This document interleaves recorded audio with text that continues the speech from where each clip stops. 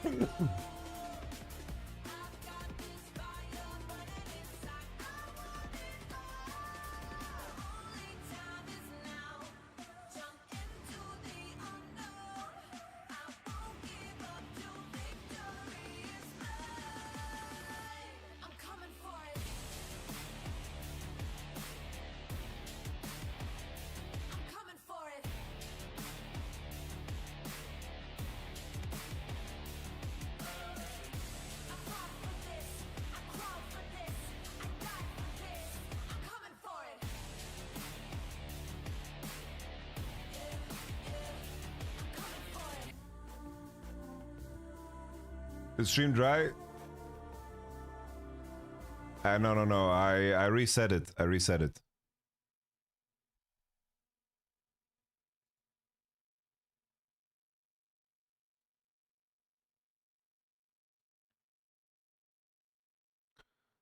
Let's do songless.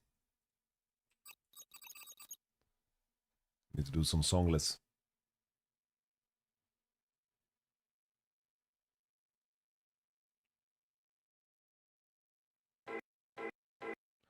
God's plan.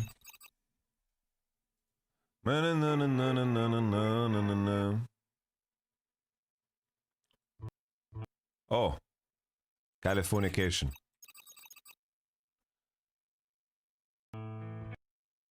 Nice. Let's make the triple. Let's make it the triple. Let's make it the triple.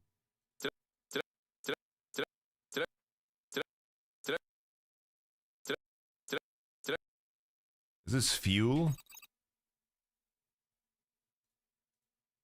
Did I really just forget that melody?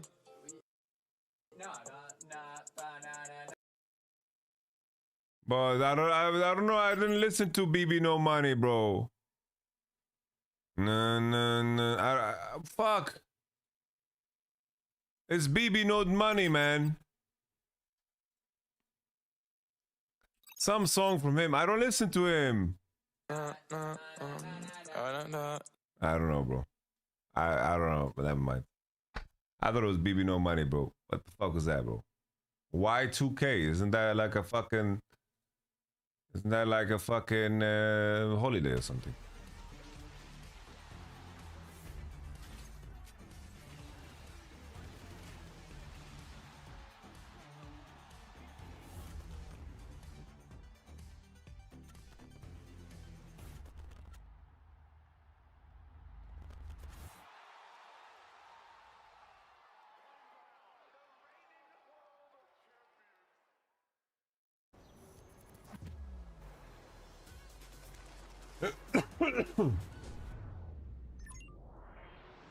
Hunter in the dark.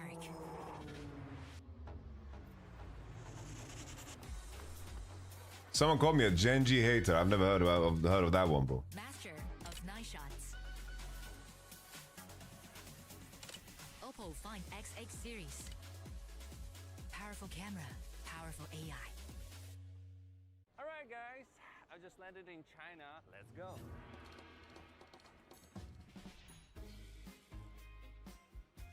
Play the local way. Pay your way. You are a bit of a hater? What the fuck are you saying, bro? Have you ever seen the Great Wall at night? You called them a bad team, kinda? What?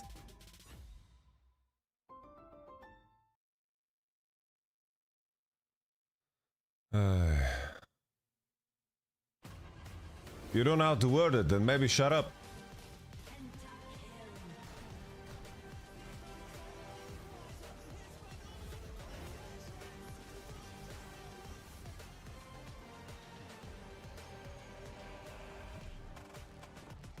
How to start a business, Yamara? I'm desperate. Bro, you're asking too complicated of a question, bro. I'm barely holding on myself, bro.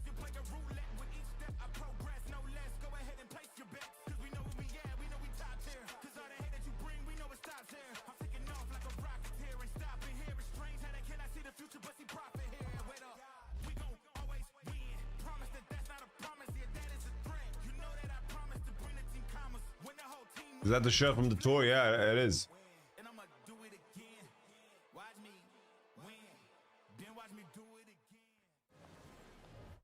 Like me saying that Genji has poor team play in comparison to like an AL or teams that are like individually weaker than them is 100% fair. And you can even see it in the games against T1 or any of their games. That's not being a hater. That's fucking calling it for how it is. Okay, I get it now.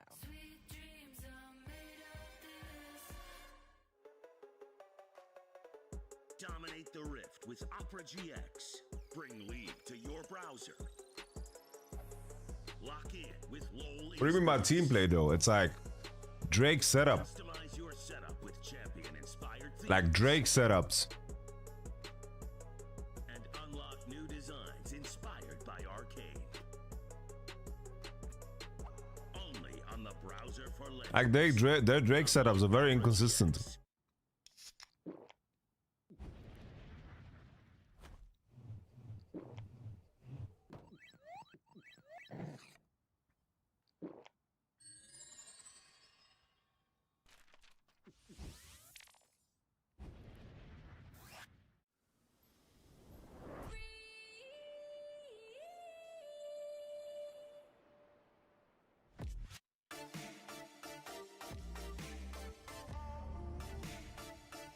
I'm beginning to think that Hidorino's streak is fake. I haven't seen like the message in forever. Maybe he lost it. Yeah, for sure Genji is the best team in the world. Like they're individually ridiculous. This might be like the best individually packed team ever. Like straight up.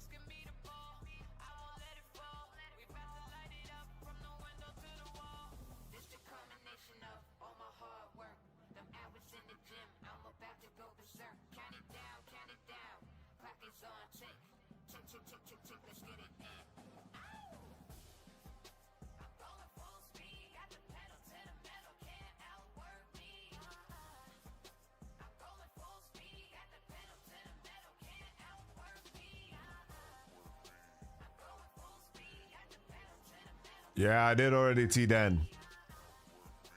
I already did. I just fucking uploaded.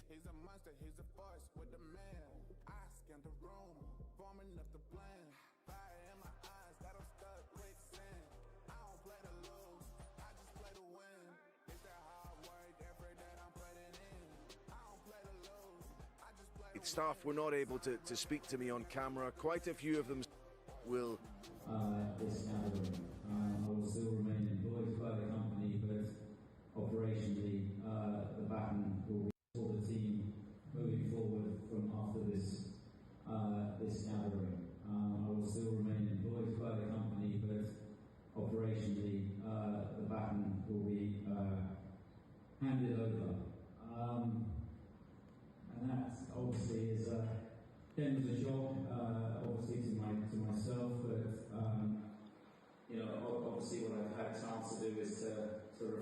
over the last 12 hours or so, and I wanted to stand in front of all of you to break this news and just express my that has given success, great hairs. I walked into a team in football in my life. Seeing the team in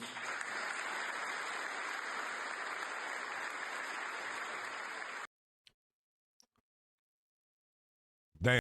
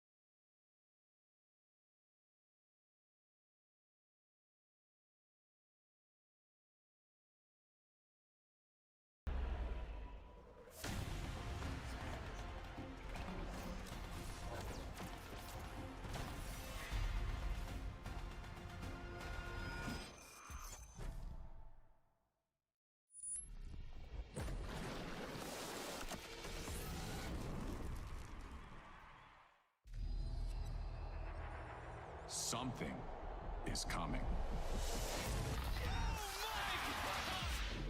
It's building, rising from within. It fuels the determination to battle against impossible odds. The fire within. Let's go. I'm gonna find a snack. It's not gonna happen, but in the back, huge! He's just too strong! It awakens here. Massive kill coming in! It awakens now. There was just cinema! Welcome to MSI.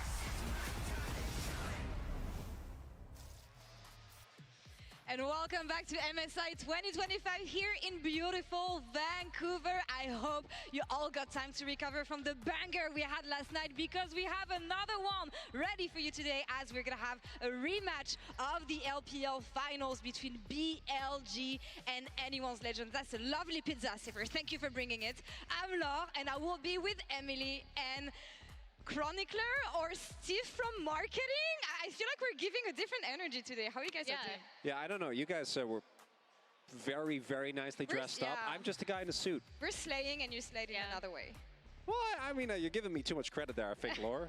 But I think you guys look great. I'm very excited for today's matchup. Just like yesterday, I hope we are going the distance, even though between these two teams, obviously, recently, that's not the way it has gone. I have seen enough LPL versus LPL at an international to know that the expectations aren't always met. Yeah, yesterday we saw two teams that know each other really, really well, right? Like going back and forth. Today we're going to see two teams that know each other really well, and it might just be an all-out brawl. And one of them will go home, sadly, tonight, and the other one will advance. But who are they? Who are AL and BLG? As BLG is used to the international stage, Anyone's Legends is the first time the organization is appearing here at MSI, but we know the players quite well.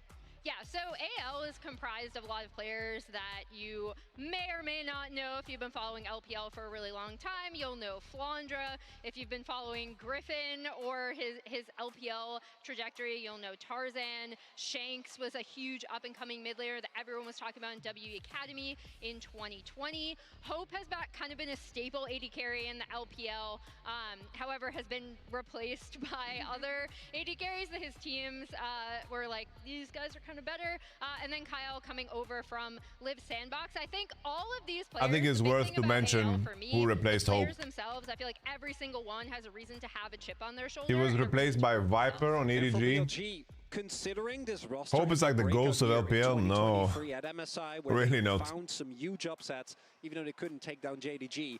104 international games in such a short amount of time. What is really not Ghost? Especially since Ghost is good. No, he isn't. He wasn't. And I know that coming into the day, they're expected to be the underdog, and they have their flaws. But we'll see whether that holds true. And those flaws have been kind of apparent when these two teams have faced each other, right? I do want to go over a little bit of a telestrator to show you guys what I think is going to end up happening in this series. So here, the most important thing to note is that BLG have actually just ended up trying I just didn't like the comparison because I don't think Ghost is actually good. Rift Herald. The big thing to note, Flandra in the bot and Ghost was replaced by Diok Dam. Super important. So I don't know what to think. We see that they've set up their side waves. Now BLG are going to turn and they're going to be like, okay, we can get a pick here, right? Solar Flare on to Kyle. Immediately Knight comes in. They get the pick. Great setup.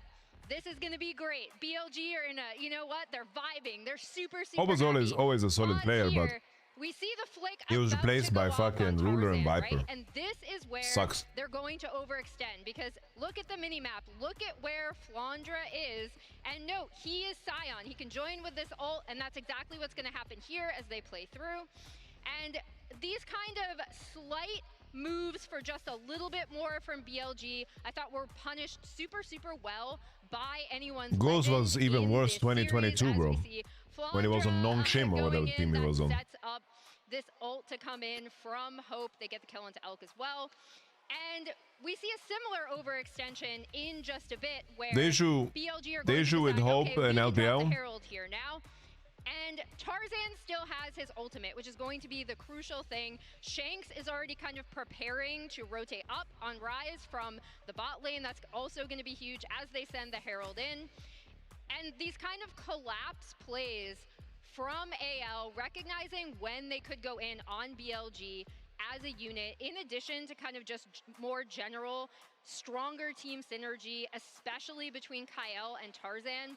So even though, you know, the hook doesn't guys, like, Hope has always been solid, but he's never been like, in his entire career, he's never been better than the other LPL AD carries. Thing is, there's like 5 other LPL AD carries that you took above Hope, so he wasn't relevant. These are 2 collapses in kind of the play style of It's like, you had Gala, Viper, Jackie Love, fucking Ruler when he was around. That's exactly why you have to be careful about a player like Tarzan here. A Crownless King now has his queen.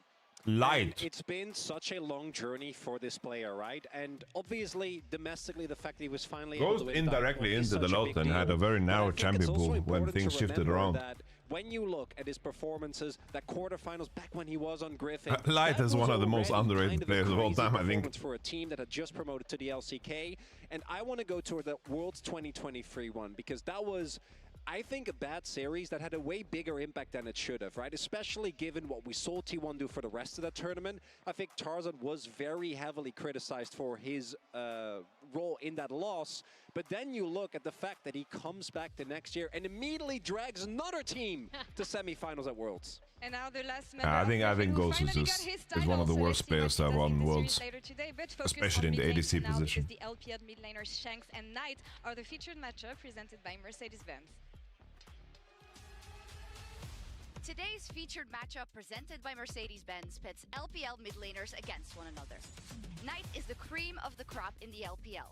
The 2023 Anyway, shout out to Cream. has been his gold standard self at this tournament, leading all mids in KDA and carrying BLG past FlyQuest in a 5-game thriller. But his first blood over to Knight! He solo kills Quad underneath the turret and he gets away! He will see a familiar foe on the other side of the rift. While AL Shanks is a newcomer to international play, he is very familiar with Knight.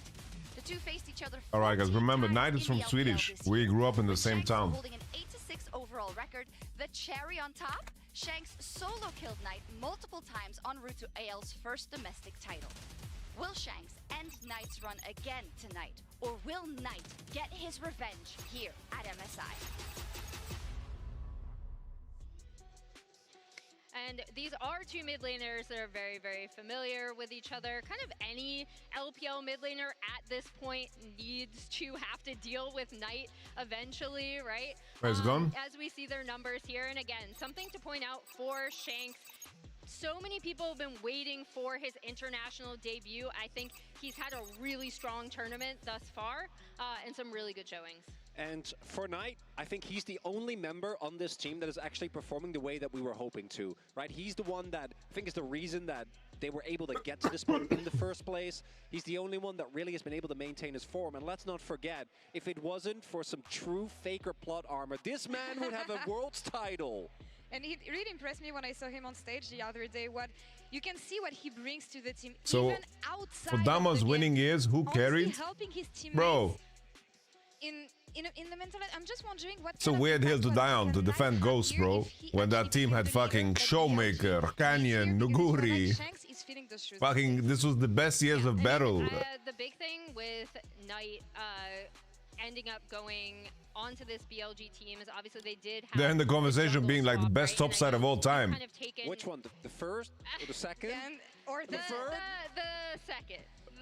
The third. Are you predicting something?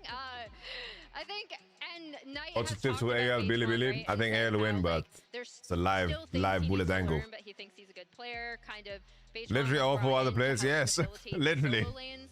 So thus far has looked a little bit desynced in domestic play and here. So we'll see if BLG can step it up today. Yeah, I had a chance to catch up with him actually after his former previous series. So The fuck is this, bro? we're gonna check this Knight interview in the Horizon Game Day interview. Let's send it over. Knight, thank you so much for joining me ahead. So far about what you guys have been doing at the tournament. Is there anything that you will have to be careful about against AL? How do you reflect on what has been difficult for BLG so far? Because you've been to so many internationals, making it to finals so often. 我觉得因为今年我也是进下的人更快嘛，磨时间没特别久吧，而且也是北传第一次打世界赛，就我们磨的时间肯定是没之前多的，而且第一次打世界赛就我们可能其他人就每个人的配合都没那么好吧，所以就可能就打得没之前有统治力。 And focusing on the next matchup against Shanks, specifically in the mid lane, from the LPL finals that you played against each other into the player that he became here at MSI, how do you reflect on his improvements? 我觉得现在像阿斯可能和 LPL 相比的话，他非常自信吧，就因为也是赢下了很多比赛，就感觉他打得越来越自信了吧，就个人实力还是非常强的。 Looking forward to seeing you against each other. Sheshe, thank you so much. And it's really that confidence that we've seen from Shanks here. But is that gonna be enough for a roster that is used to the international Have you guys noticed that stage? Knight and Chovy have the same haircut? So Ben Kind of wild, no? has a lot of history with MSI. He's made every single MSI And then Caps has final like the thus Danish far version of that he's haircut. qualified with, right? And I think it's like a haircut for people that win domestic championships. His LPL title run, right? And he was the big difference maker that turned what had been kind of an underdog powerhouse into the powerhouse that was a tournament favorite at last year's Worlds. And it's important to remember that coming into 2023, BLG was considered the worst team out of the LCK and LPL teams. Coming in, right, the expectations for Gen G and T1 were way higher. Obviously, JDG ended up being as favored. Also, guys, I'm a bit sad because today was the first time I lost the mood to play Bloodborne. I really do think that just because that was lost last year, a lot of the hype around this roster is gone. The first time. But we shouldn't forget, these players are still able to turn it on. I mean, it can always be an upset, especially when it comes to an LPL versus LPL matchup and the time they had to rep. But I want to check what the fans think here at Mastercard.gg on X. They are counting the match for AL, though, with 76.3% of the votes. Of course, for now, the fans' track record is 64% correct. You can vote every day at Mastercard.gg on X to lock in your predictions, too. That's some beautiful cosplays. I love the fan signs that we've seen here so far at MSI. Good. They've been so good. What do you think about this game, though? What are we calling here? I think it's going to look, I'm with the fans. I think it's going to look a lot like the LPL final, a lot like that Telestrator I did earlier, right? Where AL's map movements should be better. As a team, they just look so much more well coordinated. So I'm expecting it to be similar. I am going AL 3-1. Same. I don't know. I just kind of wish. I'm not turning around yet because I wish the bosses were more so many of these LPL matchups. I was like there when Wave small. out of seemingly nowhere turned into a crazy team at the World's 2023 semis, right? There's too many big bosses. Given what we've seen, the expectations are too obvious. This feels like we are walking right into a trap, okay? I've seen this exact thing happen so many times. That's okay. I don't mind getting booed because I do think that given the tenacity that BLG have shown, as long as they can slightly sync up with Beijing, Tenacity, that is bro. their one weak point. Obviously, he's been having a bad performance, but if I don't know, bro. How can anyone reasonable predict Billy to win? I think he's missing the MSI finals. I mean, this MSI has been even if Billy wins, it's a complete unreasonable prediction. Can they make it happen today? Once again, only one LPL team can advance to face off against T1 tomorrow. My man said they are tenacious. They fucking fell like leaves against T1. It's gonna be BLG versus anyone's legends.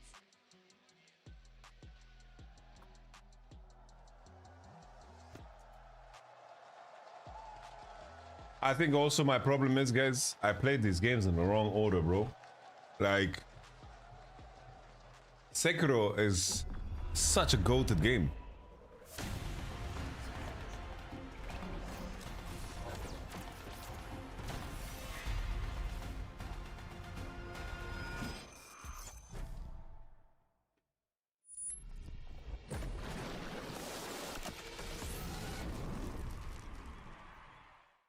Let me throw it down to the ground, make them turn around. I'ma look at you from the top, howling like a hound. Let me take it off, push it up to another height. This is what I do.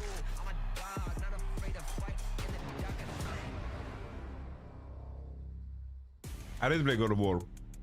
And here we go into the final four of MSI, the LPL. Because I don't know if I'm just boosted, but the parry mechanic is not clicking for me well in Bloodborne.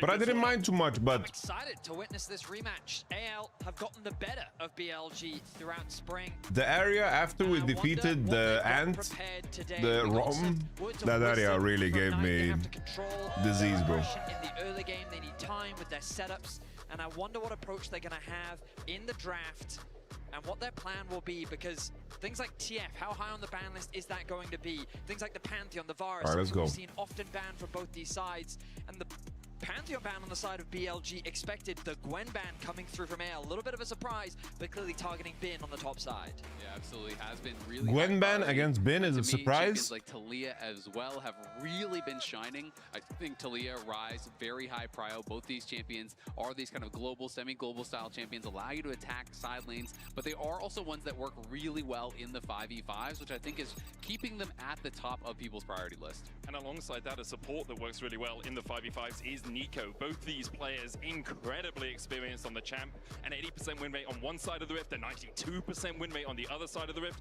Wouldn't be surprised if we see that Prio'd early. With the Rumble banned away, BLG have to make some difficult choices now because a lot of mid-priority picks are available. The Talia that you were just talking about, Azael, naturally rises in priority. Remember, things like the Azir, something we don't often see from Knight, also has to be a big point of priority potentially for AL, but maybe they forego it. Things like the Annie also really important in the draft. I feel like it has to be first pick to Lee. If that's up, it's almost a guarantee. So now we have to find the response. Is it going to be Rise? There's no Varus, no bounty, and nothing to trade with this Talia for. I would be looking towards. Grab one of those higher priority junglers to pair. Alright, go Kalista TF. Go from there. I think Rise is a really good denial pick as well. Alright, the Shanks, the Azir takeaway.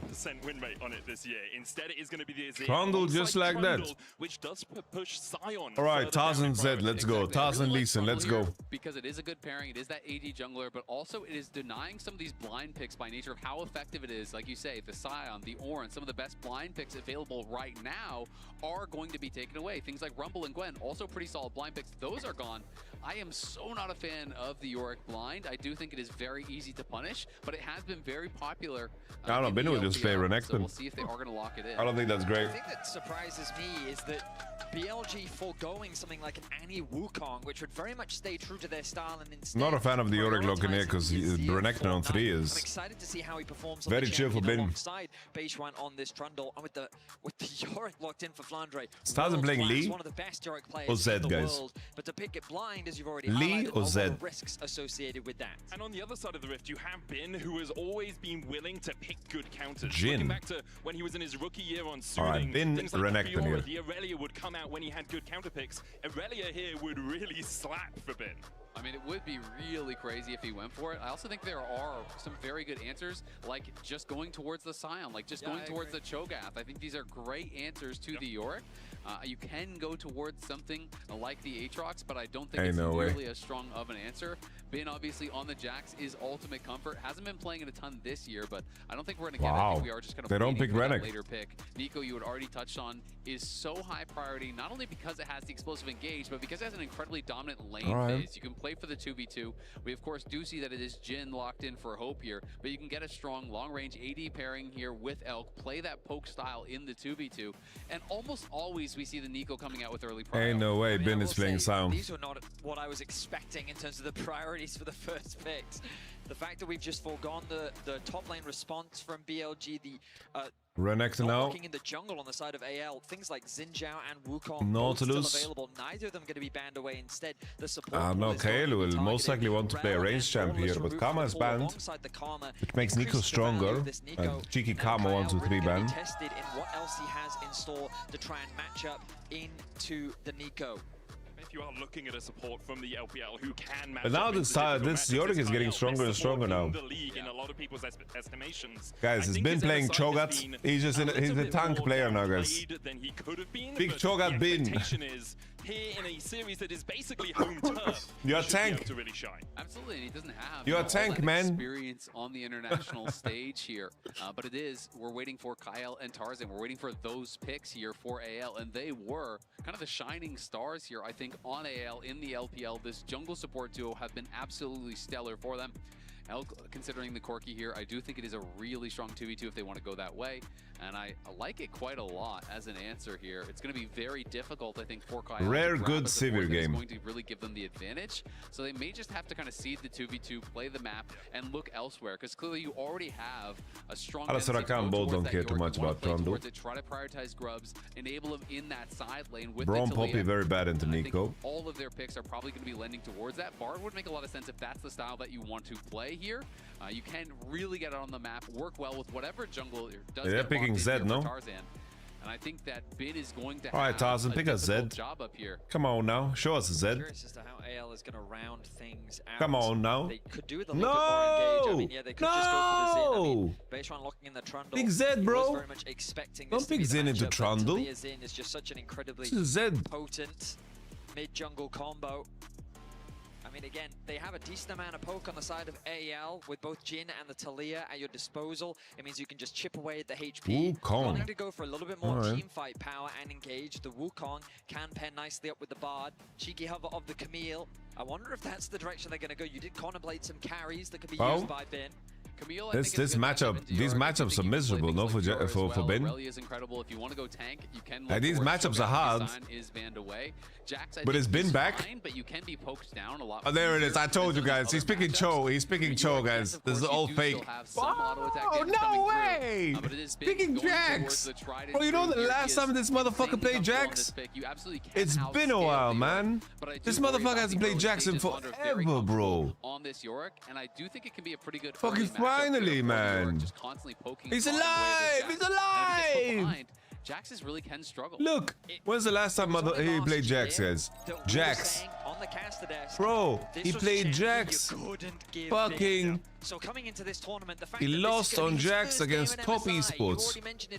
He's been moving away on 420 Blazers. Pick, but when we think about Bin, when we think about his recent history, Camille and Jax were the two champions that many around the world were afraid to give him just because of how talented he was on the pick. And that's why it has been a bit of a strange thing to watch him in the LPL this split, where it's spamming Rumble, it's spamming Yorick, and it's not really been what we have kind of expected to see from this guy.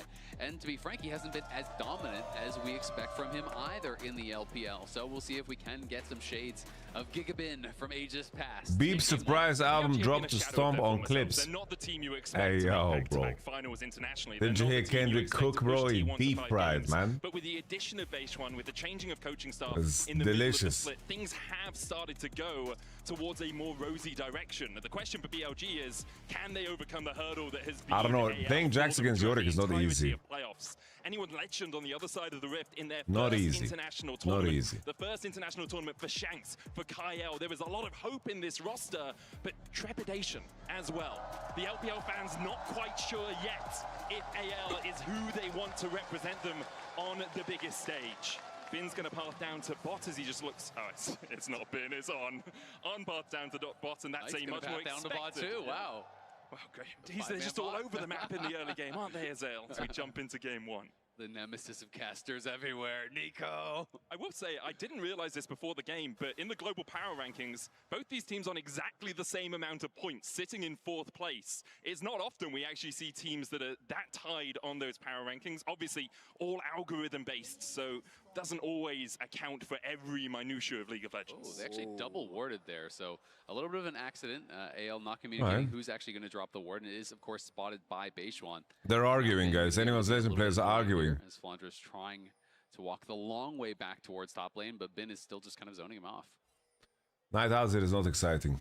Through the playoffs as well, both these Be honest teams with you, meeting up bros. 2 times. BLG taking AL to 5 games on their first attempt. In the second attempt didn't go so well for them. We saw Tarzan cracking out the Z in game 4, managing to pick up the win. I think for BLG, they'll be hoping this isn't the start of a trend. 3-2, 3-1, 3-0. On the international stage, obviously, BLG have a little bit more pedigree. Watching back those series and talking with some of the analysts from the LPL as well, my impression of the teams was that BLG was this hyper proactive team. They love to play through their side lanes, they love to tower dive you. They were always the first to start off a fight around these neutrals. And I felt like AL did such a fantastic job of reading them. As they Good trading from AL, bro. They're cooking them. Bro, the Nico nerfs are really showing through, bro. Way of controlling that aggression, and Tarzan just did a fantastic job of tracking Beishuan. Right now, junglers are on the opposite sides of the map, and this AL bottom lane will need to be careful because Beishuan will be heading in this direction. But for now, they're running out on the trades with this early level 2. I mean, Hope and Kyle are playing this 2v2 out incredibly well. So aggressive. They use the heal off of Kyle to give move speed to Hope so he can actually get in range for his 4th shot, take a really good trade.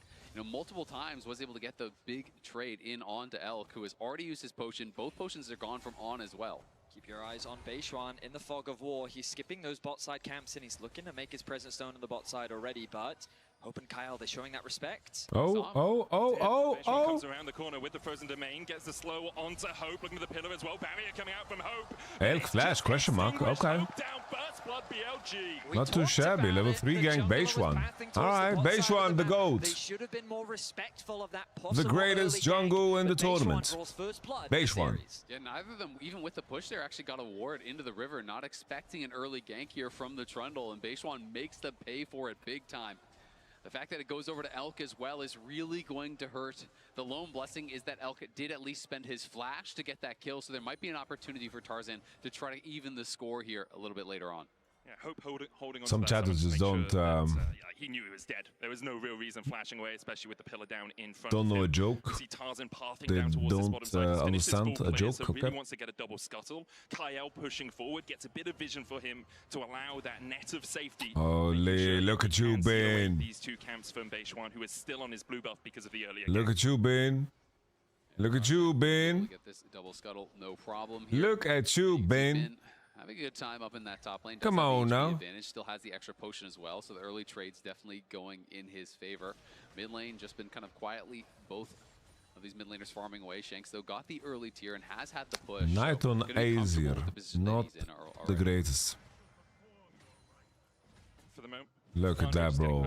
Look at that. That's deep dicking in the wave state, man. Coming into his first international tournament. Cannons coming through. Academy all the way back in 2020.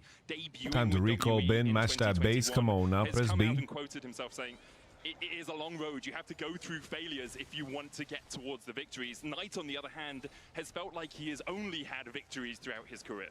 Yeah, absolutely. And I think as a result, it's almost more impressive to see, Shanks from where he came to where he is now. So many players in League come in, and when they don't have immediate success, they're just replaced. They can't shine on a bad roster, and they just get overlooked. They're just kind of lumped in with the rest of their team. He was on a 0-16 WE roster. They then went 4-12. And for him to still be able to actually stand out on a roster that is dead last, that is struggling that hard in the LPL, and for him to be able to claw and grind his way up to where he is now on the precipice of making the lower bracket finals, where he's already top 4 at MSI. Knight Azir is usually nothing short of his sack meh. The fact that he was able to outperform Knight in the finals, I think was very meaningful for him as well, considering who Knight is in the LPL now, how dominant he Base 1 with the pink ward. I think is a real testament to the mid lane Gromp into 5, into Drake Leash with the bolt prio. And honestly, I think Shanks has been stellar usual at stuff. MSI. I felt that he actually outperformed Chovy in their best of 5. I feel like he is actually the best performing mid laner at the tournament thus far. Base and true, base and true. Has been standing out, and that's not always the case when someone finally gets their big break. When they basing for the swap, because next wave is Cannon and Ben has TP advantage. Ben didn't base yet, guys. He's just fucking chilling here with no base. And hit the ground running. And that's oh, hey, look at Billy Billy, bro. Look at Billy Billy. They did a proper macro play. Hey. And so many games we've seen a proper macro play. Look at him go, bro. Swap into top side, Jax TP both for a freeze when Hope is trying to push a cannon. Super excited for Knight on this is here that we don't typically see him on. What the fuck? People often say he can't play. Is this Azir? So brilliant for Ben. Right now there is a 2-goal difference between the two mid laners. Shanks looking for a play. Good seismic shove will chunk out. Shanks, he knows. Shadow his mid laner as well as we see the lane swaps beginning. BLG moving their bot lane up towards the top side of the map. Exactly, and we're not actually seeing Hope match right now. He is heading back out towards bot lane, so it is going to be these non-standard lanes here with Flandra just trying to stay in range of experience, trying to be around as much as he can to pick up some of the CS. And what this often means is we'll see a Drake for Grubs exchange over the next couple of minutes. Grubs up in a minute's time. Dragon has been cleared out here by anyone's legend, and you can see a couple of pings coming down on it as well from BLG, expecting it to be started by their LPL counterparts. Flandra forced down a little bit. I mean, Flandra not able to actually get any of the CS. Look on the other side. The CS gap is actually opening up quite a lot now, as Bin was completely uncontested. He was actually laning 1v0 for quite a long time down there. That swap advantage is gorgeous. Put a little bit of pressure on, but then they're already just keeping the freeze, bro. Look how cooked this is, bro. Having the time of his life, holding the wave by his tower, getting all of this. Look how cooked this is, bro. Well, his counterpart on the other side is not getting anything, and yours has to be able to succeed in the side lane to really succeed in the game. Imagine, bro. It's pretty interesting right now. Billy. AL rather with than the just fucking good committing macro to play. a Look at him cross go, map and guys. saying, we'll just take the Drake. They've actually moved their bot lane to mid. They've Big got level the push. advantage on They've sent Kale here. Shanks He's gonna reach 6 towards the bot and lane Nico's matchup. fucking level He 4, won't have his so TP available just yet, but it will be up that's a soon. bit boiled. And it looks like AL is saying we want those grubs. And this is not uncharacteristic of what we saw in the finals, where there was a lot of fighting over those grubs in particular. AL really values them, and they're going to start this objective off. AL has waited quite some time to play this series. Billy has been busy. Going to go one day off. Exchange has occurred. It's just gone in the opposite direction to how we expected it. It was fully of the swap and Bin having TP advantage. Like Bin based the first time at 50 CS.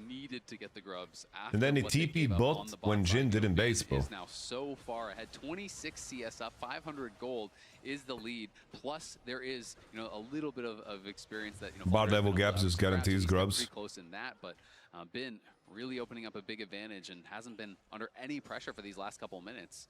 Most of the time, he's actually still just been laning 1v0, and now finally they're going to move Hope in towards mid lane after the grubs. It is Shanks that's going to be answering the Jax, but he's not going to be able to put any pressure on there either. It's a slower early game, but I don't think either side is particularly upset with how things are panning out. Bin is happily scaling, as Azael was just talking about on the side lane, building up a nice advantage. And Elk also finds himself isolated on the top side. I like Various energy, bro. When I watched back the finals, I felt like AL did a really good job of controlling the aggression from BLG and kind of shutting down a lot of the plays that they wanted to make. But BLG, they're taking this game on calm, collected, and their map movements are clean for the time being. And AL has put a really high priority on grubs throughout the tournament. Nearly 85% of the total grubs they have Flanders actually taken in throughout this event. big trouble. Clearly putting an emphasis on that, and I think it makes a lot of sense, especially when you are playing with Yorick. Yeah, with the Yorick, you want to be if anything, in the side lanes. You want to be trying to get points here. He hasn't managed to do that. If anything, Flandre is his main weakness is that I think he's not good at recovering selfishly and 1v1. Now we see Bin pathing out towards top, playing deep side lane games, you know. So it looks like but it's also his biggest strength. Going to be the one who catches that wave. Low economy, always there for his bros, always there for his homies. He's just going to be so happy with how these early stages have It's just that on some champions you want to see a little bit of more greed, you know? Especially in the matchup like against Jax. As the Yorick, you can start poking down this Jax and hasn't had to deal with it whatsoever. And he's nearly at the Triforce, and Beishuan is up here. Dark Possession down. Flandre needs to walk away because Bin splashing in with the Grandmaster's Might. They're holding Pillar for the flash. Flandre holding on to his flash till the They know, they know, they know. That's a good fucking gank distance, bro, that they just covered. The moment he flashes, that pillar is coming down, and he's not getting away anyway. So really, he just really tries big. to walk it out. Nice gank once again from Beishuan as Kyle looks for a bit of a play in mid. All right, look at that. Elk is fucking feeling himself. BLG find themselves 2 kills up. Bin is finally playing the fucking champions I want him to play. I've been begging for this for 3 months. So any pressure that all that needed to happen was the enemy needed to ban Rumble. He free farmed bot lane for so long, and you know they're nearly going to be able to get a plate. So as soon as he comes back, he'll be able to grab that. He's going to be very close to his Triforce. Bin Rumble was kind of clean against. Flandre, I already feel like is completely out of the side lane. It was kind of clean against Fly. First item, Bin is going to be so far ahead. Still 2/3 of the cooldown remaining on that Maiden as well. It's going to be so hard for Flandre to lane in this top lane is cooked, by the way. Like, Flandre has flash, but his jungler is not on it's a very hard situation for him. Tarzan trying to gain control around this. Bin can trade, he can just donkey trade into him and win. Though, so expect to see just lanes crashing back and forth for the next couple of minutes. Tarzan has spent the majority of this game just focusing on farming up. He's been doing a good job getting close to his Trinity Force as well. You can see that they've been investing a lot of vision towards the bot side of the map with control wards aplenty pretty much throughout this bot side, pretty much to put more pressure on tonight specifically. Shanks keeping that bot wave pushed in and moving into this fog of war. I like these little wards that BLG have been able to put down just to keep track in the event that I wouldn't say they outscale hard. I think Blue side is always playable. Talia does well. Jin scales good too. That AL is trying to get here in the early games. We transition into that mid-game phase. Dragon spawning in about 1:15. How good is T1 to 3-0 this? I think T1 is just the best team at the tournament. They don't need to force a fight right now. They're quite happy to scale with the lead that they're slowly building up. Yeah, I absolutely agree. Cappuccino. If you offer this sort of a game state to BLG, they would be so happy to accept it. The fact that you do have the Azir, you have this Jax, and they are just kind of free scaling here on the other side. You know, we haven't been able to see kind of any playmaking come out from Kyle on the Bard. We haven't seen any ultis come out from Shanks on the Talia, even though he has really been the one having the push. So BLG, in a great spot here, and I do think it's going to be important that AL are able to be successful in the first team fights when they do actually take them. Wukong is now on Triforce. He is going to be at a really strong point in the game, but they have got 30 seconds, guys. Their engages when they go. Who's winning this one? Otherwise, I think game's going to get away from them. I will say, I take triple Triforce over single Triforce in every single fight. Bin, Beishuan, and Elk have already completed that first no item. item of hope. Knight has a Nash's Tooth as well, while Shanks has gone for the Archangels, but that's still 100 stacks away from giving him the shield. So, although BLG could decide to cede the Drake, although they could decide to not fight it, I actually think in terms of raw power right now, they're definitely in the driver's seat. I mean, great minds think alike, Medic. I was on the same wavelength with that one as Flandre goes for a bit of a trade and immediately regrets Flandre? it. Comes in. There's a TP as well. Kyle trying to come up to join this fight, and Bin begins to treat. That's a TP. Bin has Q out. Yes, Q out. No flash. Weaver's wall will lock him on this side of the tower. Bin has E. Movement. Bin movement. Using that Cyclone, Bin still jumping away. Oh. Tempest finds him. Honestly, he played it as good as he could. Really Respect. Nice. They can try to rush for first tower here up on that top side. They have the grubs. They're crushing through this tower. They should be able to win. BLG also a lot of AS didn't feel ready to fight the Drake because of Gen item. To get it either way though. So first tower does go to AL. Yes, at least, you know, it looked like some Bin Gaming, you know, some Bin Gaming. But if you can get this second huge gold recovery here for AL. Whoa, whoa. A second one. Play on the top side. That is going to be a huge gold swing.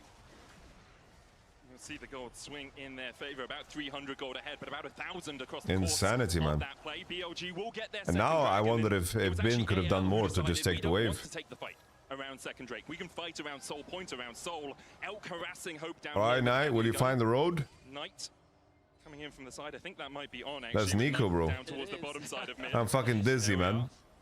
And I think it's really, really smart to actually play towards this York. Again, you need to make sure that you are enabling Flandre in that side. He's got to be able to compete against Bin, or he's just not going to have much of a purpose in this game. You can't have your York. I want to see the gold on top, guys. So what's York gold? Oh, the gold is dead even. You're only giving up a second dragon. Rough for the boy. Set up for that third. I also just like that exactly what Medic was saying. You press tab, you look at those items, you're like, ooh, that is 3 Trinity forces. I really don't want to. Still feeling sick? Yeah, I still feel pretty sick. I feel worse and worse every day with MSI times, but it's okay. Realizing that they feel stronger right now, they're going to start off the Herald. AL is in a position to contest. Shanks doesn't have the ultimate, and there's not real any way. They're cutting them off from mid though. So maybe anyone's edge can get some mid damage. They TP bot with Jax. One boosted up there with the deadly flourish. Tempered fate out as well. Nico. Pop Blossom and has a flash. We'll use the flash early to try and escape it as the curtains open. The shape the bullet! The bullet! Block the next Pop Blossom from on just to make sure the chase doesn't materialize. Close exchange as AL tried to get some exit kills as BLG were on the retreat, but they're able to secure the Herald and they walk away safely. As AL, you were talking about that bot tower, and AL end up securing it. Yeah, I mean, Grubs, Yorick, Triforce, that is a recipe for success against the tower. You're going to crush that thing ridiculously fast. So, you know, even if Yorick is behind, which at this point he is not, he is slightly ahead in gold, you can crush towers. So you know, they have to be really, really careful. I don't know, I think 5 members to AL's game condition they is can get punished on the pretty other side. nice. And I do think this is something that BLG has It's done a lot Drakes, this tournament, is they will heavily commit towards feel like objectives. They're going to show up, they're going to try to force you to fight, but sometimes that does open up the opportunity for make really or break anything here. Plays. And I think this is something that at times BLG struggled with in the LPL as well. They don't always have the cleanest objective setups. Sometimes they are a little bit bloodthirsty around those. And as a result, AL is usually much better at converting slow games. And sometimes that comes down to synergy as well. We have to remember Beishuan only joining the team this spring, halfway through the split. A change in coaching staff as well with Maokai leaving. So it is going to be a struggle for BLG when you look towards those things that are developed over 6 months, a year, 2 years, and that sort of synergy that AL can have. And Knight was very frank about that. We saw that in the game day interview that we had from him earlier, talking about, you know, he wasn't sure if they had enough synergy built up. Potential dive. Out, on caught up, the Ghouls will chase him. The morning mist, and BLG still able to defend. Drake still 2 minutes away as well. There is an Artican coming up, but that's up towards the top side. It's hard for me to imagine Billy winning games like these. This would be so uncharacteristic of them. They had the push on the bot, and so they just collapsed from both sides to attack this mid lane. They were able to do a good amount of damage onto their opposition, along with chipping away at that tower. And it's not Shanks, Knight finds the road. W is quite poor there. Phase rushing away from Shanks. Shanks is dead. but just doesn't have Big, really big mistake from Shanks. BLG. Just as I was complimenting AL on their map pressure, they stepped too far on the top side of the map. Shanks goes to a space of the map that Knight and Beishuan were ready Ben to is just punish keeping him a on. freeze as They well get with the death 3 on top. kills, and they're able to find This is what themselves another Gen G pick. did against T1 yesterday, guys. AL now a little bit more on the back foot, 700 gold in the hole. They are still scaling through this game, of course, and it's the first time we've seen Shanks. Look, Knight is keeping a freeze top. Jax kept the freeze on bot. The longer way round towards that top lane wave with Beishuan and Knight in the area. They invest the flash and they take. Like Shanks flash is more important than Knight flash. Next objective though, still a minute away, and once again, it's AL with the vision down towards that bottom side. Wards abound for them. I feel like that Bin and Knight are actually setting up a bit of a freeze. Like, I feel like that wave has been sitting there for Bin for quite a while, and He's you got can a 50 CS yeah, lead. you can see that developing in the two top laners. Same thing for Knight. I mean, he is just kind of catching the waves as they come, realizing that Yorick is here. He's now going to push that one out. But the Look at the timing is solo good. lanes, bro. 40 Billy seconds until is the dragon. deploying They the don't Gen G overpush. They tactics, realize guys. that AL don't really have much of a play on the map. There's and some so they're Gen just G picking up what tactics farm right they here. can, and then not overextending. What was entirely blue at the bottom of your screen is now shifted entirely to red, as BLG have mounted a 1.1k gold lead. No, in the in-between, when there's no camps for enemy to steal from you, it's good to hold freezes like this. And then you just slow push them out in unison with your camp spawning, so you can retake your own jungle, you know? They don't have to fight for the third dragon of the game. We often talk about how much pressure it puts on you as a team if you have the enemy team on Feeling that better? side. No, not really. Especially when you But are it's okay. a opposition that wants to play through sides. Feeling a bit worse, honestly. It makes it so much harder, right? When then you are forced to group, no matter what the wave state is, no matter Here what we the go, item winning. completions are, I got you're AO forced winning. to go there. They're looking for Beishuan. Going in with Alright, can I kill him? as well. The chase Oh, onto big Beishuan. mistake He's gonna start from to Kael. dodge Big the side mistake. shove. Meanwhile, on the Big bottom mistake. side, Flandre forcing on away. Okay. Beishuan trying to trade with Kael. The redemption will be enough to Wow. heal up the blood. He gets the shutdown with it. Fuck, I don't have my glasses on. I was about to put eye drops in. That is huge, because that should get them the dragon off the back of that as well. Not the cleanest execution as the Cosmic Binding missed, the Deadly Flourish missed, the Seismic Shove missed, but they chased him down. They get the kill. They kill the support. I want to see them go straight towards this dragon. They aren't going for it just yet, though. They're just playing towards Otacon. This is definitely They're just giving riskier, Drake? but we can see that BLG is going for the dragon on the other side, so What this the should fuck? be theirs. It does mean, though, that BLG will move to Soul Point here very early on. I felt like BLG was doing such a good job of suffocating AL. The fact that Bin was just holding that wave in the bot lane, they were playing around Knight safely on the top side of the map. I love that AL At least I feel like recognized, Bin okay, is we gotta back, try and guys. do something to Bin try is and break fucking open back. the map a little bit more. They find a nice pick, and they quickly He decided to do it on the fucking Otacon. elimination series. Those pedals secured, Fuck that yeah. goal difference is going to mean a lot less. As Time to second bust items out are the being jacks, completed baby. across the board. It's a very tense game 2 one here items. between the two LPL representatives. About 1,000 to 1.5k worth of effective stats from those petals right now. So AL will be happy with the exchange, but putting the enemy team on Soul Point is not something you really want. Gold basically Yorick Mori, how even much between gold the is he two of got? them. Bro, Yorick is even gold against There's a Bin lot of upfront damage. with Is a lot of 70 burst, CS you know. advantage. I do think Mountain Soul also kind of uniquely effective against Jhin, who does more damage the lower you do get. Well, I don't really Mountain watch Soul LPL. makes it Would a you say lot Billy Billy's harder to worse? actually knock I you down think with that explosive engage from the Wukong Fearless that hasn't been decides gentle to just follow it them. up. So The meta is not in a AL, good place. You have been playing the map, have the And, Otacon, have the combat stats from yeah, the that, jungle but situation they're doesn't still help. not even up gold whatsoever. BLG is the one that are up gold and have 15 really CS is powerful like scaling in 300 Soul gold Lane is and usually have the free count. dragon advantage. So I think BLG definitely getting the better end of the trades. I will say, Bin is Depends on upset which at minions they TCS. take, of Bin is course. 90 right goal now. difference. I mean, oh, Emperor's nice. Ride coming out. Flandre tries to go in with a dark perception there. Tempered Made as well with a teleport in time. Knight escapes. That was close. That was very, very close. Knight able to escape. Jesus. BLG now have position on the mid lane. This should be a tower secured. They're second of the game. Nicely done, opens up. A good collapse comes through from AL, but it doesn't quite convert into a kill. And now BLG can path up towards this top side, gate AL away from any of this jungle, and allow Bin the opportunity to take the third Alright tower guys, of the got game, soul in fucking 3 extending his minutes. gold lead to I feel like about this 430. Otacon doesn't Petals are fucking worth do about anything into the 1,500 game, golden guys. stats Like for Shanks is AL, still so under that level, does Flandre mean under as far as level. combat stats, Like pretty even here. this He's gonna Otacon one more is time, looking for pointless the engage and on a Knight. He immediately goes they for the lost TP out mid because the cage tower is and top used. tower That's for the this only way play to on go actually Azir, so interrupt it. It was with the edge of the cage. AL is in As big soon as that's on trouble. cooldown, starts the TP. Bard ult, a split second too late there from Kael. Big trouble. And that Bard ultimate about a third of the way from coming back off cooldown.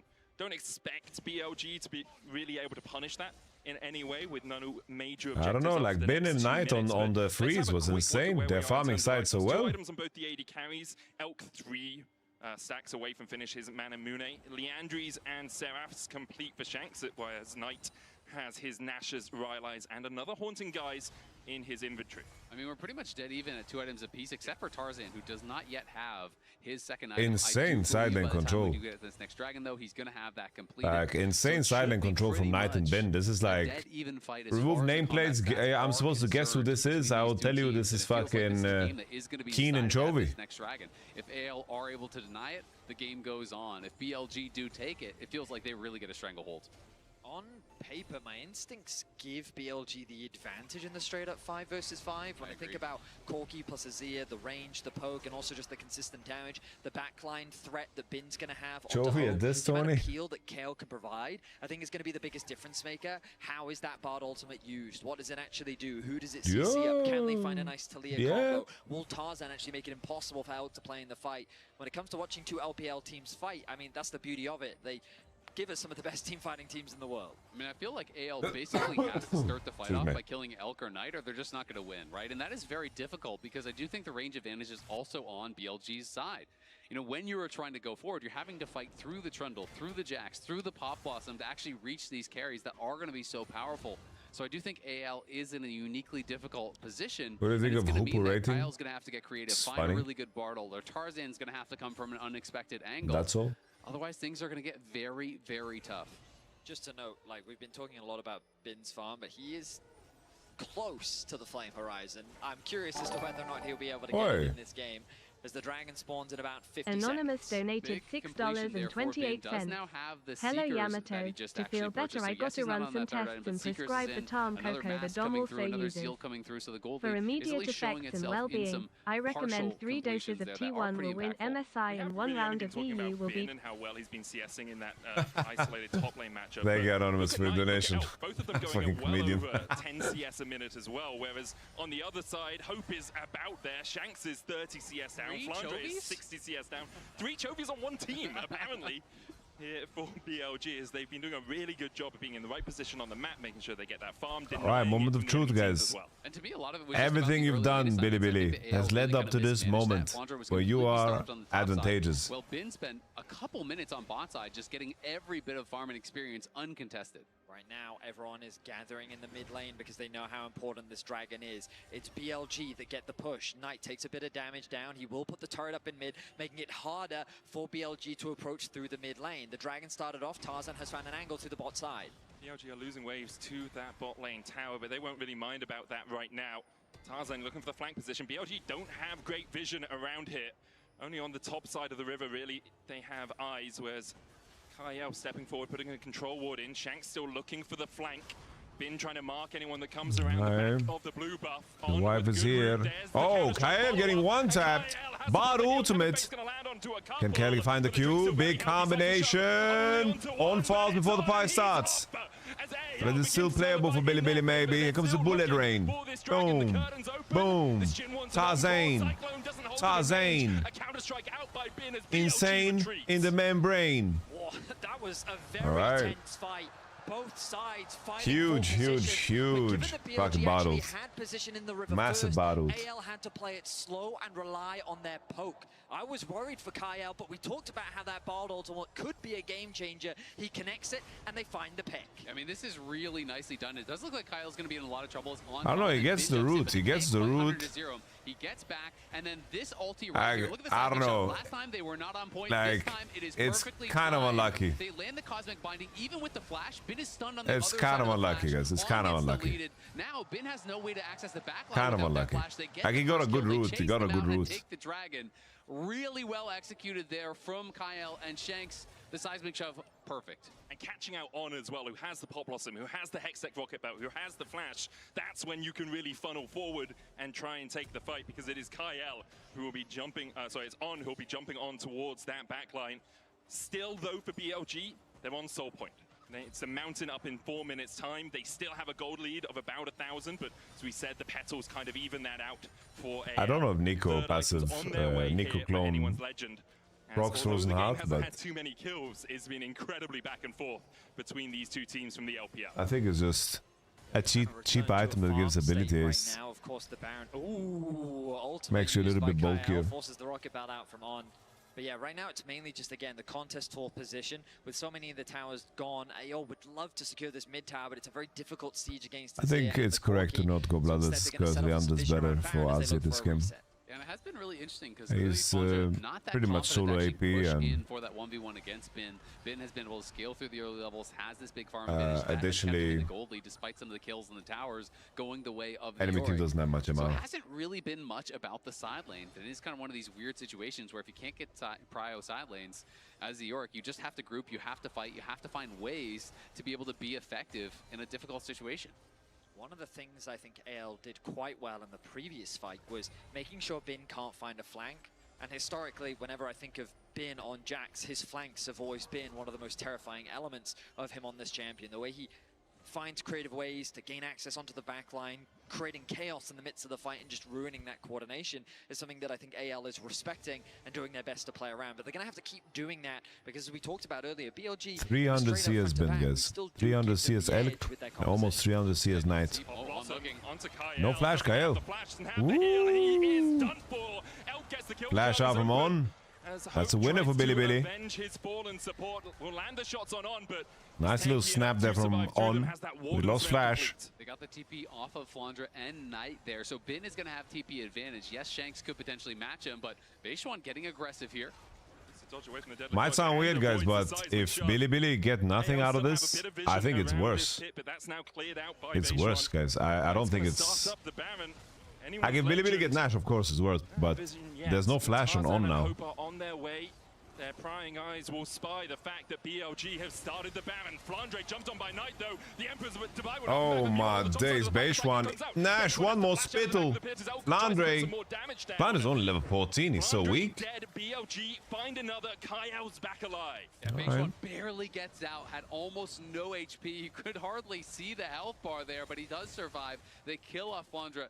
And Kyle is back, so they are able to stave off the Baron attempt here from BLG, but they do still come up with that additional kill. Why did I think he was level 14? I don't know what the fuck I'm saying. It looked like he was 14 when he died.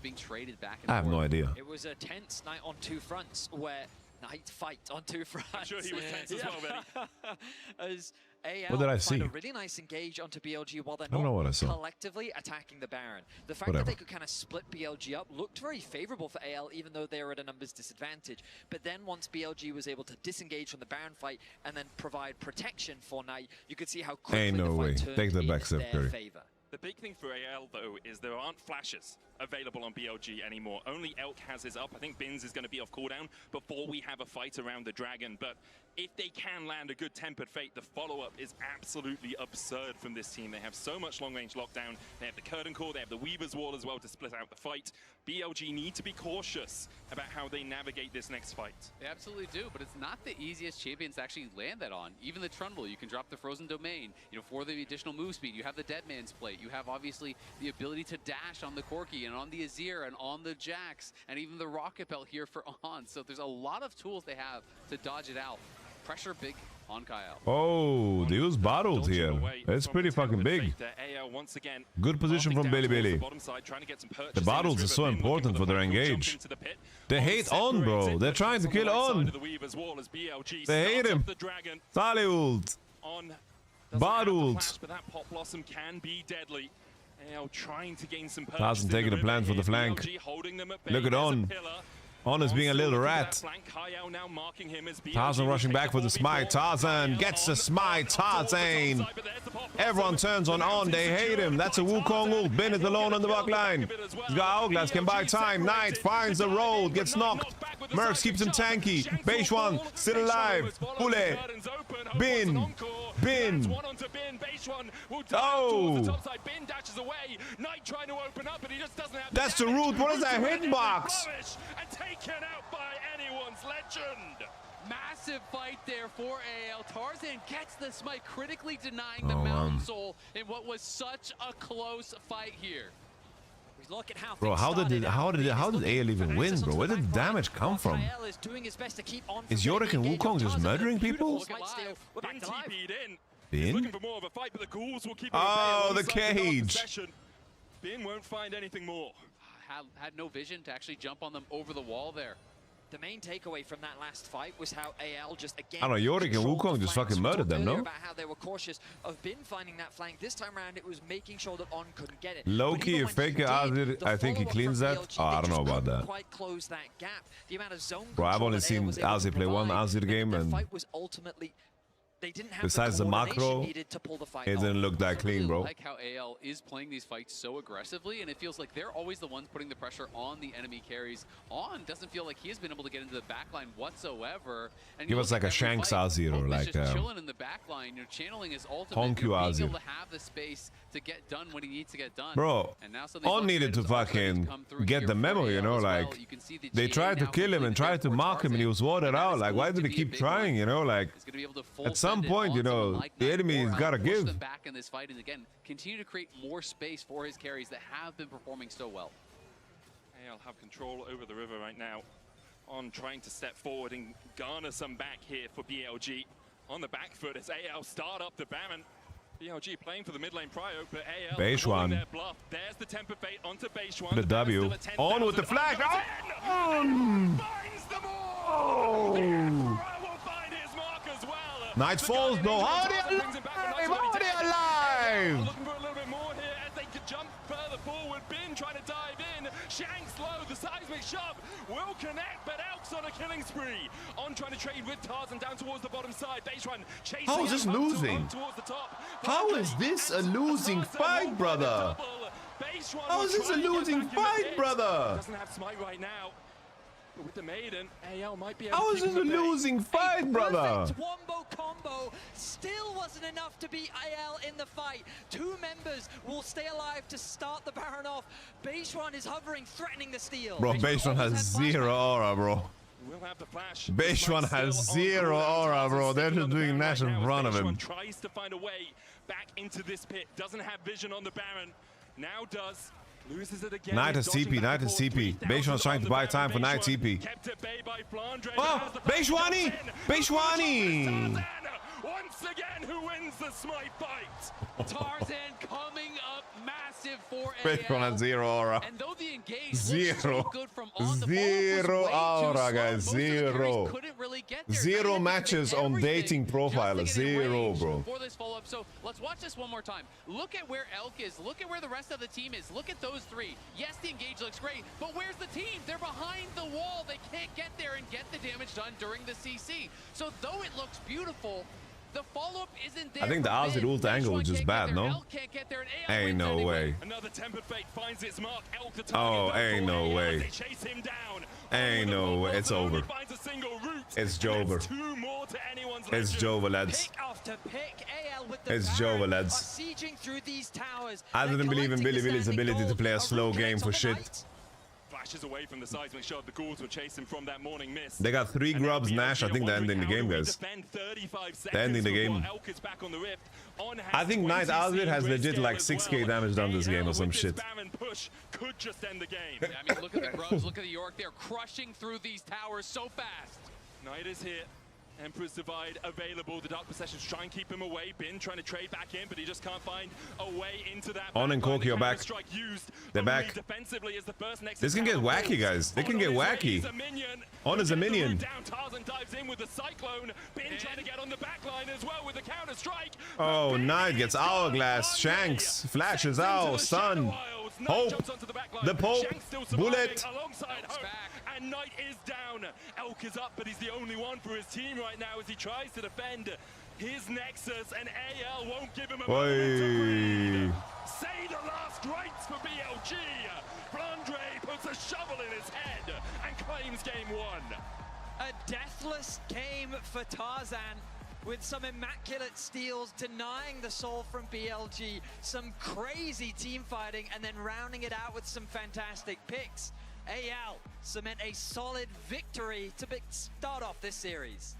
And it seems like maybe more of the same from the LPL playoffs as AL are able to claim the win. We're going to head over to the analyst desk to break down that game 1.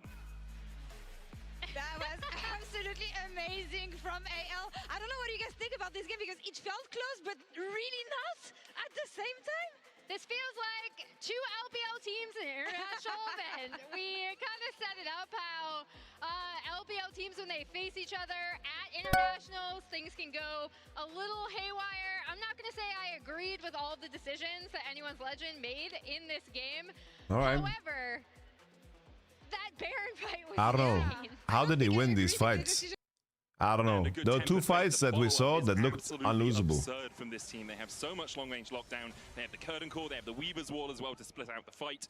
BLG need to be cautious about how they navigate this next fight. They absolutely do, but it's not the easiest champions to actually land that on. Even the Trundle, you can drop the Frozen Domain. You know, for the additional move speed, you have the Dead Man's Plate. You have obviously the ability to dash on the Corki and on the Azir and on the Jax and even the Rocket Belt here for On. So there's a lot of tools they have to dodge it out. Pressure big on Kyle. On dodging away from the Tempered Fate there. This fight, how is this fight winning, bro? Towards the bottom side, trying to get some purchase in this river. Bin looking for the flank. He'll jump into the pit. Look, they have no ults, blue side, bro. No bottled, no pally ult. BLG start up the dragon. On doesn't have the flash, but that pop blossom Who can murdered be them? deadly. AL trying to gain some purchase in the river here. Let's see BLG this holding again. them at bay. There's a pillar. On still looking for that flank. Kyle now marking him as BLG will take the 4v4. Kyle on up towards the top side, but there's the pop blossom. The mountain secured by Tarzan, and he'll get a kill off the back of it as well. Look at the wife just 1v1ing Trundle, by the way. What is Trundle doing? Endercats with the raid. Ladies and gentlemen, beautiful people of Endercat stream, we are watching MSI currently. Welcome to the stream, Ender. I hope you're doing well, brother. The wife just cooked them. On still looking for that flank. Kyle now marking him as BLG will take the 4v4. Kyle on up towards the top side, but there's the pop blossom. The mountain secured by Tarzan, and he'll get a kill off the back of it as well. BLG separated. The dive in from Knight, knocked back with the seismic shove. And kind of tragic fight, bro, in base round 2. What a tragic fight from Elk and Beshwani, Pakistani. Doesn't have the damage, rooted with a deadly flourish, and taken out by Anyone's Legend. Massive fight there for AL. Tarzan now get the team synced up together because we saw during these fights that AL was able to make the best, especially because of the compositions they had. I'm thinking about Kyle here. I'm thinking about that fourth dragon play, about the way he was able to contest that, about the way he was able to play the Knight Azir is not a good one, guys. I'm a Knight Glazer, but his Azir is not is real garbaggio. Like when you take Bard to the limit. Billy has been looking shaky this MSI. Bro, they look shaky the whole year. The whole fucking year, bro. They started winter by dropping a best of 5 against Undertalk Gaming. And on that team, there was a jungler called Beishwan. And they're like, you know what, guys? We lost against him. Let's recruit him. And little did they realize was they were just ass to lose against them. Means that you're always going to be at a really big deficit when you try to disengage. And if Kyle plays that a little bit worse, he ends up dying, they lose that fight. That's soul. So that play, absolutely pivotal. And I do want to point out the Yorick damage here. because again, this Yorick coming in to team fights, Flandra, we've talked about him playing this pick. I actually do want to point out the gold between him and Bin in this game because early on, it did look like Bin was soaking up a lot of that side lane pressure that give me money, guys. Give me money. However, give me money. Flandra Yorick comes out ahead again. And Flandra Yorick, we're not going to see that champion again. Thanks for BLG for the rest of this series. But for now, Anyone's Legend opens up the score. They take game 1. Let's see if BLG can fight back right after this.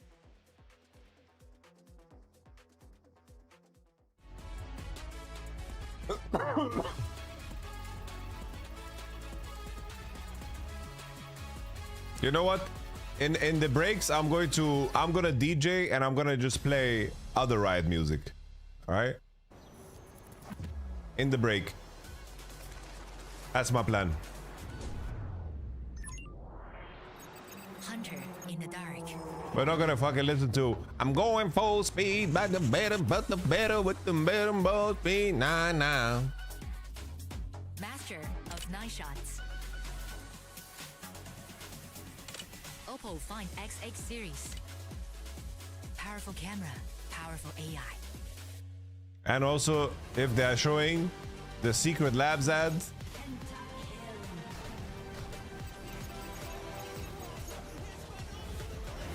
we're showing the real one.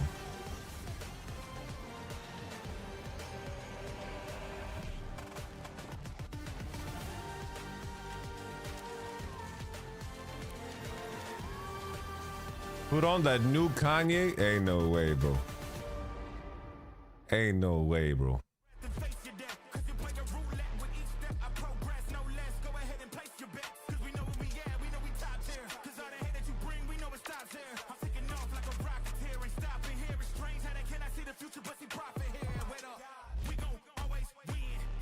We gonna always win.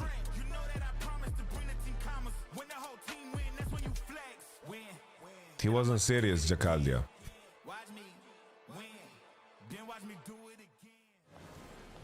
What a car. Living the dream, huh? What a dream. My truth is so good. You listened to JID earlier? No. All good, Slippy. Appreciate you. Okay. I get it now.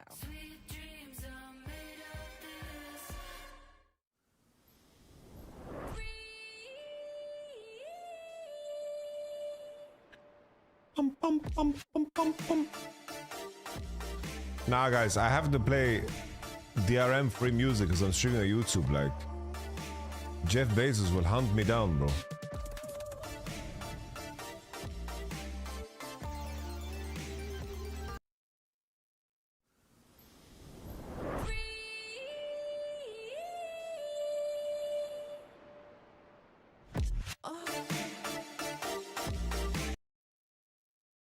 Got you guys.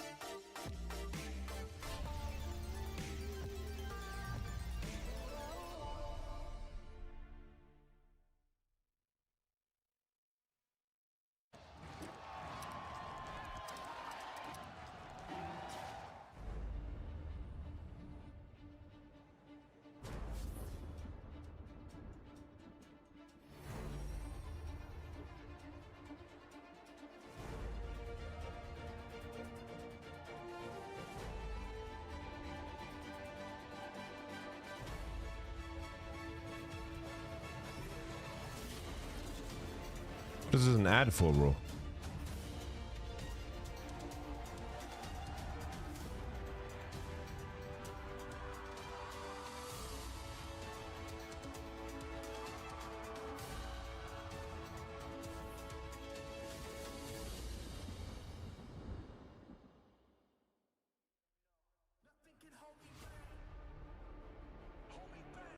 All right. Don't worry, guys. I got you covered. With different riot bangers. I got you covered with different riot bangers. There we go.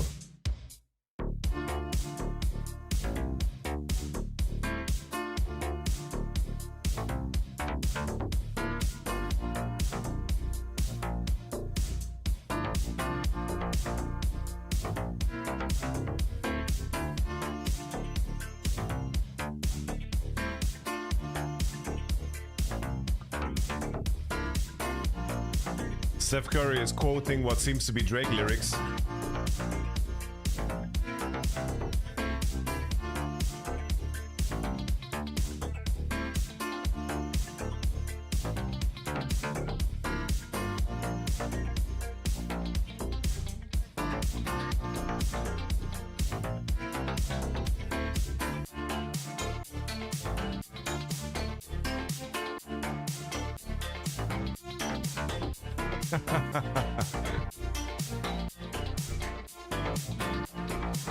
Honestly, the new generation of Kendrick fans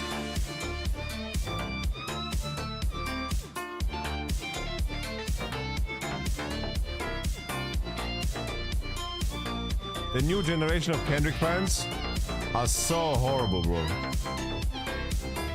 I don't know. It's just, I think it's always the bandwagon people. I hate them, bro. I saw some of them on the concert. It's like, why the fuck are you on a Kendrick concert if you don't know the lyrics to All Right or Good Kid, Mad City or... Oh my days.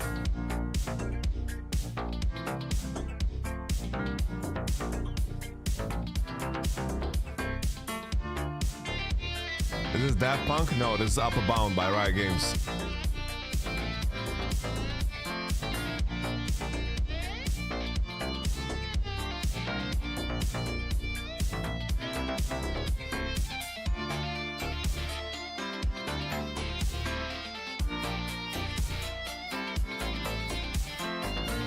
Maybe the way with friends. Yeah, I'm being half serious, guys. I'm being half serious.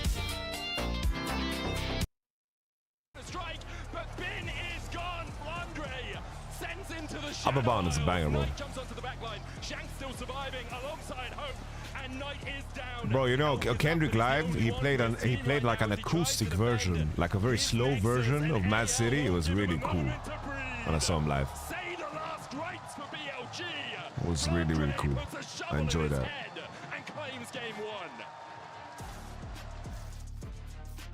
And we're back and ready for game 2 here. Good one, Betty. Good one. There's a camera there as well. You're going to do it to that camera? I have no idea where that camera was. I think it's over there. That's right. I'm impressed. I was like, wow, he knew where that was. Yeah, he guessed left. I did guess left, yeah. One of you guys want to say something? Hello, welcome back. No, I thought you were supposed to. Hello. Oh, okay. Let's let him stew in this awkwardness. I'm happy. Like, I'm basically a color caster now. I hit Master in EU, which is known as the hardest solo queue region. So, based on the tournament's results, it's actually the easiest solo queue region. So, and we have no counter argument. You think our pros play solo queue? What's your favorite album you've seen live? Honestly, my best experience has been System of a Down.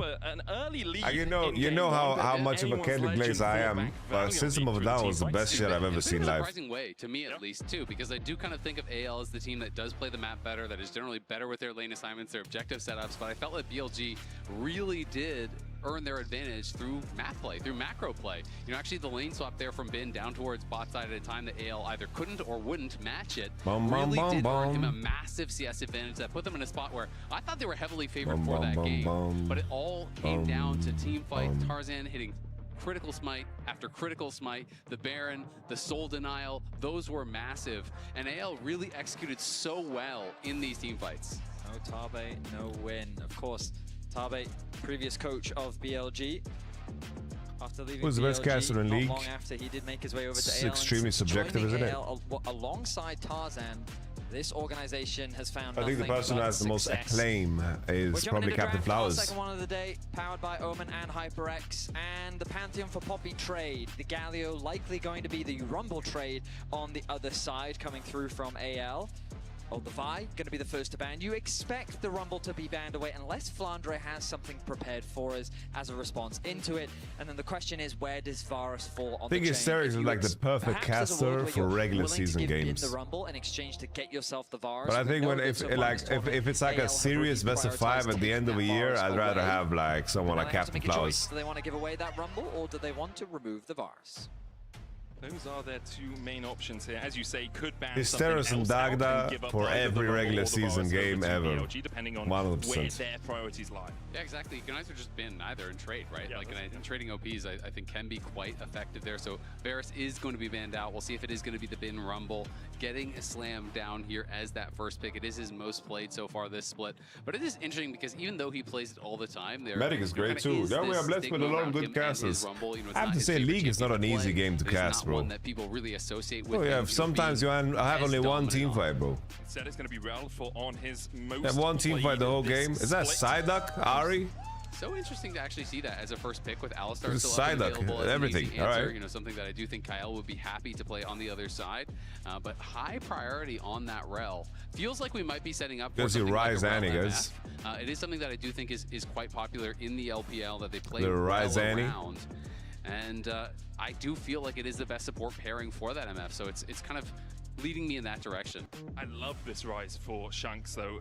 11 games on it, has won 10 of them this split. He is an absolute demon on the Rift with this champion, and it gives you so much mobility around the map with the Realm War. Lucian, Looks like Braum, AL Rise. are going to add a Lucian for Hope alongside it. Really I think aggressive early lane. Also, it's a good draft, ability guys. to avoid Rel Do you remember crashing Quick down Shot, is Demon, so Joe powerful Miller? for your AD carry.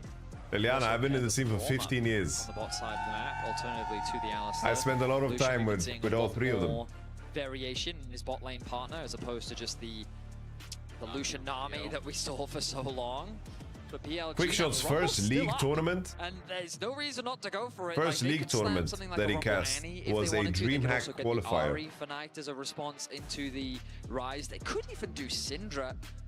I think matching your AD carry also makes a ton of sense. We've seen Ezreal be so effective at this tournament. Donating for Dayquil fun, keep kicking ass your mouth. Thank you very much, Sleepy. I don't know what Dayquil is. Is that some American medicine? Make-Calls, Hellosin, Bolsaklos. We were talking about being hovered by AL to Please consult the mitigate doctor some of the before engage using. coming through from BLG.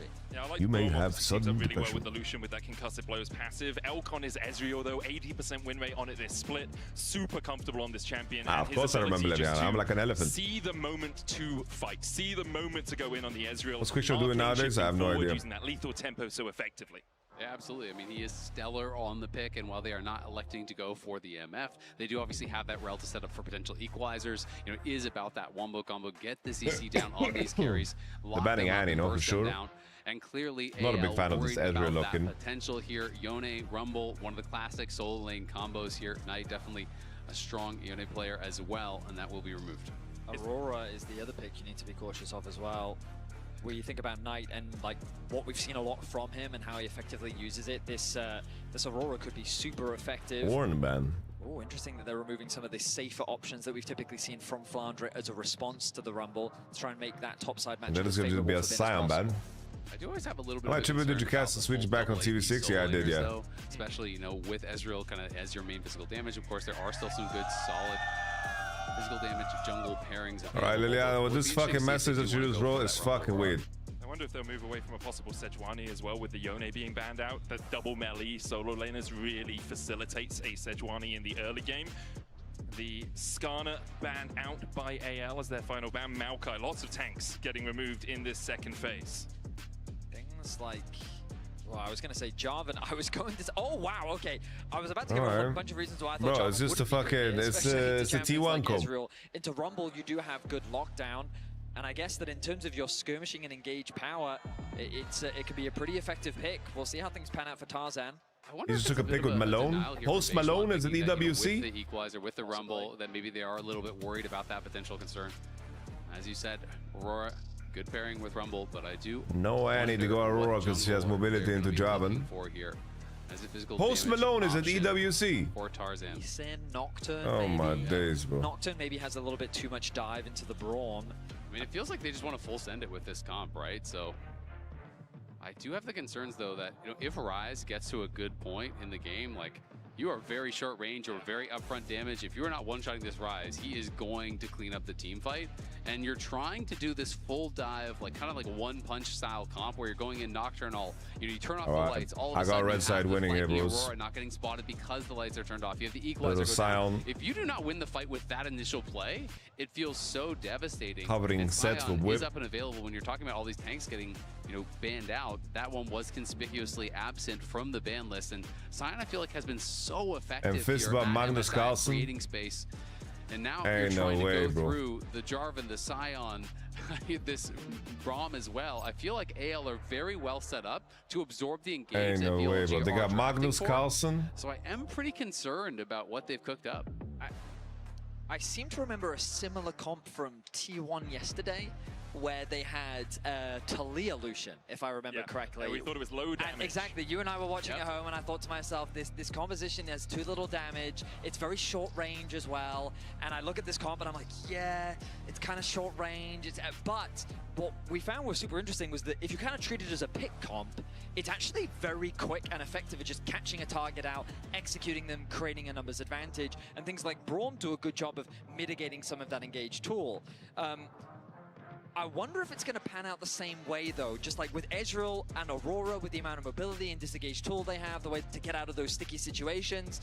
I wonder if Tarzan's going to be able to find those engages. Non-subscribers will see you in 30 homies, seconds time. I It is a got big AL question winning here, bro. Benny. Azale, how are you feeling about AL's comp? What makes Varus so OP right now? I think it's just going to be really hard for BLG to actually like his lane phase is really strong. He has really good build options too. Curves out well. Has a CC in his ultimate. You know, Shanks has Varus been is playing just very well. strong. He's on the rise. Rise just naturally gets so tanky. You know, when I'm thinking about these double AP soul lanes, when I'm thinking about the CC that they're going to be relying on, early Merc treads, Archangels, Roa, Zonias. Are you going to be able to actually Hey, deal no with the way. rise Bro, through Magnus all of Carlsen these didn't give defensive 10 tools, fucks through about the him, bro. rocket that is going to be there from Kyle on the Braum, through all of this defensive ability? And especially, I know it's not Lucian that Braum have popular, incentive especially to amongst the get LPL crazy Scions, level but 1. Things like Titanic, to me, are so good in a game like this. It actually adds a lot more damage for you. Before we get further into the game, I'm going to hand it over to Shox, who's standing by with the Chinese streamer, RP. Definitely so. Hello, Avi. How are you finding the tournament here? You are, of course, a co-streamer from China. Yeah. Feeling really great, and all right, I think, base. like there's a lot of audience here, and everyone's very hyped and exciting for the games. Oh, maybe you have to cast it? Oh yeah. Well, we're safe. We're safe. Okay, we're safe. Nothing happened level 1. Okay. Can I get your opinion on this matchup? Of course, BLG has not been as good as Shox is like the goated room reader and energy reader of people. I want to talk about the game 1 draft first. I think they kind of playing different compared to before. Like they pick Azir, which Knight doesn't really play the champion a lot, right? And they pick Corki, which is definitely a hope champion pool champion. And yeah, and even they lost, I think they still trying different things to win the game. Yeah. We'll see how they do here. I was just wondering, have you met any other co-streamers here that you like?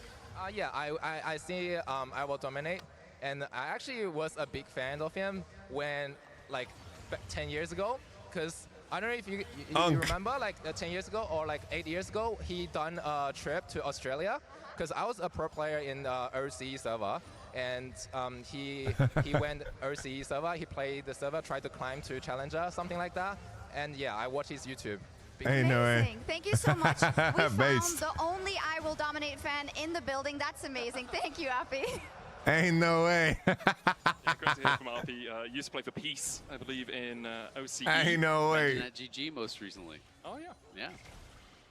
So it's going to be an exciting game 2 here. AL looking to move us to match point. BLG, obviously. Is this guy famous? He's a Chinese co-streamer. These teams just so he's probably familiar giga with famous each other, which in China, I always man. find very, very interesting. You know, we heard Api talking about the fact that, you know, Knight is not I got really known as a 10K big on Azir Bilibili, guy, 10 but sometimes bands. you have to kind of reach into the bag of tricks, you know, try to subvert expectations when you are playing against a team that has had your number and that knows you so damn well. It's really hard, I think, you know, when you're fighting against a main scrim partner like that, just go to exactly what they are expecting.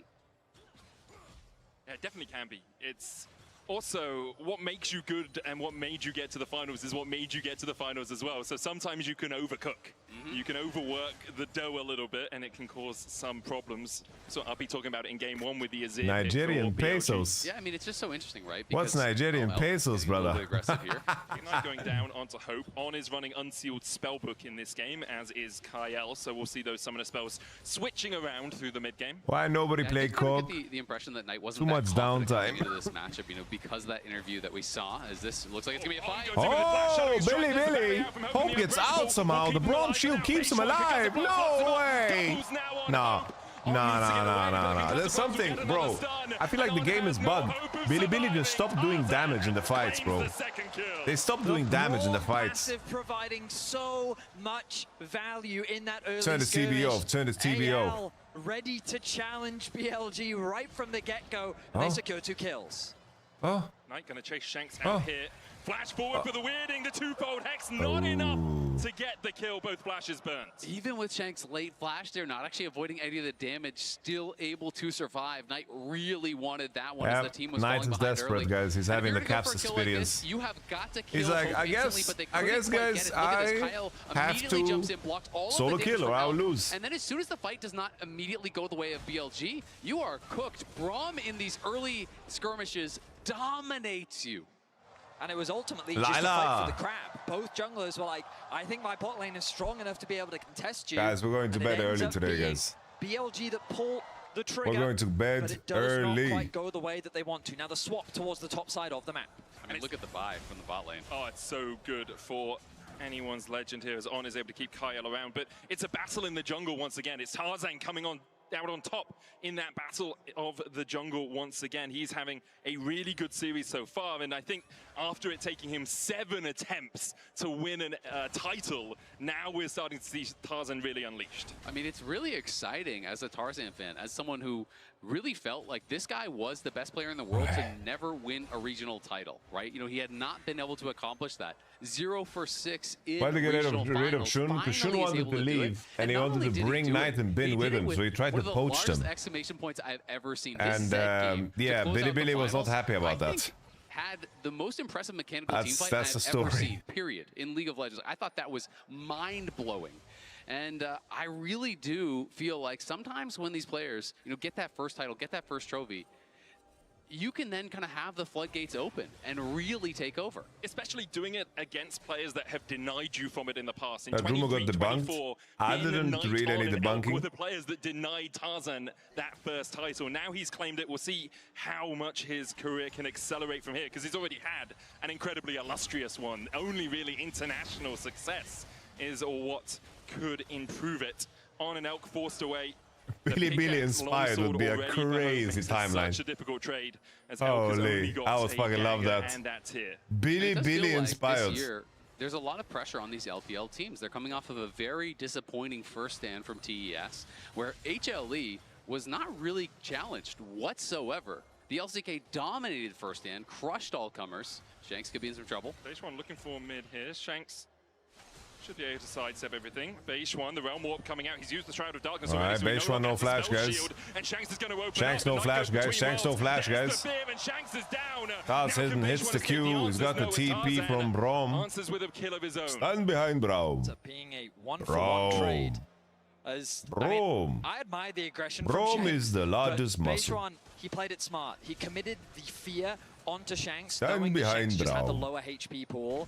Knight with good target selection with his jungler looked to Eat lock him your down as quickly as vegetables. possible. I don't know what Knight Braum also says. picking up that kill is really I think he would say he would tell you to eat your vegetables. He'd already committed the flash Oti, earlier on, but AL Skir doing what has we see plenty of often it. here at MSI, swapping this bot lane into mid lane to help contest that mid wave, ready to contest the first grub spawn.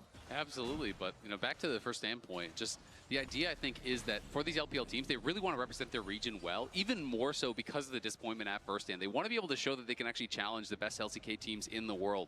AL took Gen G to 5 games, and coming into this tournament, most people I think thought Gen G were going to run away with it, that they were going to dominate. Cloud still has TP with no that ult. was not the I'm thinking case, about and the I think grubs. they're very hungry to have a shot at T1 and to have a potential rematch TP against Gen advantage. G to show we can do more than get close. We can take you down. I mean, I think BLG will be equally as hungry, losing to T1 in Worlds Finals last year, losing to Gen G at MSI last year.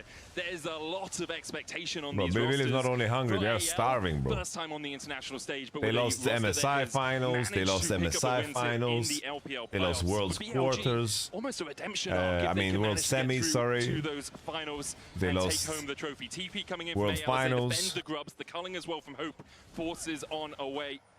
And those will be the first 3 grubs of the game going over to anyone's legend.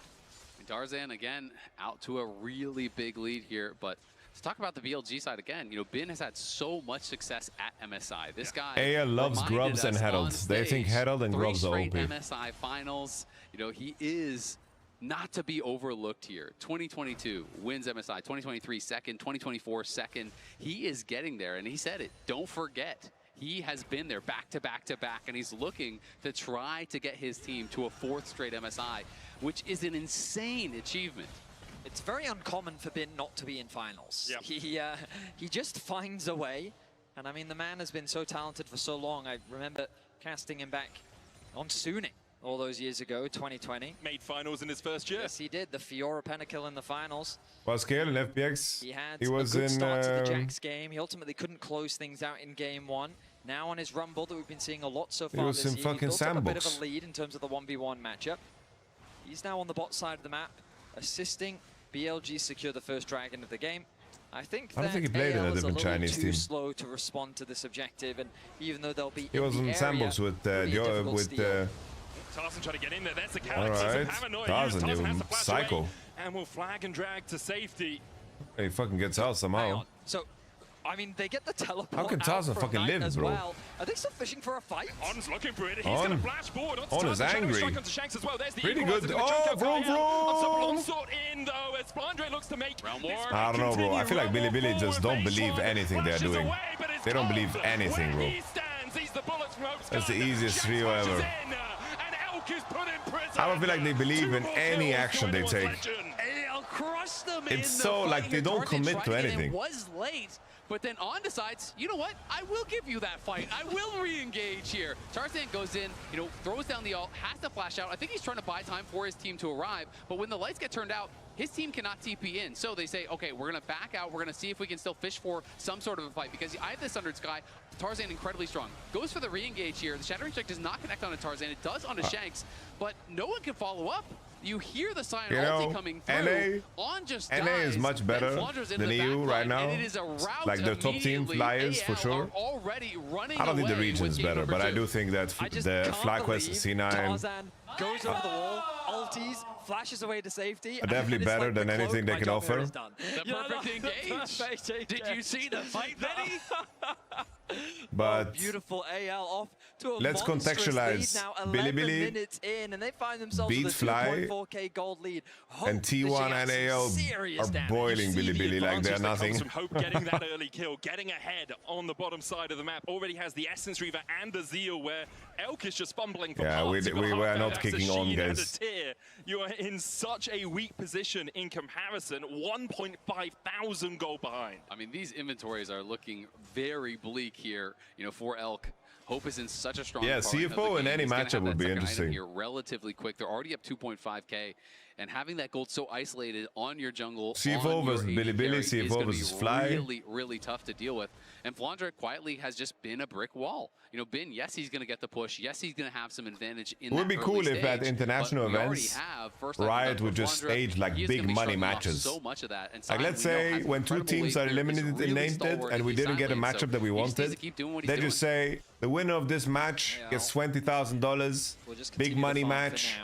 We have Billy versus Fly or whatever. Fly versus Koi.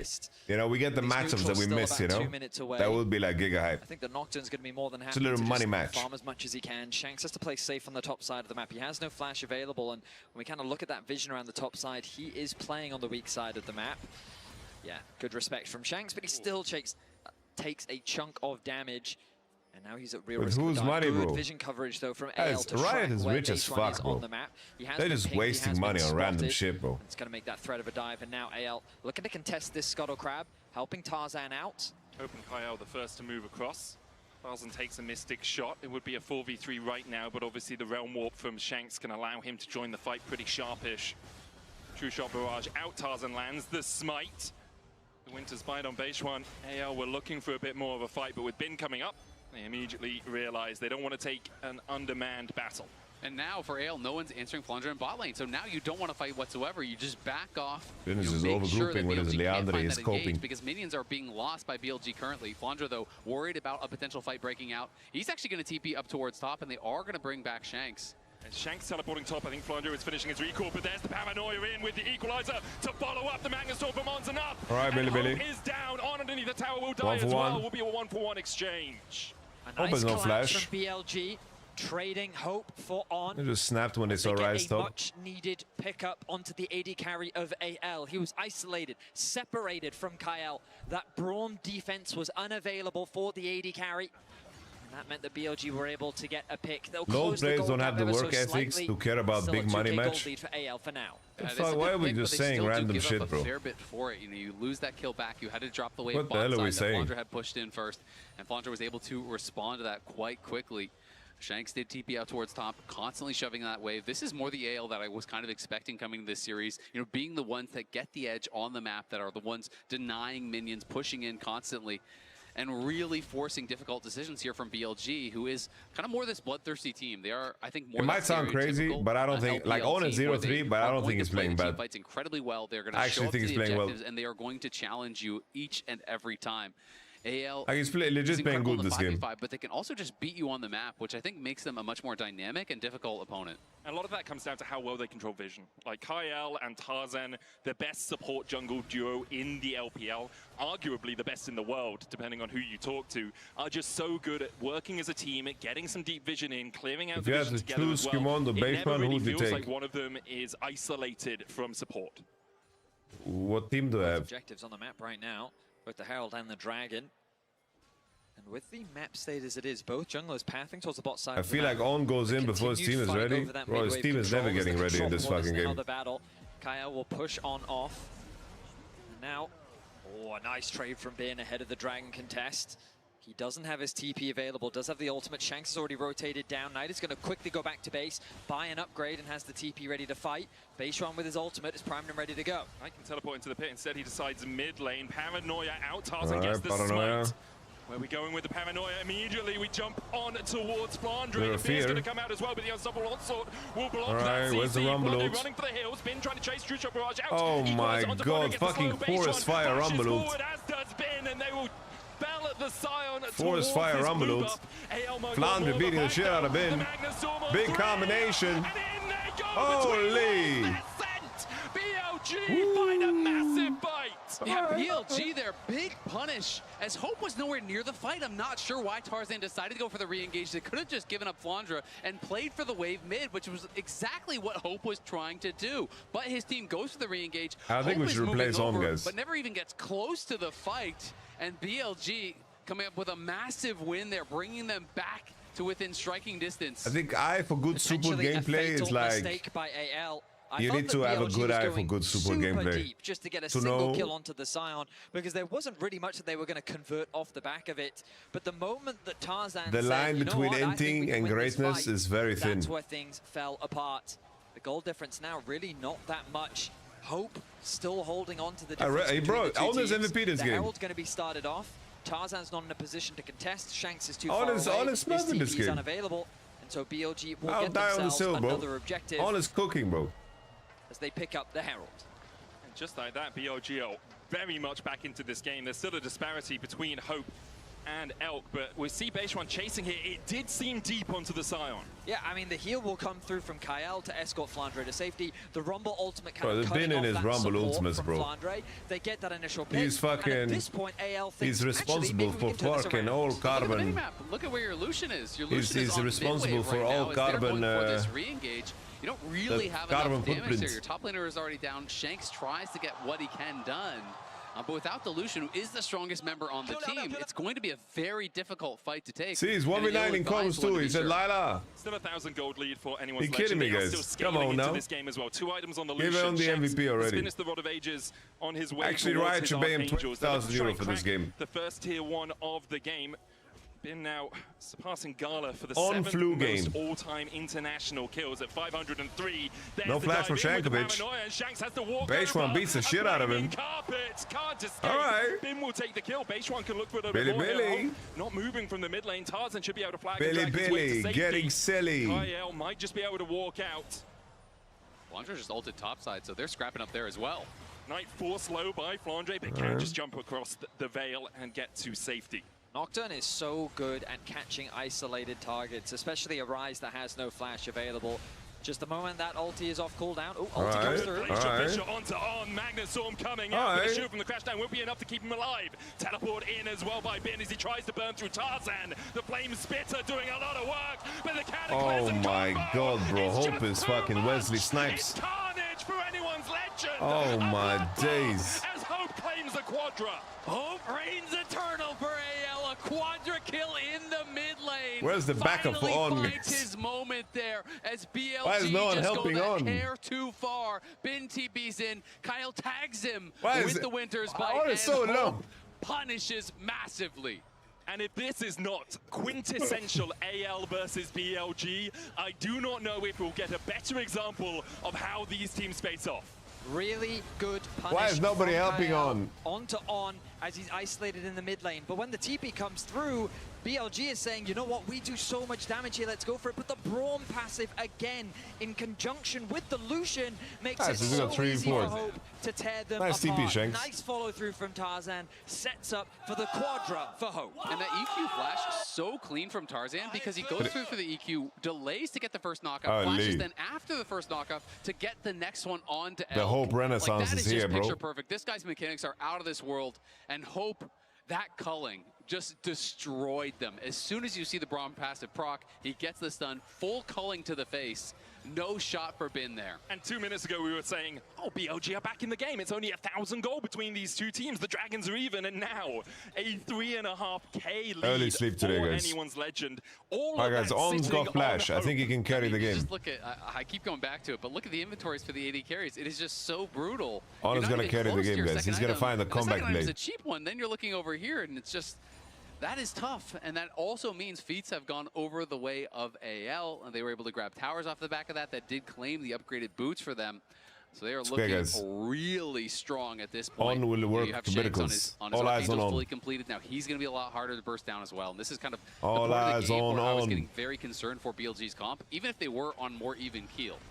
So you highlighted the bad news for BLG. The good news is there's only one carry that has all the golds. So if they're able to catch Hope, there may still be hope. Exactly. That is nose ball. Like Hope being fed doesn't matter because On has flash. Forced to flash away early. On's gonna find a crazy angle. Meanwhile, on the top side, the realm warp coming out from Shanks. They look to chase Knight is down getting Knight. spanked. He'll go between worlds. The weirding as well for the slow for the escape. BLG will walk away after taking that bot tier 1. And nice play around vision there for Tarzan. Controlling the banana brush so important when you are trying to approach this dragon. And Knight walks by, Tarzan just pushes him back. Knowing how strong he is in this team, he's got 2 fully completed items. He does not have to be afraid. Goes in, gets that chunk down. Have you seen French made in Italy, bro? Warp, but Knight's ultimate is much more important than the actual fight. So they're just going to continue to force. Anyone's legend could look for the Otacon. There's no paranoia up. There's no between worlds. And they're going to start it up. Been there. Does have the equalizer. Obviously, Atacon reducing your match. The Q animation is like fucking, you don't see it. Knight has teleport. He's going back to base right now. Looking for that second completed item. On stepping forward, has the flash, has the Magnet Storm. Beishwan usually wins smites like these. He's really good at smiting objectives. Is snuffed out. AL now trying to fight a 4v5. BLG can look for more. The smite comes out. It's secured. AL will walk away with the Tarzan got the objective for the first time in the series. That's crazy. On has flash. On has flash. The tunnel, and that means killing off Hope. The heal will get him to safety. And BLG won't be able to find much more. Yeah, and at the end of the day, still great there for AL. Yes, he's trying to not hit people. But Flandre buys so much time. He just kind of walks forward. Like if his goal is to put ults next to people. And as a result, his team does get the Otacon. They're trying to stop the bases, though. This is well done by He's BLG. like the best at that. On. The calling out into the cataclysm. The Magnet Storm out by Jesus, Billy, one more. They get one. Oh, anyone's legend. Oh, what is Billy? Like Billy is, I don't know, he's trying to squeeze water from stone, bro. Overstep. We've seen that aggression work wonders for them, but we've also seen them get punished. And once again, in an effort to interrupt AL's return to the base, why are we looking for something here? They'll even get a tower off the back of Everybody's looking for something. Game 2. I definitely understand the thought process from BLG because I think they feel that they're falling out of this game and they're saying, all right, we had Hope low, we got summoners out. Let's not allow them to base. Let's not allow them to spend this gold. We need to punish now. But Tarzan, his ultimate was perfect, and Knight was trying to hold his spells for Hope, but Hope was just playing on the exact edge of his range, so he never actually allowed him to get in range. The good part here is On still has flash, and Hope has no flash, so On is going to find a crazy engage in Hope, and Bane is going to have the best rumble of all time, and then Beishwan will smite the Nash. For Hope, not bad. Are you ready? It's a big chunk of change that Hope is. On is gonna find the engage on Hope. Best rumble ult you've ever seen, and then Beishwan steals Nash. That's what's gonna happen. That's what Billy is known for. Beishwan in the clutch. They are on 2 dragons. You can see how far Hope is ahead of everyone else in the game. Beishwan having a good time as a jungler, but still struggling, about 2,000 behind where Hope currently sits. This mid lane tower being alive also makes it really hard for Beishwan to even threaten to pick onto Hope, because ideally you want long lanes to play through, because Nocturne Ultimate has such a long range. the more space you have to try and leverage that, and the less safety that Hope will have, makes it easier to find that pick. But as long as he has that mid tower and Kyle is standing by his side, and then, you know, Elk is gonna do so much damage on Ezreal. So AL is playing with full confidence. He's gonna out DPS everybody. He's going to break through the Sion force the Baron with his damage output. To do against an Aurora Rumble, you could just throw the entire game, but they don't necessarily need to overforce. They've got the Dragon spawning in a minute and a half, and they know they're stronger, so I'm sure they'll look to try and fight in the near future. And I mean, Ocean Soul for this front line that AL has, how are you ever killing the Sion at that point? How are you ever killing the Braum at that point? And I do think these next items coming through Ben has 2 items. He's super known for like just dropping ults that go hard. Barrier is now in there for Shanks, and I do think we are going to get a defensive item as the 4th for Hope, whether it is, you know, a BT Elk, or it's GA unfortunate for Elk because Jarvan has bought a cloth armor, which means that Ezreal doesn't do damage to anymore. Maybe you have to kill him twice. That's very frustrating for So Elk. much trickier for BLG. Decimating Smash coming out, but no one's going to step into the path of Flandre's axe as he was looking to bring down some trees. Elk and Knight trying to get a little bit of control over this mid lane wave. For BLG, there's always the question is, like, if AL are slightly mispositioned, Ben will be responsible for the next League of Legends expansion. League of Legends Cataclysm. Use the paranoia, use your AoE. Ben is Deathwing really on fucking Rumble. On 2 levels down on Kyle. He opens up a crack on the rift. Force behind here as Tarzan jumps forward. Knight able to go across the veil and on. escape. On with the flash shadow strike, but the dash away immediately. The dash away. As he continues to reign in this game, BLG look for the engage, but they just couldn't find it. AL have hope and BLG have none. They're going for the Baron here. They're trying to put the nail in the coffin.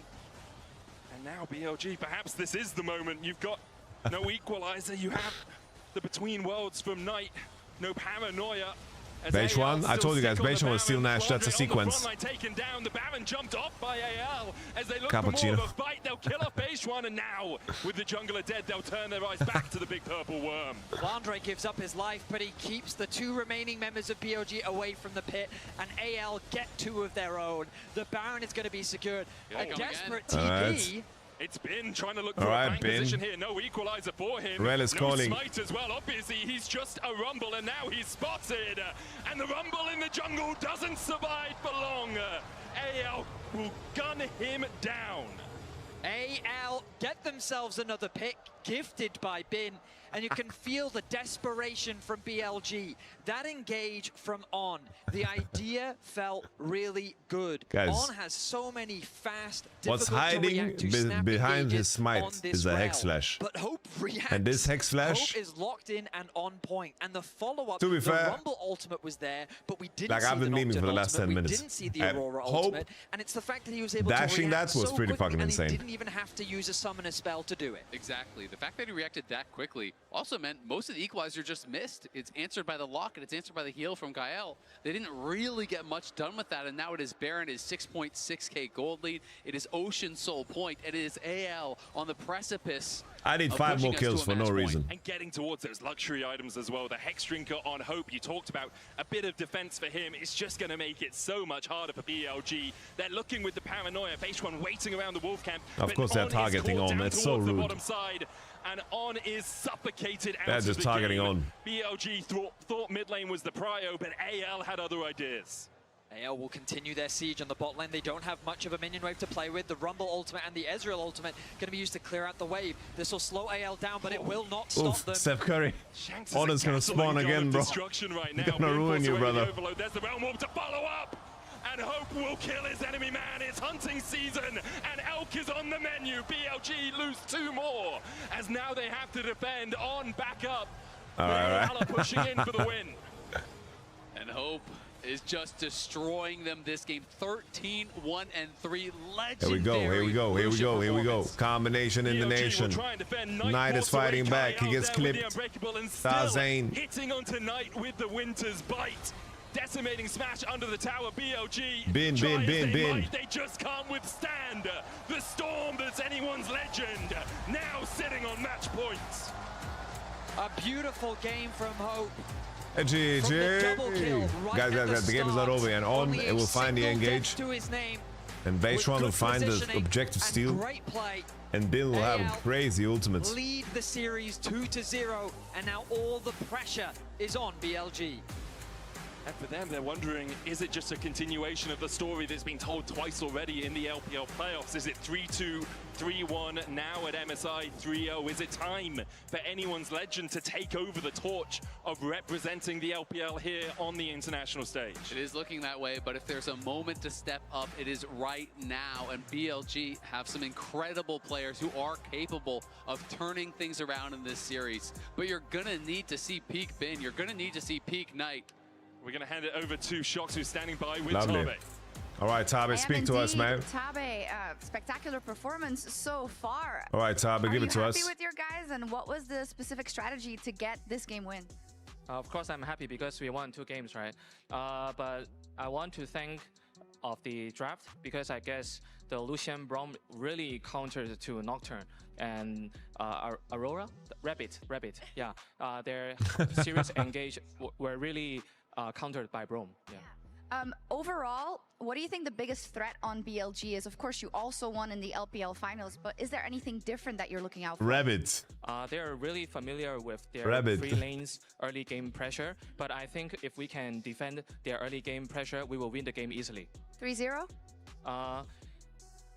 If we want to 3-0, I have to work hard on the draft. I'll let you go. I get the hint. Thank you, Tabe. That's so based. Holy. Thank you so much. It's always amazing to hear from Tabe. And we have a special guest joining us at the desk, Candice, LPL host. Thank you so much for joining us. Thank you guys. Enjoy me. That is fucking crazy. I don't know. That is 2-0 for AL. Did you expect that? Actually, I didn't expect that fast 2-0 for AL, but I think they might find some way to fight back for the BLG in the next maybe 3 series. Hopefully they can bring it to a series, but Tabe, once again, master at drafting. He really is in BLG's head right now.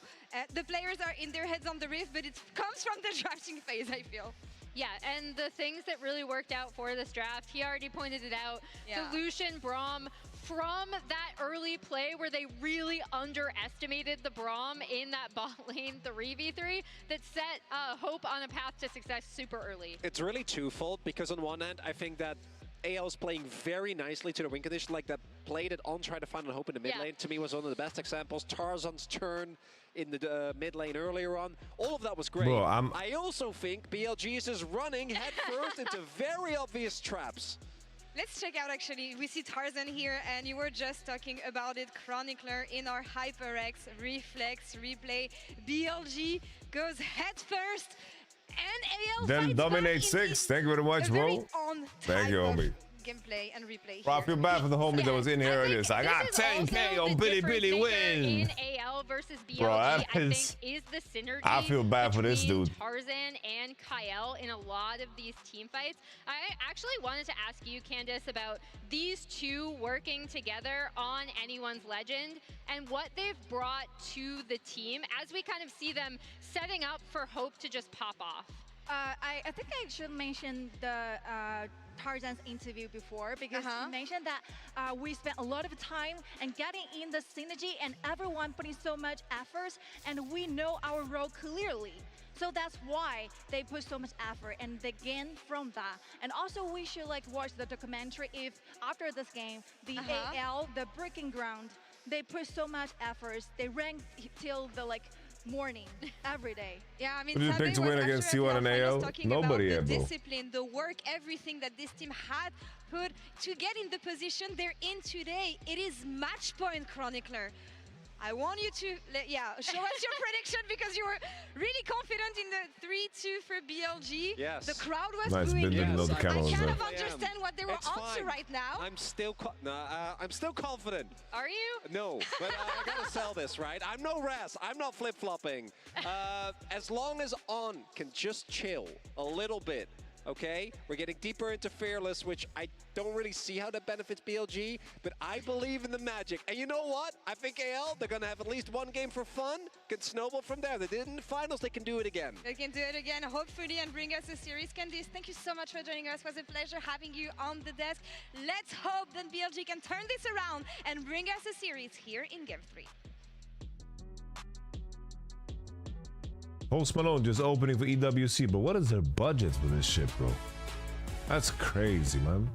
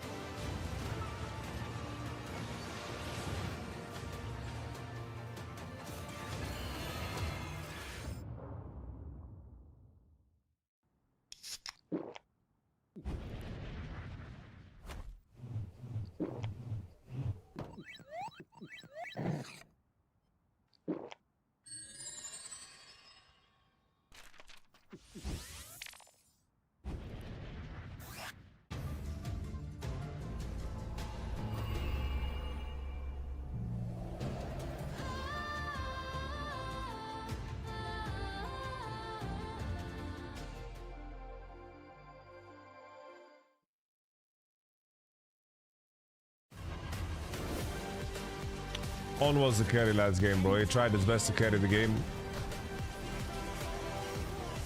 That's all what we were witnessing. My GOAT.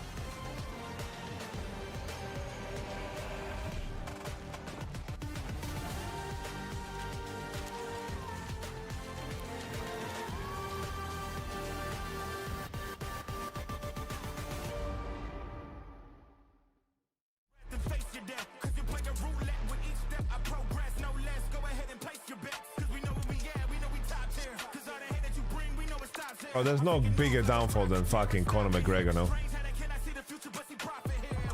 Why we're lying? What do you mean? Beishan stole the objectives, Bin had perfect rumble loots, and On was the carry, bro.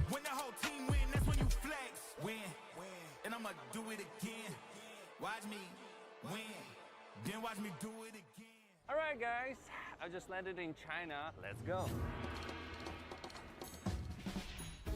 Conor McGregor is a businessman? Play the local way. Pay your way. Money-wise, he won? Bro. I don't think he looks alive at all, Rose.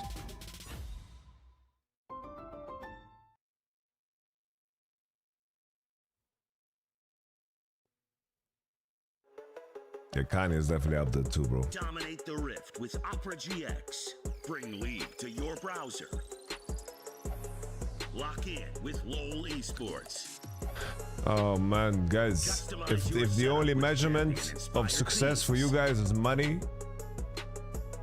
and unlock Jesus, inspired by Arcade.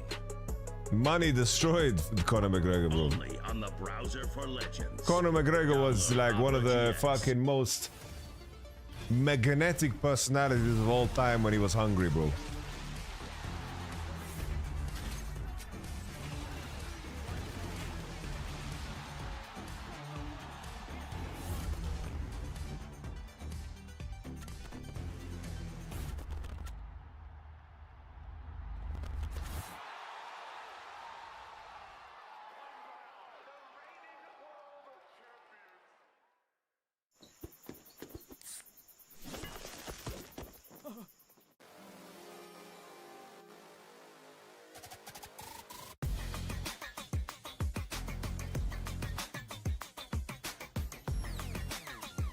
Nah, you guys are missing the point completely. Like, holy, you guys are silly, bro.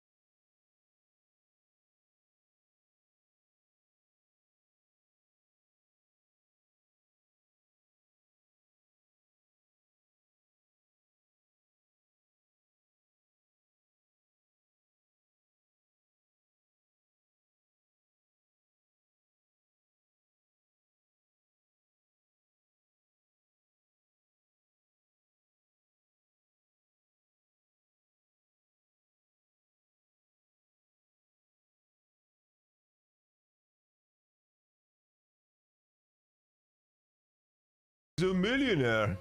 Jesus Christ, what you guys what am I writing?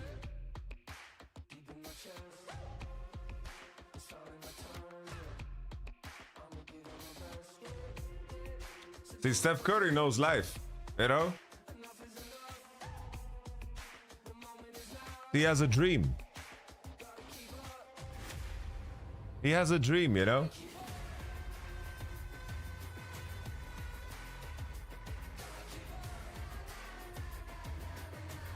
When did this turn from success to happiness? Those are different things. Yeah, I didn't talk about fucking happiness. Like, it started with success, but Conor McGregor tarnished his whole fucking legacy. How is that?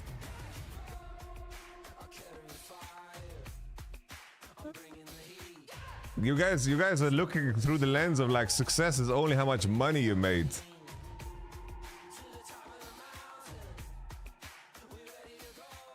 He lost himself completely, guys. He lost himself completely. He got addicted. I can imagine it's like, bro, if everything you do, everything you touch is gold. You fucking one-shot Jose Aldo, one of the fucking legends, undefeated. You'll KO him. They called me Mystic Mac, you know. I'm gonna KO him in the first round. There's something in his eye. But AL are pushing in for the win. And Hope is just destroying them this game. 13-1-3. John Jones equals Faker. Ugh. John Jones also completely griefed, man. Like, I don't know, bro. Hitting on tonight with the Winter's Bite. Decimating smash under the tower. BLG try as they might, they just Legacy don't pay the bills, bro. Storm that's anyone's legend. Now sitting on match points. Yeah. Short, concise, to the point. Nice. My money doesn't make you happy. No, of course it does. Like, look, we were talking about success, and everyone just measured it in money. Because although game 1 was close, game 2 was not. Someone mentioned he was double champ. Yeah, that's fucking insane. That AL, you know? I mean, there were naturally some question marks around them coming into the tournament. A bit of an unknown quantity. We heard Emily talking about on the desk where a lot of these players do kind of have a chip on their shoulder and that they were kind of replaced by other players. They've been on a bunch of different teams throughout their history. And I think that coming to this tournament, they wanted to prove to themselves and also prove to the world what they were capable of. First, they pushed Gen G to 5 games. Thank you for the sub, Sony guy. I appreciate that. I love money. The best LPL team. Money is 90% of success. It really isn't. Heading towards a matchup against T1. Exactly. And then that T1 series will be so exciting. I mean, AL, I think maybe on paper, people. I think it depends on what you do. Them, but T1 has so money is success if the pursuit is to make money. Then yeah. Exciting. We of course have to see though if BLG can turn. What are your mouse and keyboard? It's reverse sweep Razer for BLG at this Death point. Adder, wireless, we need to have someone really step up. Black Widow. Take over this series to get them some momentum early. It can be so hard when you're. There's definitely certain like pursuits where money is the measurement of success for sure. Easily see it being a blowout. Yeah, you really look at Knight or at Bin. Those are the two players that so often stand up for BLG and really put their carry pants on. For AL, just keep doing what you're doing. They banned out the Pantheon, the Ambessa, Jace, Galio, and Shin taken away by BLG. I'm looking at the Varus, which has worked its way through draft so far. Callista as well, if you really want to mess things up with a pack one, pick one here. Last ban coming out from AL. Where are we going to go? Yeah, of course. Money is. We live in a capitalistic world. Money is insanely important. Don't get me wrong, guys. Money is insanely important. Like, I'm just saying, when we're talking about people that are at the level of Conor or GSP or whatever, it's no longer. They have surpassed the point where money. Yeah, I mean, it might be that they're trying to lay a trap. Changes your decision, you know? Now, I feel like slam it down. Money is, bro, like for us, of course, go for the Vi we need, so powerful. We need to, like, so well known there's so many problems that can be solved with money. But at a certain point, there's certain problems that money don't solve. Look like they're considering it. Yeah, so that was the idea. You leave the Vi open, then you can get the Varus for yourselves. You know how much AL value the pick. But BLG, they're not going to allow Little Varus first pick, alright? We haven't seen this open in a long time. They're going to insta-lock the Gwen and the Vi, so not only will they deny the Gwen away Gwen, from Vi, Jax is gone. Are we finally seeing a little Camille into Gwen? They're also going to lock in that Vi. I wonder if Shanks will go for the Ahri himself. This could be an opportunity for BLG to just blind the Annie to dissuade Shanks from going in that direction. It is true. I mean, there is something that you can be said for that, but also, I mean, Syndra, I think, good answer into it. You know, Knight, very, very good on it. As well. Silas, Annie. I think there's a lot of options here up and available. What did money do to Tyson Fury? That was less about money, no? He was just so focused on beating Klitschko that when he did, he didn't have a goal in life anymore, no? For BLG, because, you know, I thought it was like he just fucking completely lost himself after. It was going to be the Varus going over. They pre-ban the Poppy. They get the Vi. They're the ones that are going to be kind of. But I guess money enables that. And Flandra on his Gwen, very, very comfortable on this pick. It is hard to punish. I do think it is a strong blind pick in the meta these days. It is one of those unique champions that both can be a massive side lane threat, but it's also really strong in team fights if you can pilot that at that high level. Oh. Okay. Yeah, English girl named Fiora. We saw this all the way back when he was on Suning in the World Finals. Got a pentakill. The pentakill. In that game too. Oh my goodness. Oh my days. For hope. A Fiora. I mean, so we're in a team fight meta. And that's often why whenever the topic of Fiora comes up, it's like, well, she's not necessarily the best team fighter. She's a duelist. She's someone who thrives in the side lane. She wants to split push. She wants to fight isolated Tyson away Fury from is my everyone favorite else. boxer of all time. And into the Gwen matchup, it can be a great matchup. Together with Muhammad Ali. But in Bin's hands, I mean, he's famous for this pick. He absolutely is. But the last time we saw it from Bin, 2023 MSI. So it has been a couple years since he has actually brought this Fiora, out. I guess. And we have got to see if he can be that difference maker in a game. No like Mike Tyson. I'm so curious to see, you know, is it going to be Ignite TP? Mike Tyson is hyper aggressive into this Gwen? Will it be it's right there too, yeah. approach of the Black Cell? I haven't seen Ben Fiora in forever, guys. Against the wall, I feel like Fiora good in the Gwen is a good matchup, yeah. To pick champions like this is a must. It's not easy to play Gwen. Go down, you may as well and also Fiora's good in Divide. And I love this pick. Victor going to be removed on the side of AL alongside the Alistair, the Casio. Let's see how Chinese Bin is going to be. Shanks. Looks like that mid pool is going to continue to be pinched. They want to make sure that that mobility is available on the side of BLG. Yeah, very interesting to see.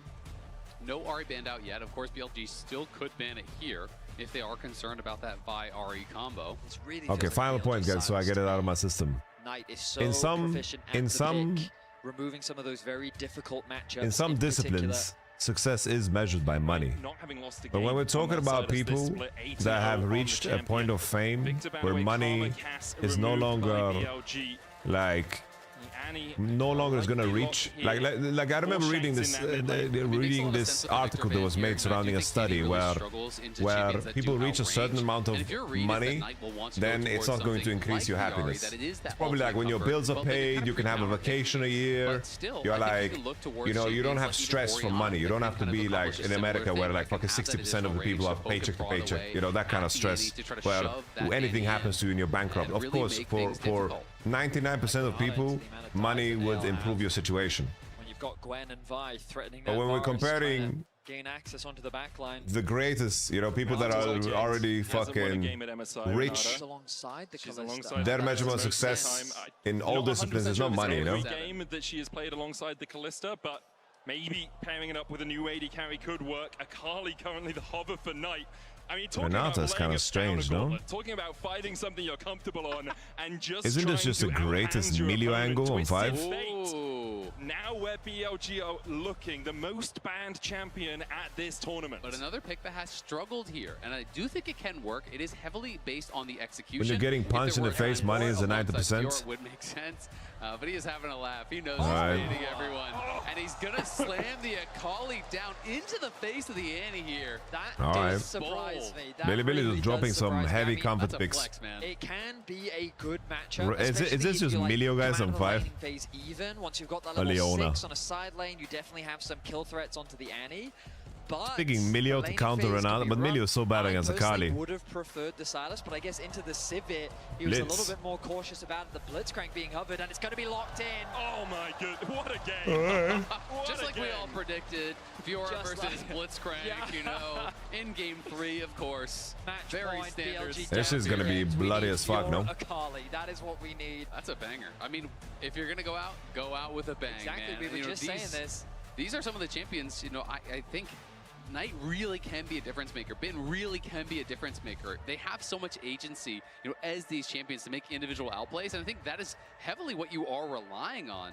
I also do honestly really like I Renata completely here disagree with you, bro. What we are seeing. It is relatively short range. It is obviously like these people that fight. Not going to be worried about the hostile takeover. 99.9999% of people that do fighting as a job, but they don't make any money, bro.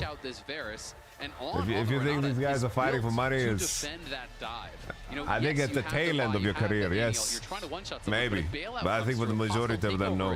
If the fight gets turned around, it could really. I mean, majority of the fighters like, oh, I'm finally doing something in my life that gives me self-worth. They're still filled with confidence. They still believe that they can turn this series around. It's like the story of so many fighters like, oh, this is the only thing that gave me self-worth. I sucked at everything in life. My parents beat me. My brothers beat me. Like this. I mean, there isn't more evidence than that. We'll see if they can turn this series around. We're about to jump into game 3. Shit like this, on the precipice of looking to dominate their brothers from the LPL. And obviously a lot of focus will be on All right, ladies and gentlemen, let's focus up. I think this is going to be a bloody one. Hard for me to call who's going to win, honestly, especially with the Fiora Gambit.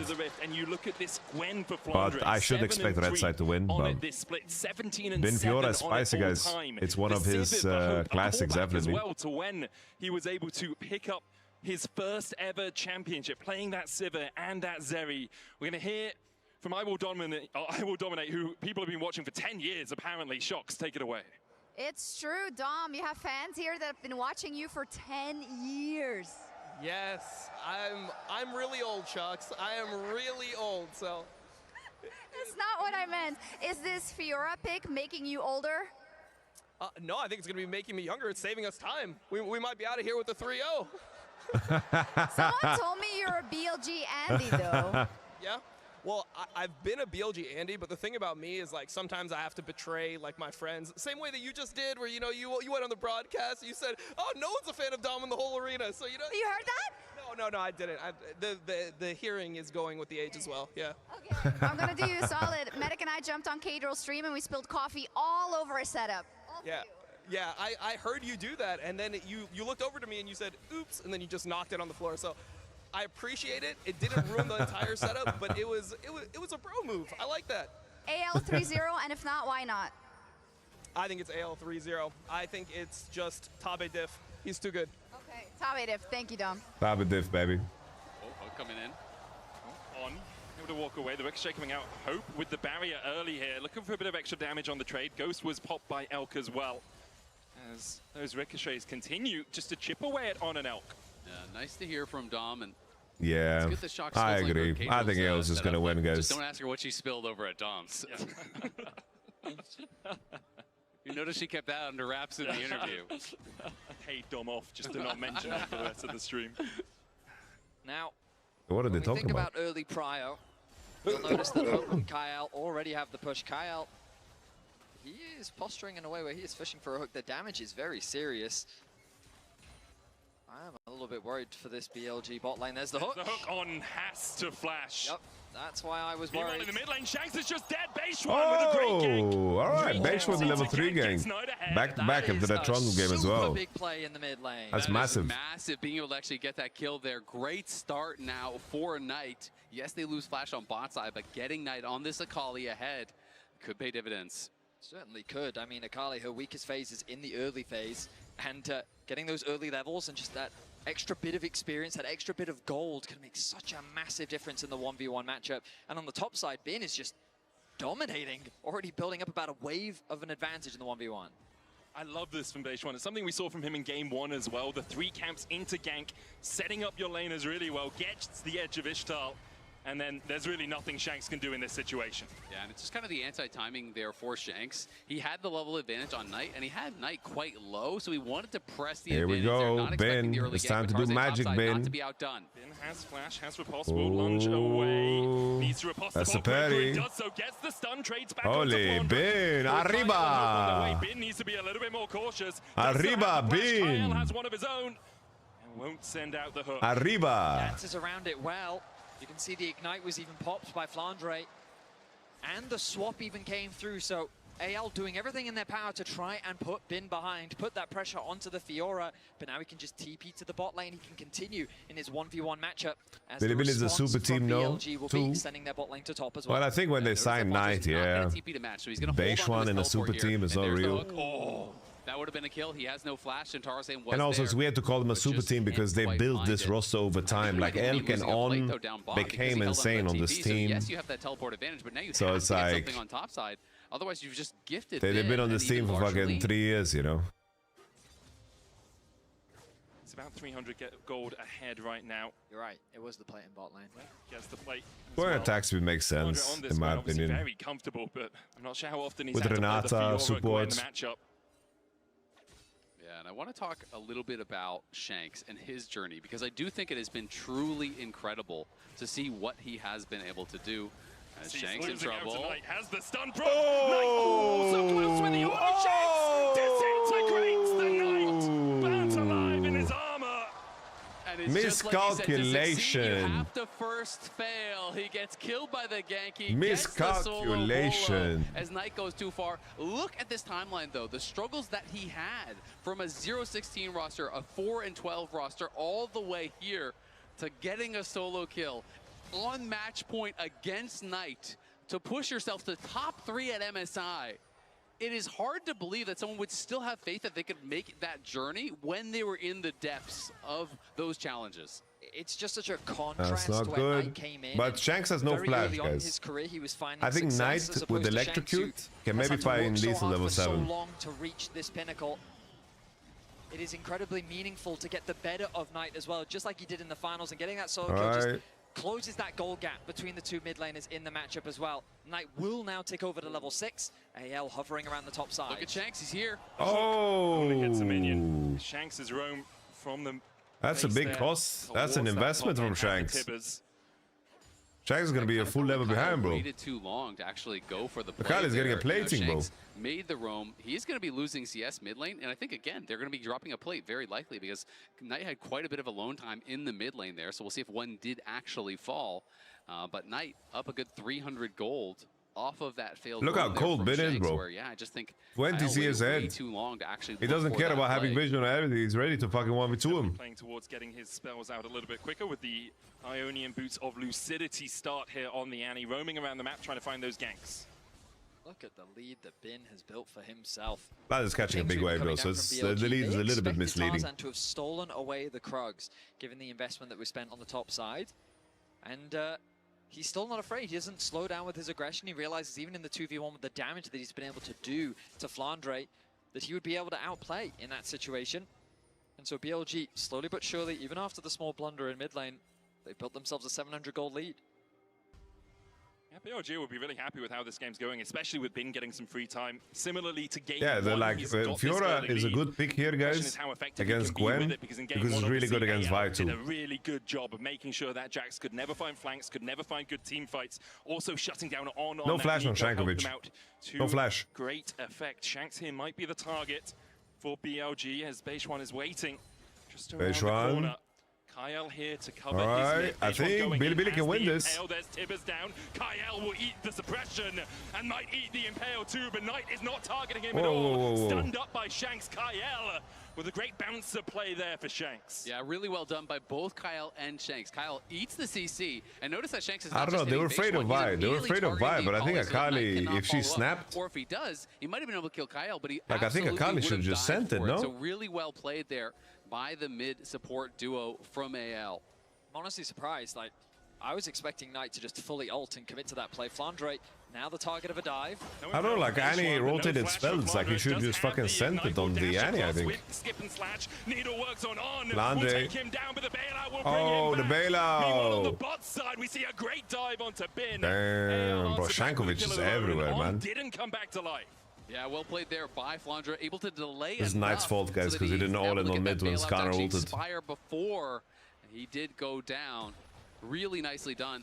But you have to look and see, Bin almost has his teleport back, so this TP that Flandre held onto, that he gave up a plate and a wave for, he hasn't gotten really much of anything for until now he's just going to TP back out towards top. I do hope we'll get an opportunity to see the dive that happened in bot lane. Oh, that was close.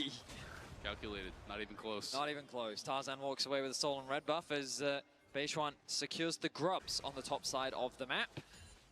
But AL being proactive on the map, it really did feel like, based on how the laning phase was going, that things were just, oh, hang on a minute, Bin. Bin jumping in onto Flandre here, puts down the grand challenge. And Oh, big. Flandre, no flash, guys. He's playing Ignite. No flash, no hope Huge. Big return for Bin. So Back in the driving seat. We're reaching a critical point in the matchup, and Bin, I think the value that Beishwan provided there was bringing Flandre back away from the tower, giving Bin a little bit more time to secure that kill, but this is only going to get harder for Flandre, as you can see in the 1v1. This Fiora is the really latest taking grubs ever, bro. Yeah, it absolutely is, and it's a little bit reminiscent to game number 1, you know, where again, you know, Bin got alone time down in the bot lane off of this earlier swap. This time it was matched, but not by the teleport. You know, that give Bin a bit of an advantage, but he is potentially caught out. Kyle movement. Has the flash, will flash and long arm of the law. From Kyle finds his man, and now the chase continues. Hope opens up with the boomerang blades. Will be gifted the kill as well. That was looking like an extendo arm there, but BLG trying to threaten the dive onto Flandre. No third member here, so this would be a very risky play to go for, especially because the ulti just came back up. It's interesting how AL is just heavily committing into trying to keep Bin down. They recognize the situation they're in on the side lane, but they're investing ganks to try and punish. They are foregoing a lot of neutral objectives as a result of this. This will be the first Dragon of the game. You earlier, Azel, talked about how AL was a super grubs priority team, but they abandoned it in order to make sure they could make that effective dive onto Bin. He finds himself with a 1-2 scoreline, but still up 400 gold against Flandre. Does have that gold lead, but in trouble is Knight. Knight has to try and jump away with the perfect execution and will manage to escape. Has that R2 now, but no real way to use it. Dashes back to the safety of his tower. Storm Surge Akali. Here to try and protect Ishtar's The impact. cancellation from Kyle. Get on my sting, baby Blitzcrank. Be stopped. Kyle pulled back and taken out by Elk. Dying so that his mid laner could live. As you highlighted, Medic, a really good use of the ultimate from the Blitzcrank to interrupt the charge from Beishwan. But then when the ulti came through from Elk, there was nothing that Shanks could do to help his support. It's a very hard buy game, guys. Very hard buy game. Let's see how Tarzan pieces this together, because he's been very active so far this game, involved in everything very hard buy game, I going think. their way. The level 3 kill that they're able to get in mid lane, the attack up towards the top Renata, side, Fiora, Skarner, Akali, mid like lane multiple times, putting on that pressure. Not so I easy. feel like he is playing a great game. Can even Billy though do it? everyone, rightfully so, would be favoring Tarzan. We shall see, my in this friend. jungle matchup. I think Beishwan has been having a pretty good showing. Yeah, his early game in this game has been absolutely phenomenal. Like in game 1 when he got ahead on the Trundle, got his team a couple of early kills. The problem yeah, they is have for to just BLG, one-shot often Knight when they with do the Storm get ahead in Surge. the He's so early squishy, game, so especially against AL, they chase a little bit too far, and when you're chasing into things like a Sivir and Annie, so much faith in Hope, though. Like Hope is in good condition. Your demise. It absolutely can, and when you're thinking about how the comps do work later on, you can see how BLG can win if they can get into that backline with the Fiora and with the Akali, but it is going to be really hard to pull off. Whereas I feel like what AL wants to do is very simple. You Sivir R, your 4 kind of short-range people, they run in, and Sivir is just having that space created by the aggression from the rest of the team. Sivir just has to hit anything, basically, and ricochet through. So I feel like AL are set up for success. Renato ult, CC chain onto Vi. Tarzan wants an ult, Akali doesn't get it off. Holy. Alright, Billy. Beishwan is actually gaming, bro. Shanks will be able to secure the Scuttle Crab towards the top side. Beishwan still chasing. Oh, Beishuani! And pulls Shanks back to the waiting arms of Knight. Shanks has to flash away, dodges the impale, but Knight's on the chase. Knight hit the E. Oh, the flash out from Knight. The chase continues. Kyle here once again to defend his mid lane. Exhaust Beishwan. Hope looking to open up. The stun from Shanks on across the wall. No, Billy. And Shanks will smoke Beishwan. It really is a bloodbath here in game 3. 13 minutes in, 5-5 in kills. And every single play that BLG make, AL is looking to respond. This time around, it was an example of BLG overextending just a little bit. They thought that they could chase down Shanks. The flash even committed by Knight Beishwan, is but Knight on the turnaround here, from Shanks almost lost his life. They absolutely did. I mean, AL going to get a lot here, though. No TP's there to actually answer that top wave push, so Hope is going to cash in. I don't like Mercs and Storm Surge together. He just finished his Cole cash out as well. We can watch it one more time. This is just a great pick from On. Pulls in the enemy jungler. There is the CC layering immediately coming through from Beishwan Tarzan tries his best to try to survive there, you know, getting this under sky proc on multiple members, you know, using the passive. But then this chase, yes, there's the flash forward from Beishwan, and it looks like it's going to be a kill onto Shanks, but Shanks is able to buy so much time. The stun that comes through from Shanks' ultimate buys him time to escape. Here, though, Knight, I do think he just needed one more auto attack. And I guess he was worried about the cooldown of Shanks' Q that would have finished him off. Bin now supported by his team. On the hunt coming out from Hope as they look to turn. Hope is punching Beishwan too deep. Works out from Flandre, and Beishwan just went too deep to flash away from On. A rocket grab about to find him. I complimented Beishwan. It's my fault, guys. Like I'm sorry, Bob. Series, a step too far. I complimented Beishwan, and then his Nexus exploded. Like, I was like, wow, Beishwan's actually gaming. And then he just started sprinting it. This time around, it's AL that get the better of the fight. Tarzan having to flash the chain of corruption, turns it back around onto Elk, has that cease and desist and has his team collapsing, but is the shield enough? Meanwhile, Hope and On fighting down towards the bottom side. Shanks comes in with the tibbers and will kill off Elk. On able to retreat. Bin trying to get onto Shanks, but Shanks uses the blast cone wisely to get himself over the wall.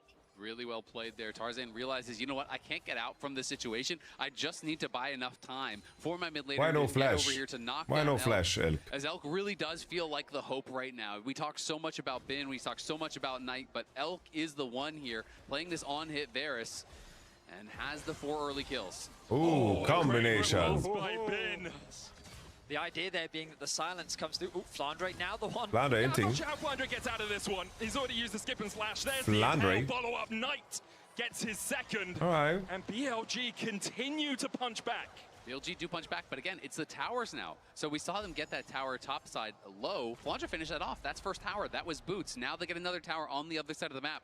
AL are constantly pushing. So even though BLG are finding picks, are finding fights, For everybody's legend. it's always at the cost of something else. And it feels like BLG should be the ones ahead in gold, but it's AL with the over 1K gold lead here.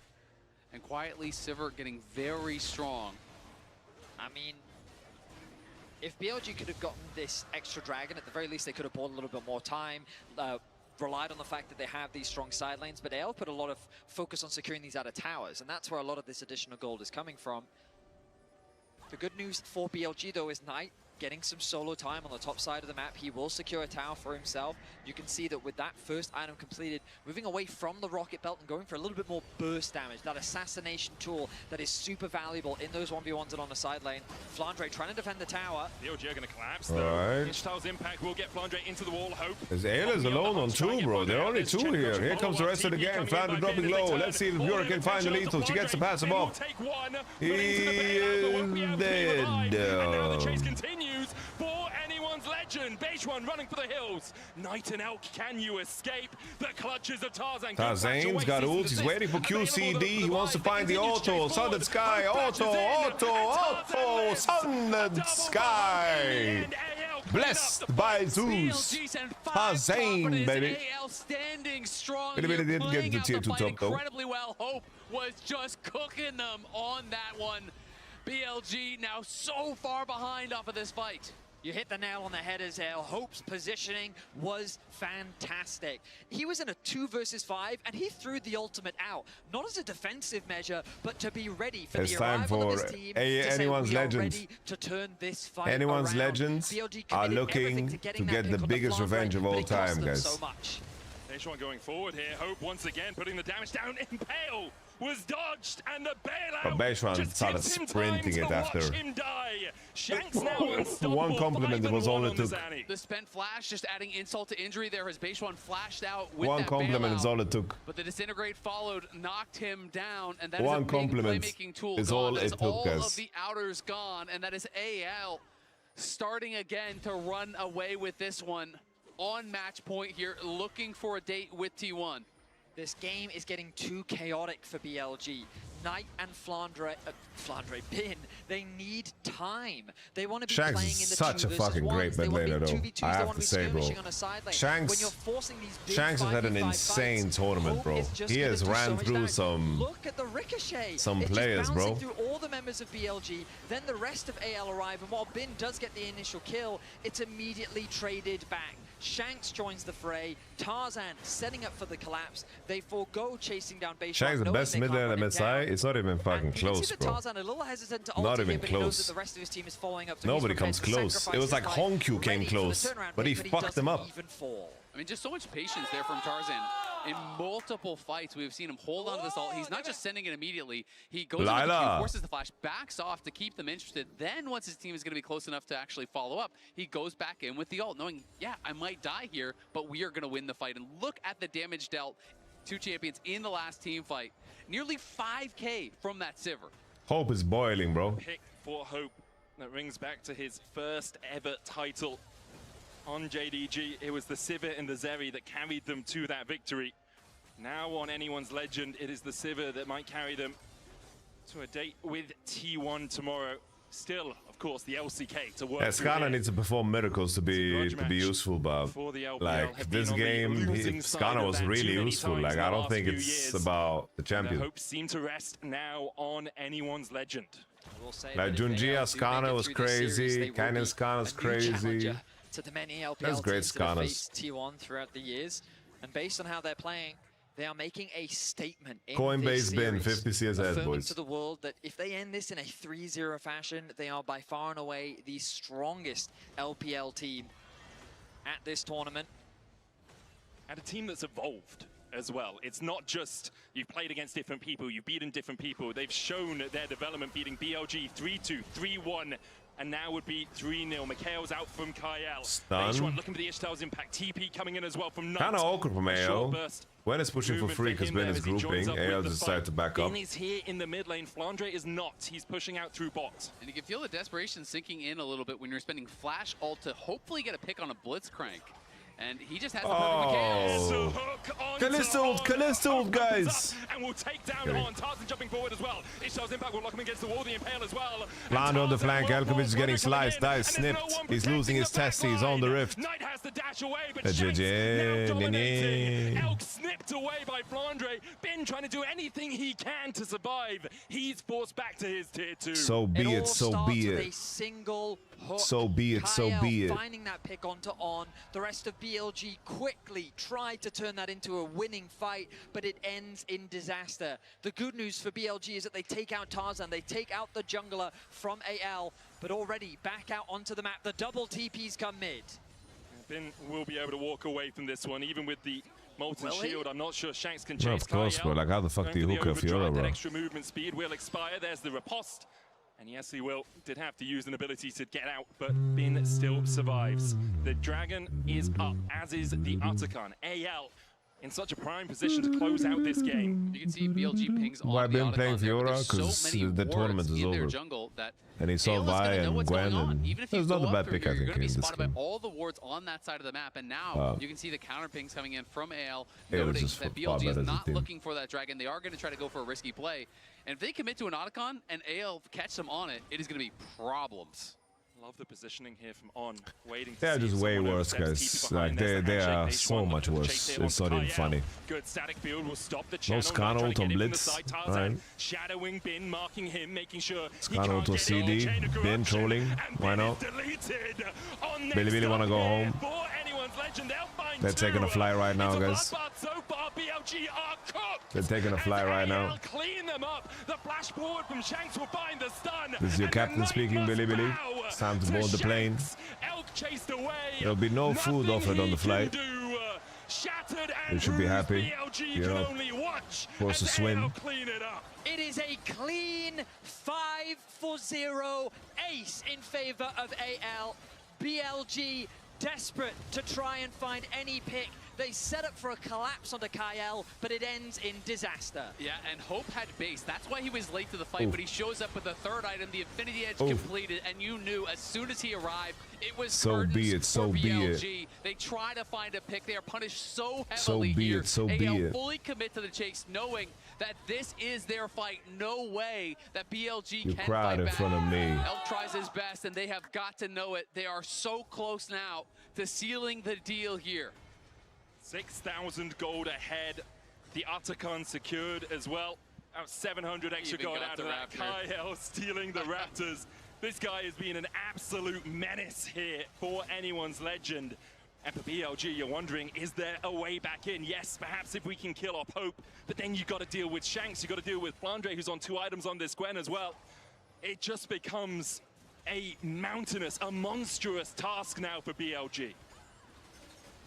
Tarzan looking at a faded rematch against T1. The opportunity to get his revenge as AL take their second dragon of the game. The Baron spawning in 45 seconds. An 8-1-6 Shanks Guys, Blue Side scoreline. Draft is desperate. The last game draft to try to do something because they outclassed. It's the desperation draft. Yet he weathered the storm. And on a champion that back in 2023 was synonymous with Knight, the Annie that he was consistently bringing out at MSI, Shanks getting the better of his lane opponent and working with Hope to dominate here in game My 3. bullet engineering has been beautiful. But Hope as well, as you're mentioning, a 13-1-3 on the Lucian. He is now 7-0-10 on It was the top Sivir. interview by Feels Kado. like he has barely stepped a foot wrong, as this duo have been absolutely incredible. Percentage, just incredible. The ult goes in. Look for the cease and desist, and immediately they jump onto base one. No real escape for him. Meanwhile, Hope has been caught Hope by falls. Tankovic is low. Elk is peppering. Elk is peppering. Elk. Fiora in the back line. Oh! That's Flanders. Woo! Elk kind of cooked, boys.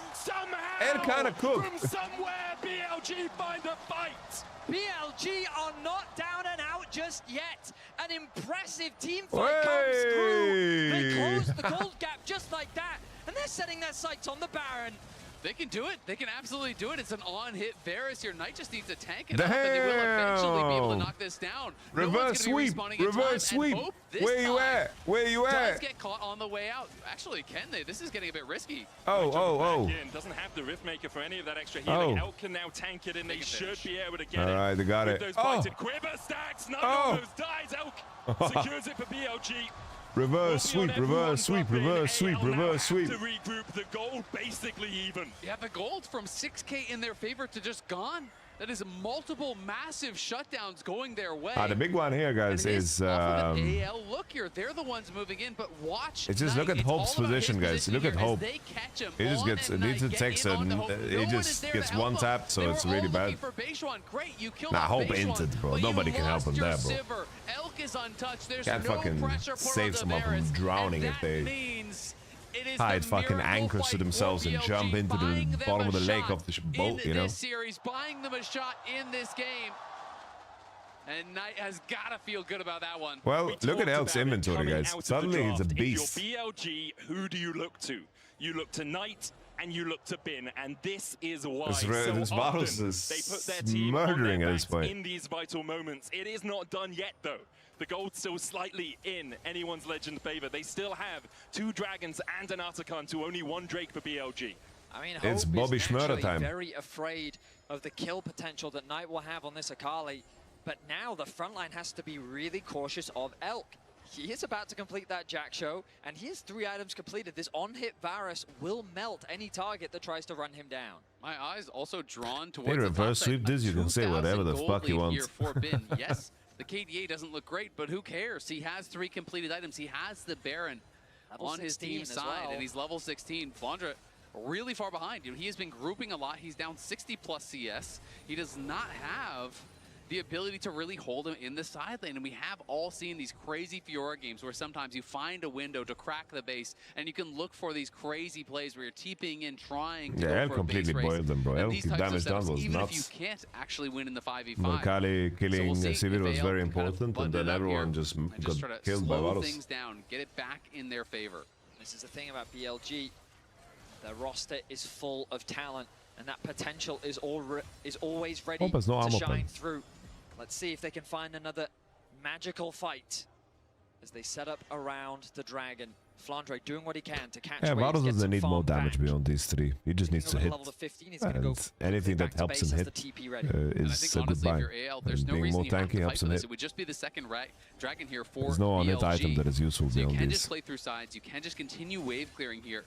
The Action is just BLG better than realizing Whitson at we this can't point. just group 5. You're not going to be able to push through the Sivir. It's just not going to work. They were so On getting Mika is going to be insistent on huge. trying to get down this tier 1 mid.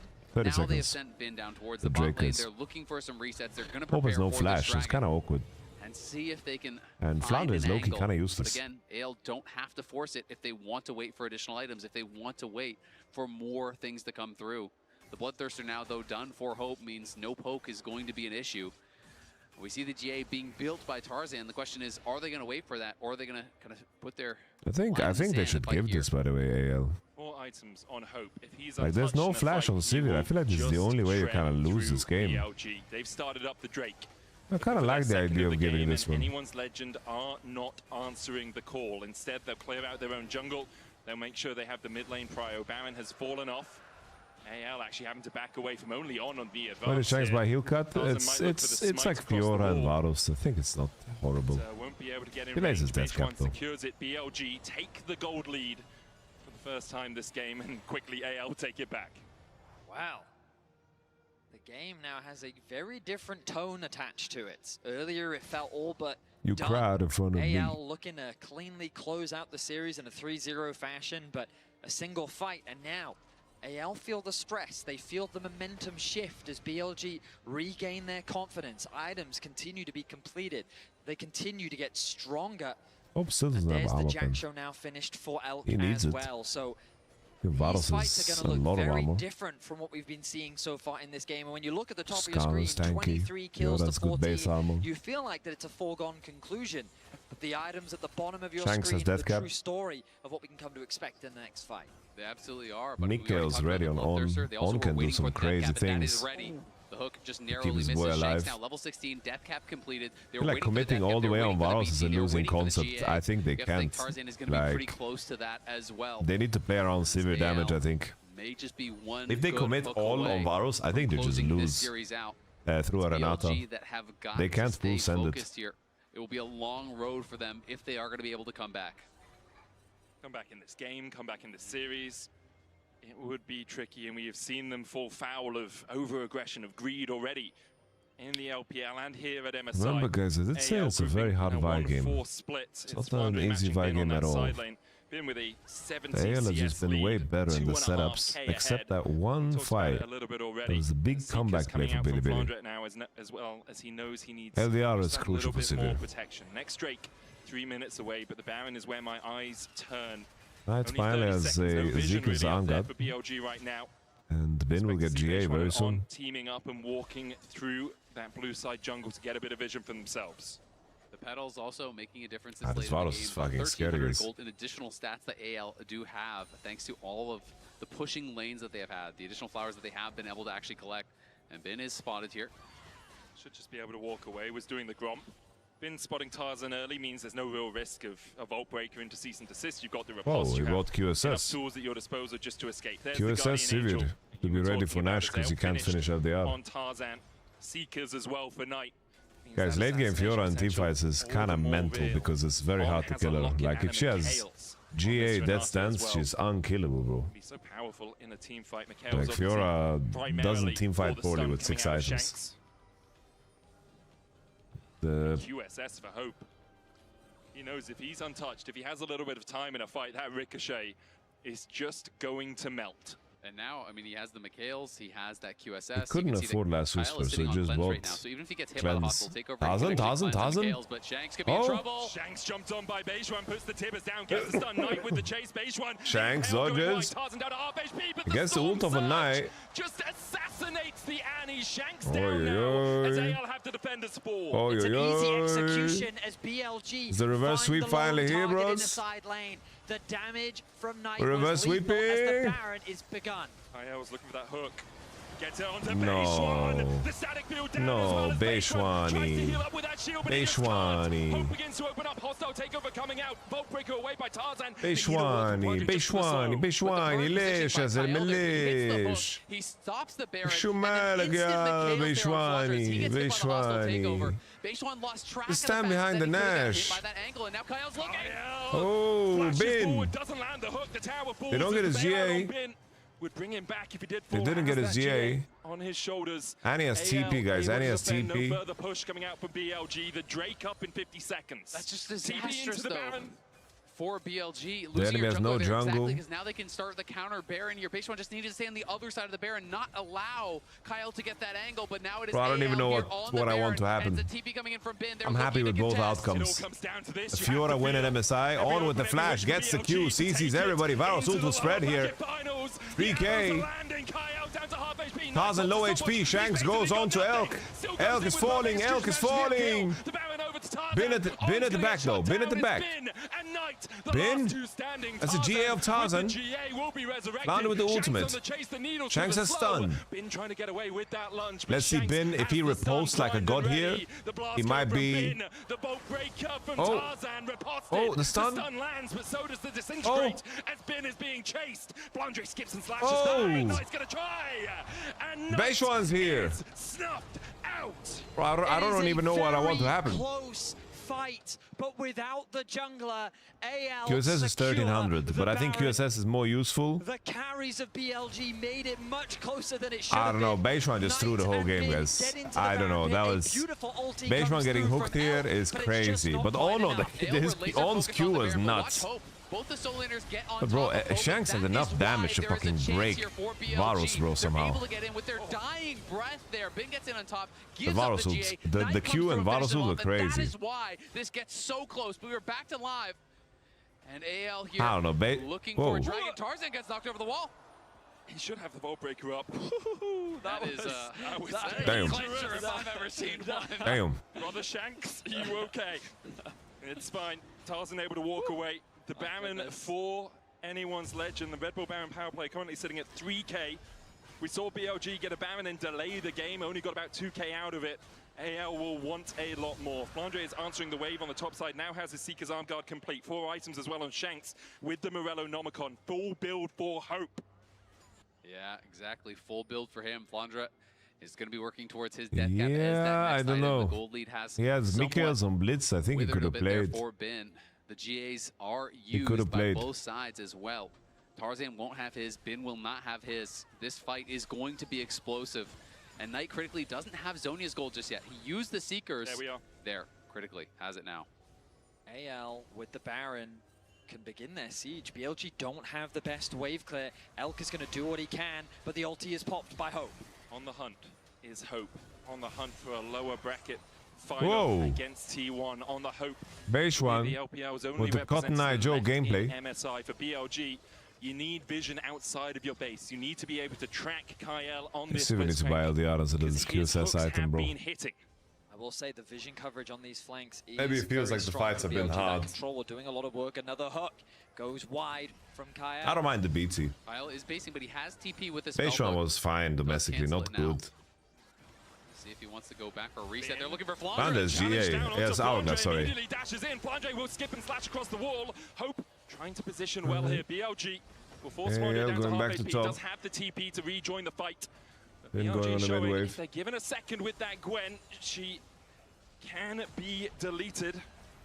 And that was incredibly bold there from Bin. Just went in, pops the ulti, gets Flandre down incredibly low. Beishwan was always kind of whatever on this team, in my opinion. Posturing.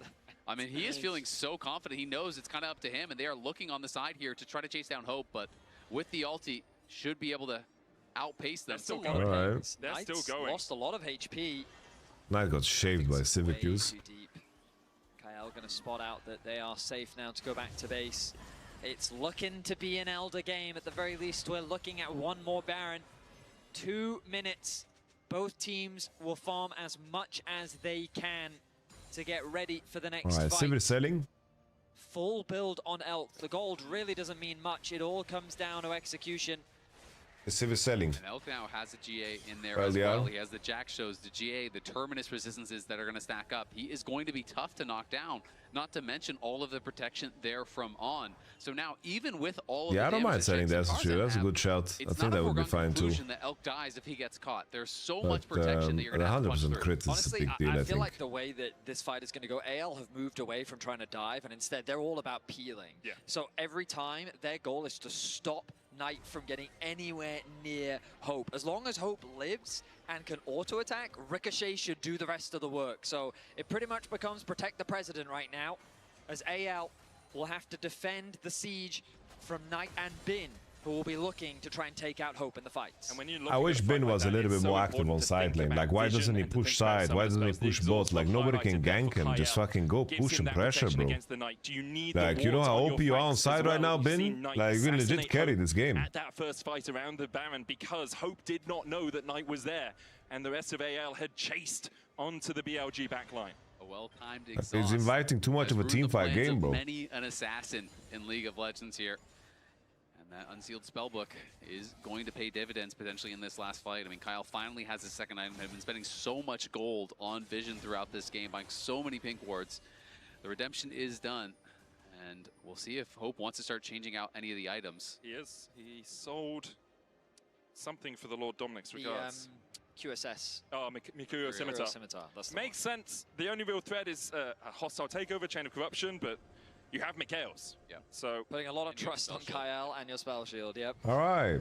Rightfully there so. we have it, I guys. feel like those are two trusty things. I mean, if you're going to Hope is ready to kill in the people. LPL, I think Kyle probably. It would be funny if he gets CC'd by something. Right now. It would be fucking hilarious. Try and get control over the Baron River.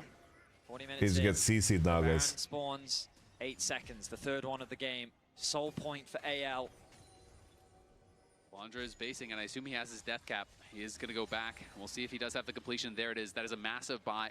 We have to check in again on the fact that the GAs are now active and ready. There are 3 available here. Tarzan has 1, Bin has 1, Elk has 1. There's multiple Beishwan, Labrov, And Pansama. From that Renata, especially if Knight is diving in, the bailout just gives you that little extra damage. One more 5-point strike could be the difference between reviving and dying. The Drake up in 5 seconds time, AL on sole point, but not setting up around it at all. Bin could just solo it though. AL are very heavily committed towards the top side of the map, so we'll see if Bin wants AL to kind of play like they're hoping and waiting for a mistake to happen. There's the on the hunt immediately, ball breaker forward, there's a hook back as well, and On is down before he can pop the hostile takeover. AL will turn their eyes towards the Baron and BLG. Are you going to fight this? Beishwan and Knight stepping in. Elk there as well, but it looks like BLG will what a give nice up the snap ghost, from take Tarzan. the Drake, lose the Baron. Tarzan Exactly. is, You know they're not going to fight Tarzan it is because so Bin is on fucking that dragon, insane, bro. soloing it down. They do not get soul, but at least they deny soul. Explosive engage there, finds the Renata, and now the question is, can you hold the line here against the Baron buff? Hope's ultimate comes off cooldown very quickly, and they're already making their way towards that top tower.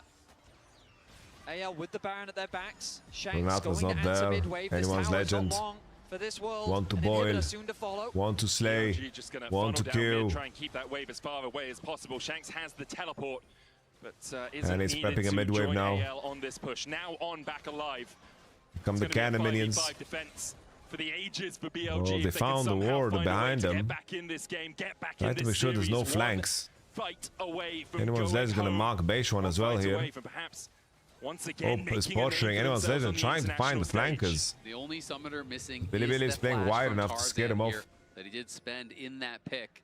On didn't use anything, just accepted his fate there.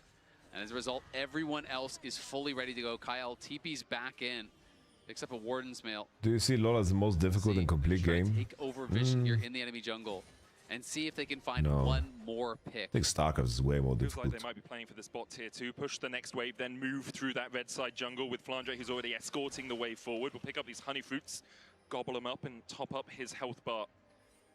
Bin is revealed on that top wave now, so now they are going to push in earnest. They know they have the extra man here. They're going to push very aggressively. There is a potential TP ward back behind Flandre, but it's Hope pushing mid lane now.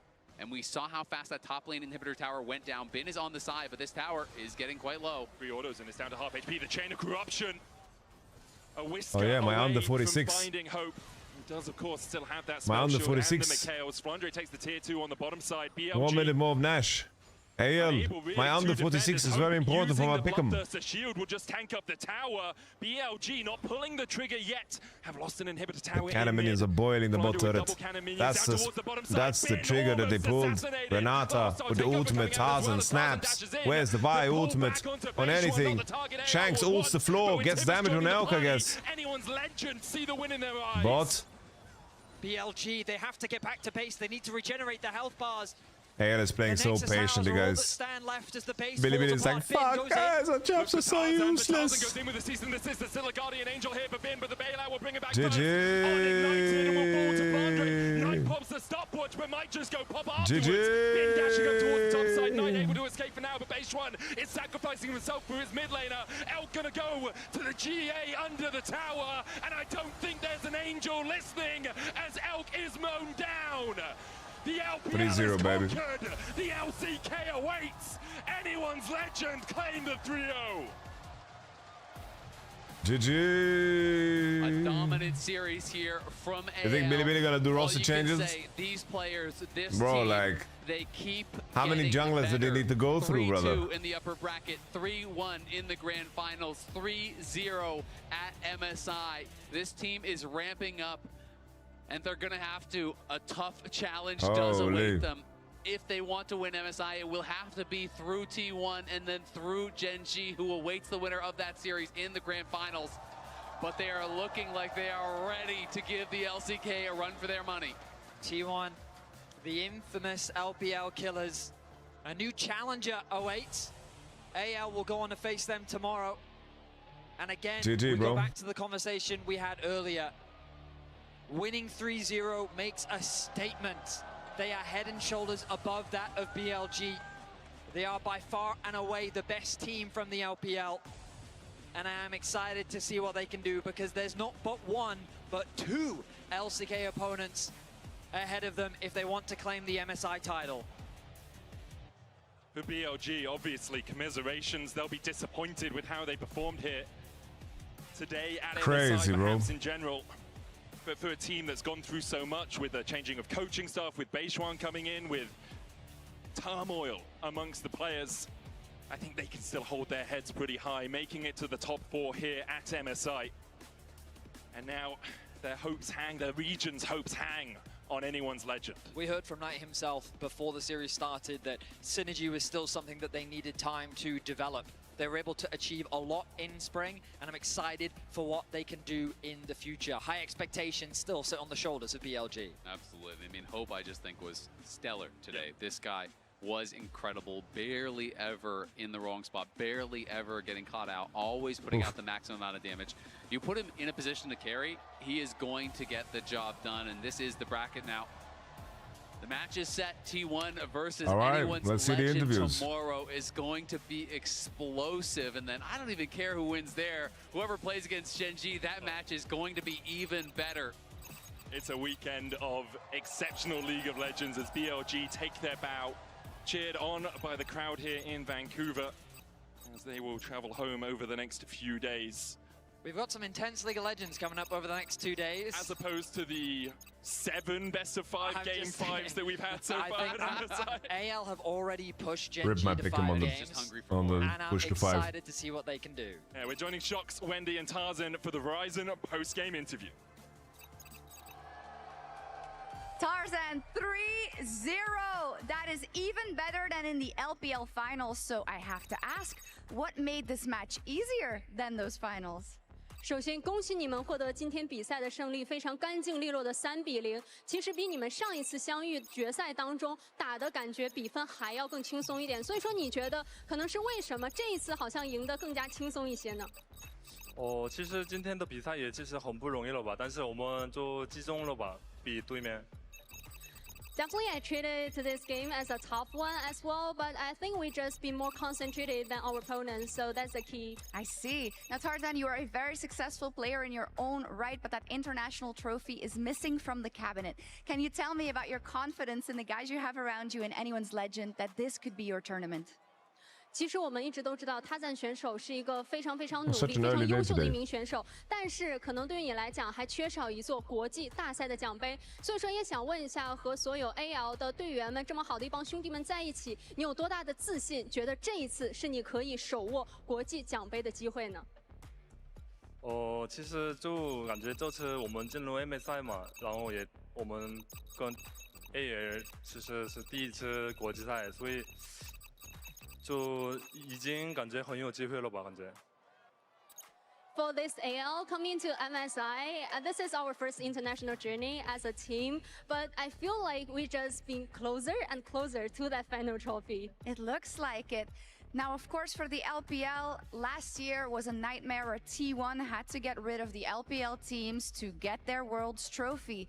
Now This Bilibili is worse than Top Esports. Bro, Top Esports Esports lost to you have to go fucking through 2 Korean teams Western if you teams, do bro. want to win the trophy here. Whatever you want to say, about the Bilibili challenge ahead, fucking about T1, cook about people. Genji, who are all standing in your way?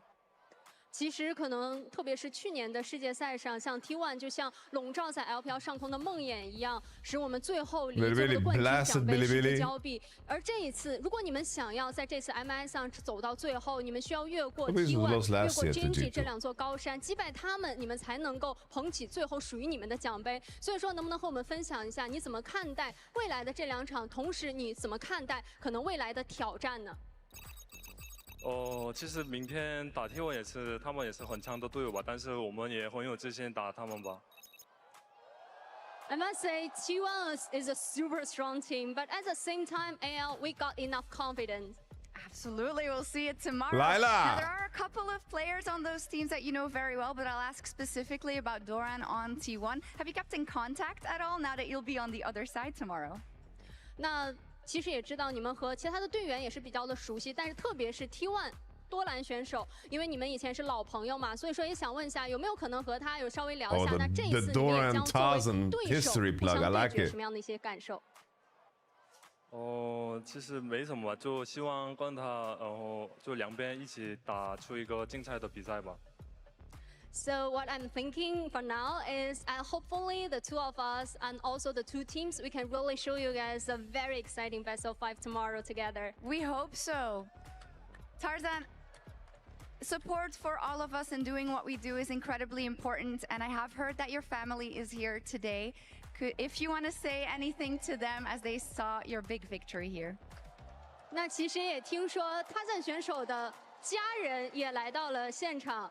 사실 타잔 선수의 부모님도 평장에 오셨고 혹시 부모님들한테 하고 싶은 말씀 있으세요? 要不要对家人朋友们说一句? 일단 멀리서 와주셔서 감사하고 내일도 화이팅 할게요.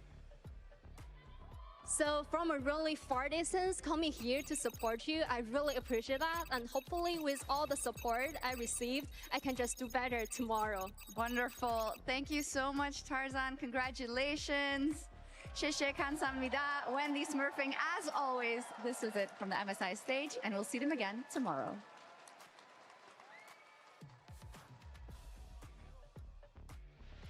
Thank you, Shox. Thank you, Wendy. We love supportive parents here in esports. And yeah, that was a crushing 3-0. I'm going to come to you, Chronicler, first. Why? I don't know. I think you had some. I don't know what you're. Yeah. But yeah. I took a bit of a swing and a miss on that one. Can't be mad after seeing that gameplay. I think especially in that third game. Chronicler predicted 3-2 Bilibili, guys. We also saw very clearly why the series wasn't close. When it comes to the consistency, this team just stands above. And BLG, frankly, wasn't even close. Yeah. I think I'm trying to get Tabe. Yeah, we have a special guest joining us. Tabe is going to be at the desk with us to wrap up the day. Thank you he's so about much to for leak the joining pics. us. I know. That was a 3-0. It's fine. Put on the headset. We're going to come to you in just a second. Any first comments on winning 3-0 today? I think both our players and the draft outplayed our enemy team. In this most recent draft, you picked Gwen really early. I know in previous matchups with BLG, Bin has had that kind of power counter pick. I'm thinking specifically of the Mbessa that you early picked, and he responded with Camille. How worried were you about this Fiora? Actually, during Game 3, the draft was like we are on roller coaster because because we knew that if we just ban in common sense way, they will get Ferris or 5x3 or Gwen. So we decided to challenge ourselves. We released 3 champions, like you see, Ferris, Vi, and Gwen. Yeah, we knew that if our opponent pick 1, we get 2. So maybe this is a challenge for us to tackle. But I know that Bin is superior player, he can play whatever against Gwen, but we knew that our whole team compo better, then we can win the game. I agree. We see a lot of reactions from you backstage, of course. Very hyped, very stressed sometimes. How often do you get stressed seeing your team play? To be honest, I will only be hyped and stressed when I think enemy team is good. All right. Yeah, because I think BLG today is very strong. We have prepared a lot about the in-game decision making and also the draft. Maybe if tomorrow we can win LCK, you guys can see me more excited. Tabe, I wanted to ask you as well. As we can see in many of these clips, even though BLG sometimes found moments when it comes to the lane, I think you guys team fighting today wasn't even close. How do you think that the team fighting have been going? I think even throughout this MSI, we've seen a big development in that. And how are you looking to take that into tomorrow's match as well? In this particular game against BLG, all of us knew that they have superior lanes. Their lanes always performed really well. So we tried to swap lanes and we tried to get more neutral resources like the Drake and the Crux. But maybe we have to change tactics against LCK tomorrow, but I cannot say here. Of course. We actually have chosen Tarzan to be the Oppo player of the series. So anything you want to tell us about his performance, not only during this series, but the entire MSI? Because when I interviewed him on stage, he was telling me that this is my responsibility. This team is my responsibility. I have to make sure that they're all going to perform well. Tarzan is a very cute, kind, and gentle person. When he first joined our team, I sensed that he has the leadership, which I mentioned in couple interviews already. But till now, when our enemy's level is higher and higher, not only him, all of us, the responsibility and the capability of securing challenges will be higher. But all the moments during our daily life and scrims, Tarzan is like the light in the harbor, you know? He will guide us to push our limits through the dark ocean, to let us like have a safe trip on the boat. So today he always helped us a lot during the drafts. He carries the boats. Communication, he will always encourage all the players, calm down, we can still win, we exchange, and never give up, and always seeking the right place to fight, to let us to turn back. Especially in game 1, we are behind, right? And he always keep on communication. But the most important thing that I want to point out is he is really a leader, a captain, and the spirit of the team. I knew you were a great coach. I didn't know you were a poet as well. Oh my God, that was great. Spitting facts beautifully. That was amazing. And the next challenge, of course, is going to be T1. And then after that, Genji. Now, I know you can't say too much. You don't want to say too much. But is there any takeaways that you have from the series that we've seen between T1 and Genji yesterday? What do you mean by takeaway? Anything that you understood from both teams. What is the highlights of that series for you when it comes to both teams? After our game lost against Genji, and we played against them before, right? And we saw the games yesterday. They played against T1, which was a very spectacular series. I think we have to move, how do I say, we have to evolve to that stage, then we can win enemy's team. But I think it is very hard for us, but we knew that it's hard, so I don't care. It's hard, you know? Everyone knows that in the world, LCK teams are very difficult to play against, but we will try. We'll try our best. And all the team and Tarzan and me we will just strive our best and to challenge. All right, perfect. No leaking strats. Let's stop here for this one. Last question for you, Tabe. Oh, I don't no. know if you heard, but Don't joke about this. First, a lot of people waiting for you here. And entire there were cheering so many section. people cheering for you today. When you came off stage after every draft, when you came onto the stage at the end of the series, is there any message that you have to your English-speaking fans? Yes, I really heard that fans are cheering for me. Yeah, because I heard a lot of Tabe. I really wanted to turn my side and say thumbs up, yeah, and hi. Yeah, but you know, I was afraid to do this action because I'm afraid of losing too. So, but I am glad that fans are willing to come here to support our team. Thank you very much.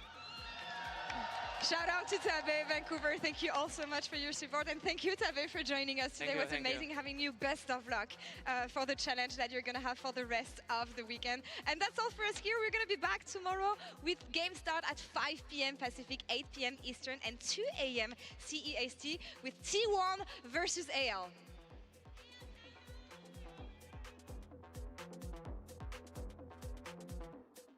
All right. Bin trying to get on the back line as well with the counter strike, but Bin. Are there any? Do the homies have any interviews? Dom, Keidru, they all stopped their stream. No interviews. Where did you download it? Bloodborne on PlayStation, brother.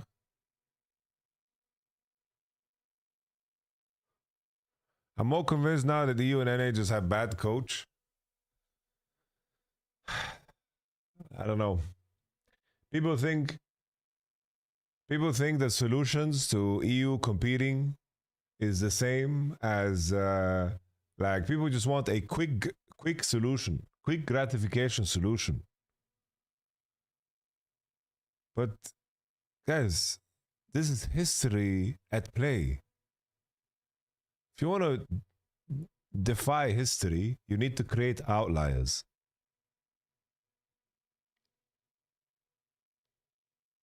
But Europe and North America, the core is currently poisoned.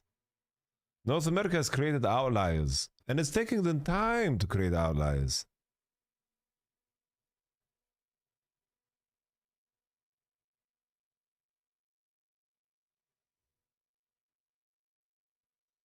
Bro, dissing him out unironically. Bro, when I was coaching, EU was still relevant at the international stage, so it's all good. And I had to go back to Korea for Korea to win Worlds. So I take that dub. That one winning Worlds wouldn't have happened without me coaching in that region. They got clapped by China back to back before I went to Korea, guys. Look, I coached in Europe 2018, 2019. Europe was competitive, bro. I left, collapse.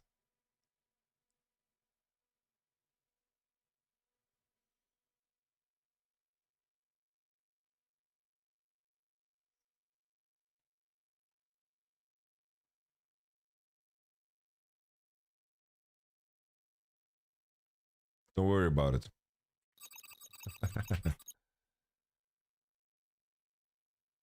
I hear most Asian coaches say they're playing games non-stop and scream most day.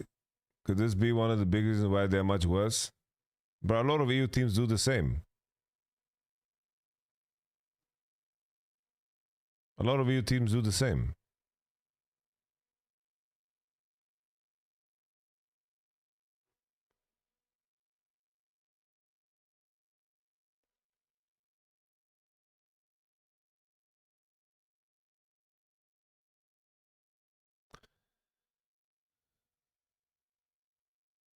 When will LC win Worlds? Never. They'll never win Worlds. It's not gonna happen. Never.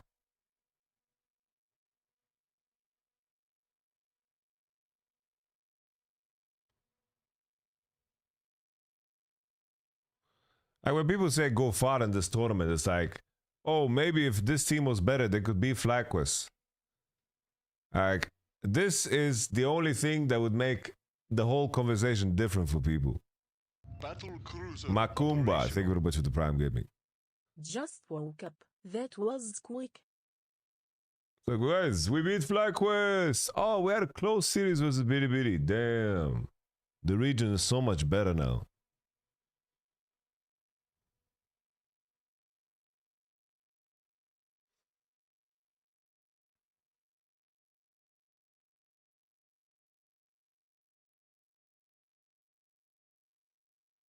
Thank you very much, Macumba.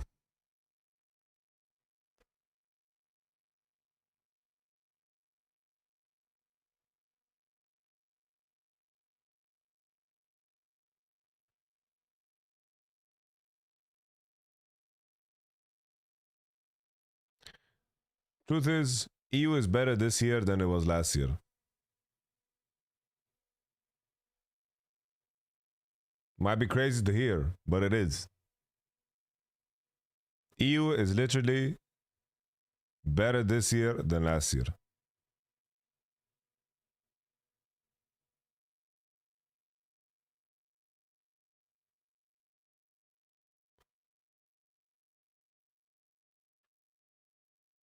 Guys, last year we had a KC that didn't do shit.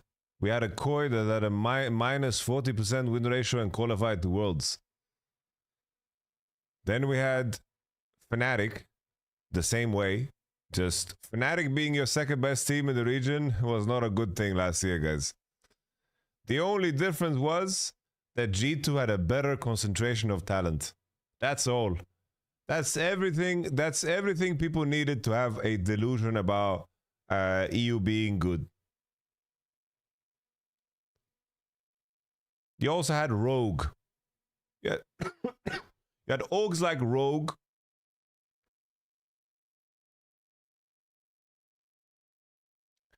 Europe has been ass, but this year, this year, a lot of good steps were made, bro. A lot of good steps were made, man. But it takes time. Shit like this takes time. And obviously, guys, if I jumped into a team and I made an audit of how much fucking time they waste and how much time they fuck around and how much inefficient they are, I'm sure I could find a million for Europe. But the discussion that is happening around this is so bullshit, I think, for the most part of what I'm reading. It's gonna be players that don't work hard and so forth, but guys, there's a lot of teams that worked hard and they didn't accomplish shit. Sometimes it takes time. Do you think EU has a talent issue? No. My pleasure. My pleasure, baby pig. I just joined. Can I get some context? No, not really. I'm moving on.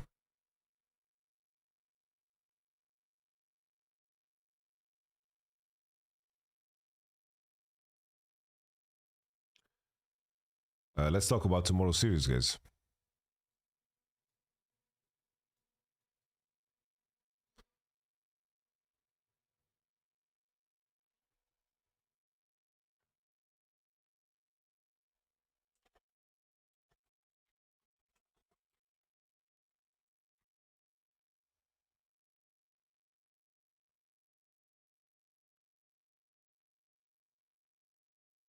Are you going to review the series from today?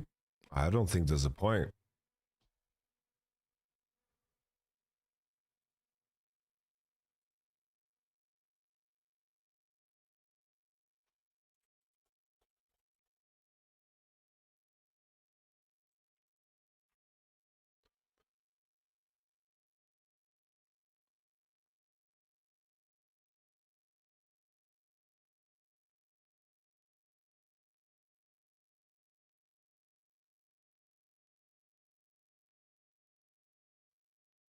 All right.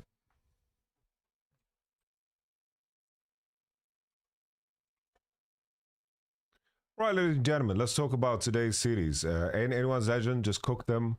I think the positives of Bilibili, if anything, is that finally Ben played some of his unique champions. He finally got 50 CS leads on Jax and Fiora. That was nice to see. I think that Anyone's Legends draft strategy was super smart. the Bad Wukong in the 4-5. They gave themselves, like, they could always recognize which tools they needed to find. I think that in terms of champion pool, Anyone's Legends is crazy. I think the amount of pairings they can play with jungle and support is insanely impressive, and Shank's pool just goes so damn deep. I think currently Shanks is just by far the best performing mid lane. And I think if anything, if AO is going to find a way to win this tournament, which is insanely hard from the lower bracket and to beat Genji, it is because of how well Shanks is performing. And how, you know, poorly currently Chovy and Faker are performing. Chovy by his standards, and like Chovy is, you know, making mistakes that he wouldn't do over in the LCK, you know? I think you can even go so far to say that Chovy is maybe the weakest performer on his team. But one series at a time. Anyone's Legend, I think in this one, Bilibili just play champions they're not comfortable with. Azir, Corki on AD. Like Anyone's Legend just out-team fought them, even though they gave away a couple of advantages to Jax. It was a nice swap that Bilibili did. In game 2, Anyone's Legend just won skirmishes.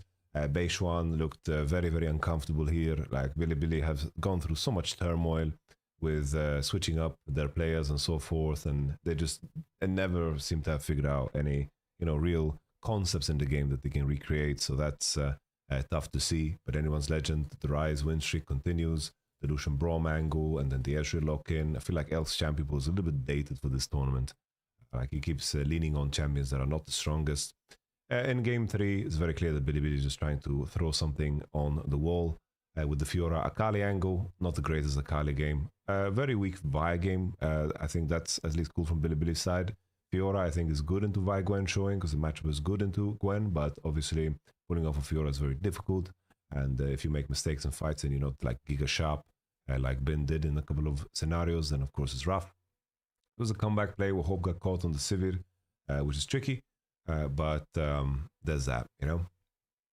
I think this series, Bilibili, very clear that they were the 4th best, you know, team at this tournament. They were the worst, you know, LCK LPL team, like everybody predicted.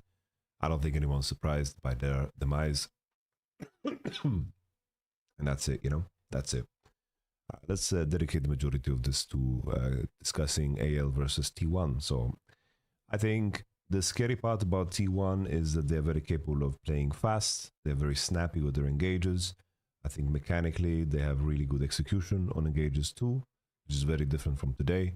AL sometimes do slip up, and I think that AL and T1 are going to invite skirmishes really, really heavily.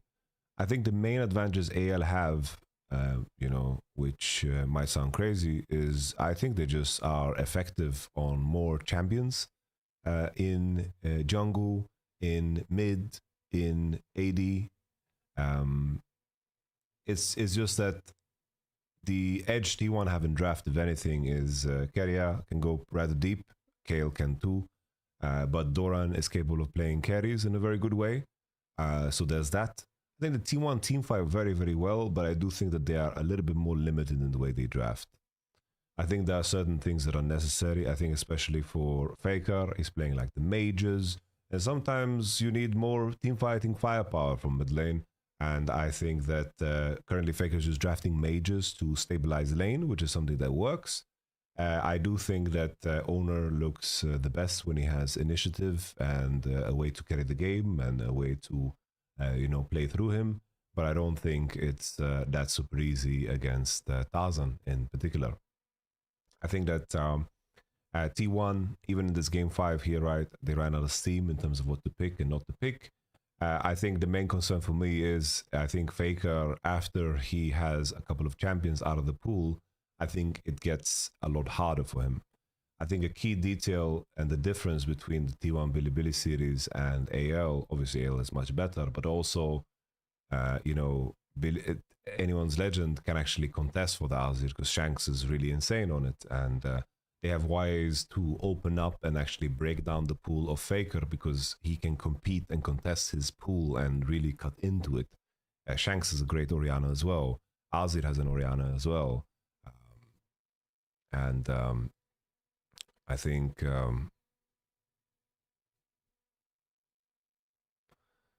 there's that, you know. T1 though, I do think that they are very scary to play against because they move on the map very fast. They are very, very sharp together on playing on tempo. I think that Owner and Keria as a duo is very vicious, but I think that, you know, the same can be said for Anyone's Legend. I think there's a lot of things that are pointing to Anyone's Legend being favored, but I do think that T1, like, there are moments when the pressure gets higher, the intangibles are so easily measurable when it comes to T1, and I think that matters. I think that, for example, individually, I think that like Tarzan is comparable and better than Owner with what he's seen so far. I think that Shanks has played much better than Faker at this tournament so far. I think Doran, I think, has had a fantastic tournament. I don't give a damn. Like, people are going to say, well, you engaged and then they lost the game 5. I don't care. Like, he played insane that whole series. Like, I think Doran's been fucking tremendous. Doran has been fantastic. I think Keria has been really good too. I think Kyle started slow, but he got better and better over time. I think Hope has been fantastic as well. I think Guma plays stable, you know? He plays stable. I think Guma is very stable. But I haven't seen like a game yet where the game was won or broken or decided by something that Gumayushi did. I think that he plays stable and he is very relevant, you know? But I have not been wowed by anything that Gumayushi has offered, really, you know? I think like that Koki game, he did a lot of good damage, good DPS, but like the highlight reel of Ruler and Hope as well is just way better, you know? They have stepped up to the plate and carried, and I think that Gumayushi is a very, very stable presence for the team, but I don't think he's been like incredible in terms of stepping up to the plate, you know? Because I do think that T1 right now, their biggest weapons are in Doran, in Keria, and also in Owner. I think that Gumayushi is just a stable force, and that's where we're at, you know? Just a stable force. I wouldn't say with ease that Gumayushi is better than Hope. I think that Gumayushi is just, as I mentioned, plays very, very stable games, finds ways to get his gold while his teammates does what he want to do. And that's not like a negative, you know? That's not a negative. It's just that Gumayushi is more of a role player on the current version of T1. And being that gives space to, of course, you know, players like Keria and Owner to perform. You know, you can't have only heroes on this team. I think Gumayushi is a great player, but he plays a stable game. I think his role is very different to like I think Hope can play in and out of many different roles. Like he can drop a Sivir game, a Kaiser game, you know, and he can play the Varus and the Jin and so forth. That of course Gumayushi loves to play too.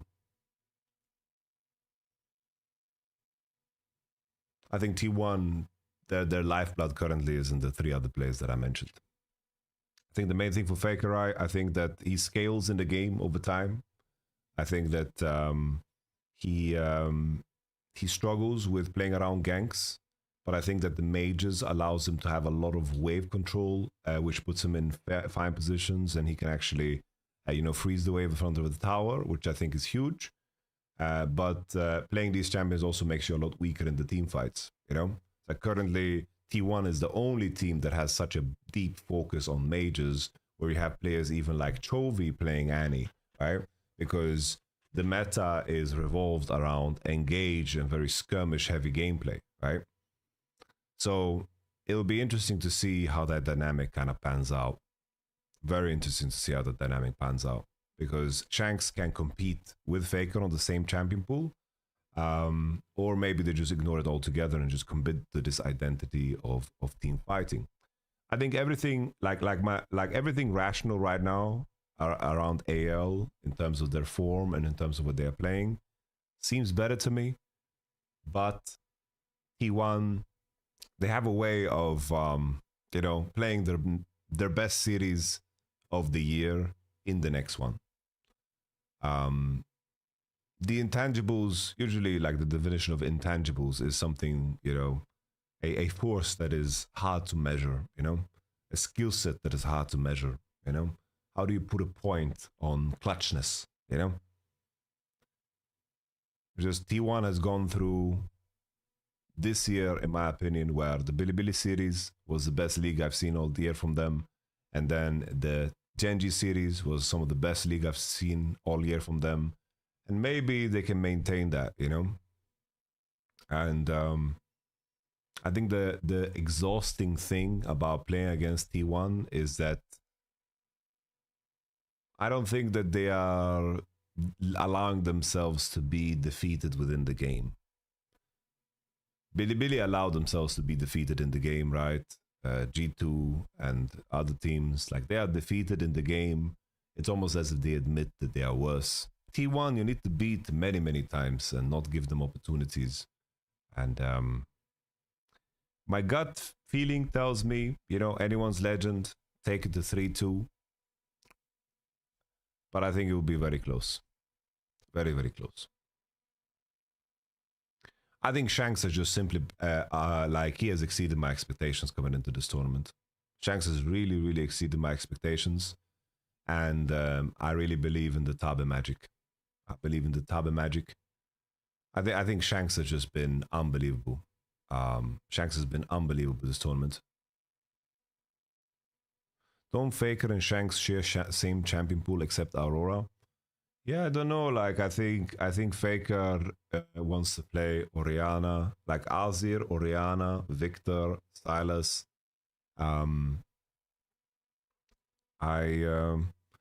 It's always hard to judge because before yesterday I didn't think he wants to play Talia, and then he slammed Talia, right, and played it, and it was one of their wins. Ari is very weak. They didn't have big prio on Rise, but in regional split they had big prio on Rise. They had prio on Annie, and then it shifts. Like it seems as if you know, Faker has recognized that he needs to play something that is more lane dominant. That's what it seems, you know, because it's not a question like it's the same. Like Owner knows how to play Sejuani, but does it work in the context of his team? I don't think so. Like, you have to keep in mind, even though you're playing something and can be good individually on something, that is still, you know, a question to be answered, you know. Doran is currently top 3 players in the world, in my opinion. Oh, I think that's a bit of a stretch.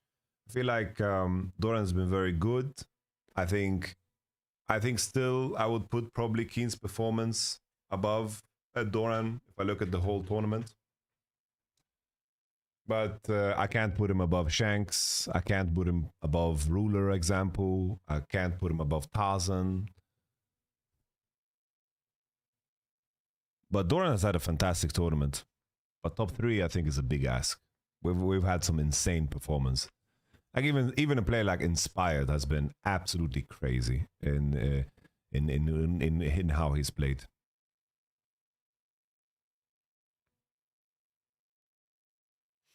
Ruler was decent against Hope, I think. Yeah, I feel bad for Doran. I already mentioned it in the previous rundown. I feel very bad for Doran because I do believe that he was insane in yesterday's series.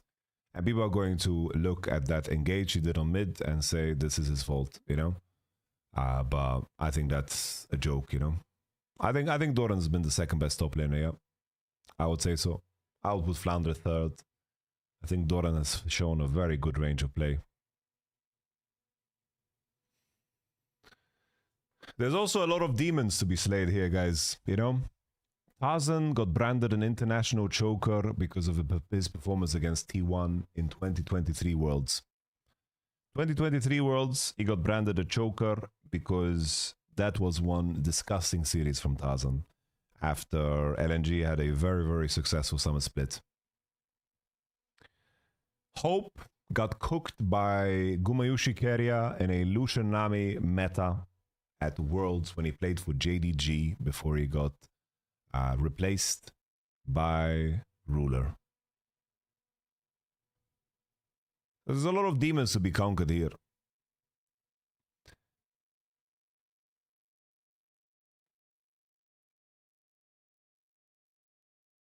Nah, Keen has had a better tournament than he played in LCK. I thought in LCK he played kind of just fine, but I think Keen in the series against anyone's legend, like, please don't forget this series.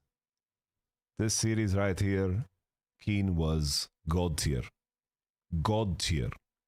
Don't forget about this. And even in the T1 series, like, even though I think Doran had a better series, if I would score it, like a 9 to maybe Keen's 8, Genji, he still had a solid Gwen game. He had a fucking insane K'Sante game. Like, this K'Sante game was insane. I think the Poppy game was pretty bad, but it just seemed like he was forced to play Poppy in a shit Poppy game because Canyon wanted to play Zed. So it's like, even then, you know, even then. Keen is Genji's best performing player by far. I think by far is a stretch. I think Canyon and Duro have had a crazy good tournament. Crazy good tournament from Duro and Canyon. So by far is a stretch. Because Duro and Canyon have been insane, I think. In this best of 5 they were insane, and also in this best of 5 they were insane against AO. Chovy is still doing well. I think Chovy is still the 3rd best performing mid laner at this tournament, but he's quite far from the dominant Chovy that we knew in Korea, you know? Duro has been more consistent than Canyon, yes, but Canyon has had way higher highs. Like, Canyon has done some crazy shit at this tournament. Like, crazy shit. Like, absolutely nuts. 3rd, who's 2nd? Unironically, Hongkyu.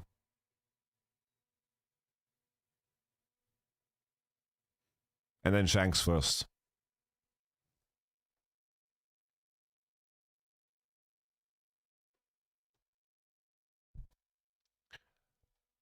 I don't think Faker outperformed Chovy yesterday, and that was a bad series for Chovy.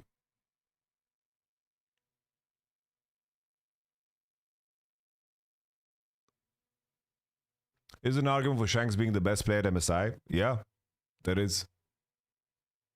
Like, best performing player, yeah. I think it's hard to call someone the best player.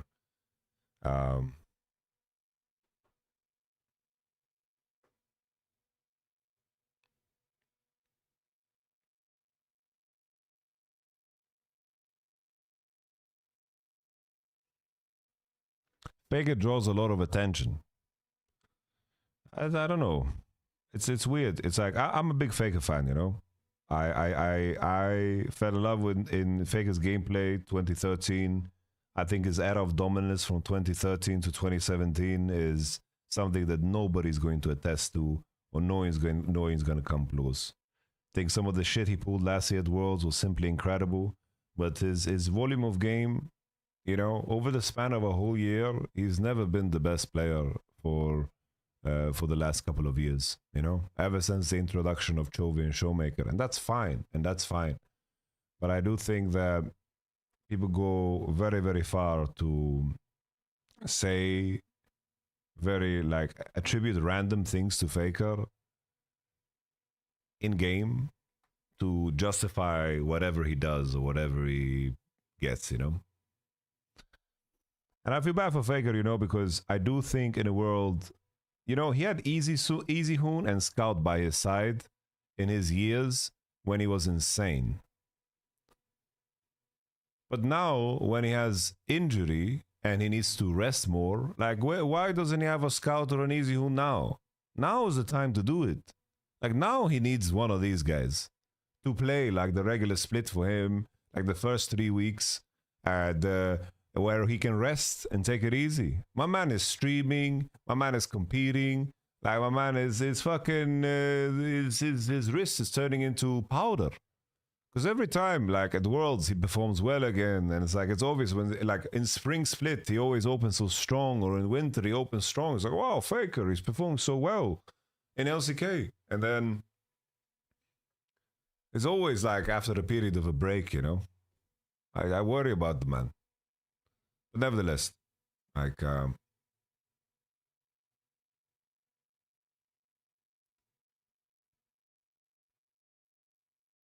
what if he doesn't want sub player and want to be starter?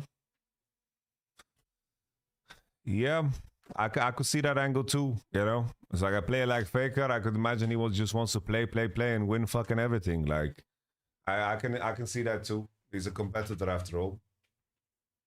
But it is sad that we lost games of Faker where they played Easy Hoon when Faker was in his prime. And that to me is sad. And then now when he needs backup, he doesn't have backup. And that to me is sad.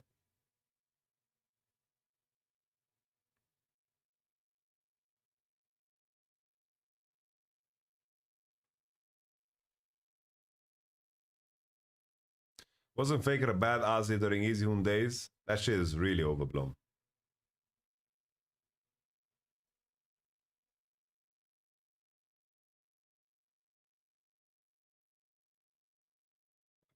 I don't know.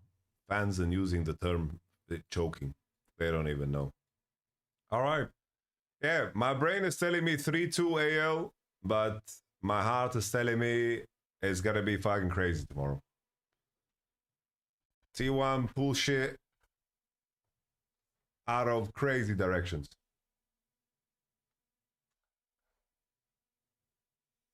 If people are predicting T1, I know where it's coming from. You know? Because it's either this. It's like, do you believe in the intangibles of T1? You predict T1. Do you believe in the form of Tarzan, Shanks, and Tabe drafting and all this jazz? You know? Then AL win. It's just, are you predicting with your mind or your heart? Because in this case, I will say both can be right. Both can be right. Because in the end, I always bring this up.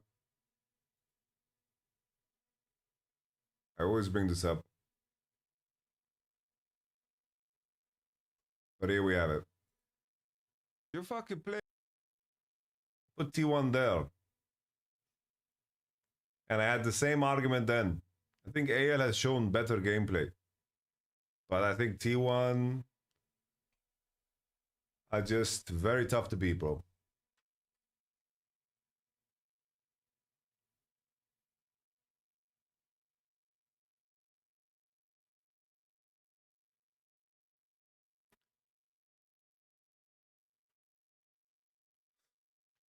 Yeah, obviously. You don't need to point out. FlyQuest, I would move them to the left here, and Koi, I would move them down one step. But my CFO call ended up good. I think CFO versus FlyQuest would be so fucking fun. Really fun. Excuse me. All right. Early night to me. Early night for me, guys. CFO beats Billy, right? Oh, I'm not so sure. Not so sure. See you guys tomorrow, my homies. Only 2 nights left, and then I can find a way to get healthy. Are you streaming EWC? I'm not so sure. I'm not so sure.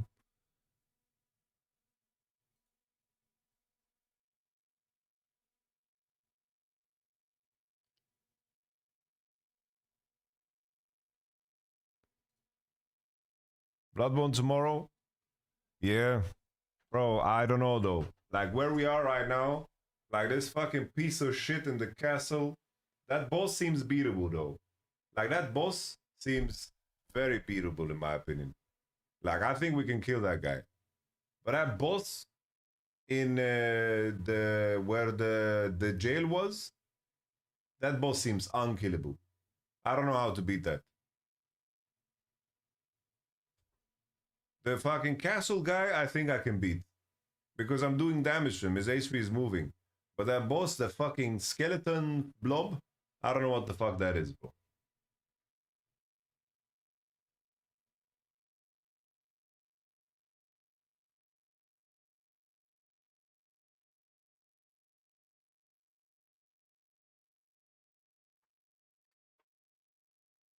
Okay, tomorrow we're gonna do the rune dungeon, guys. We're gonna do the rune dungeon, and then we are going to be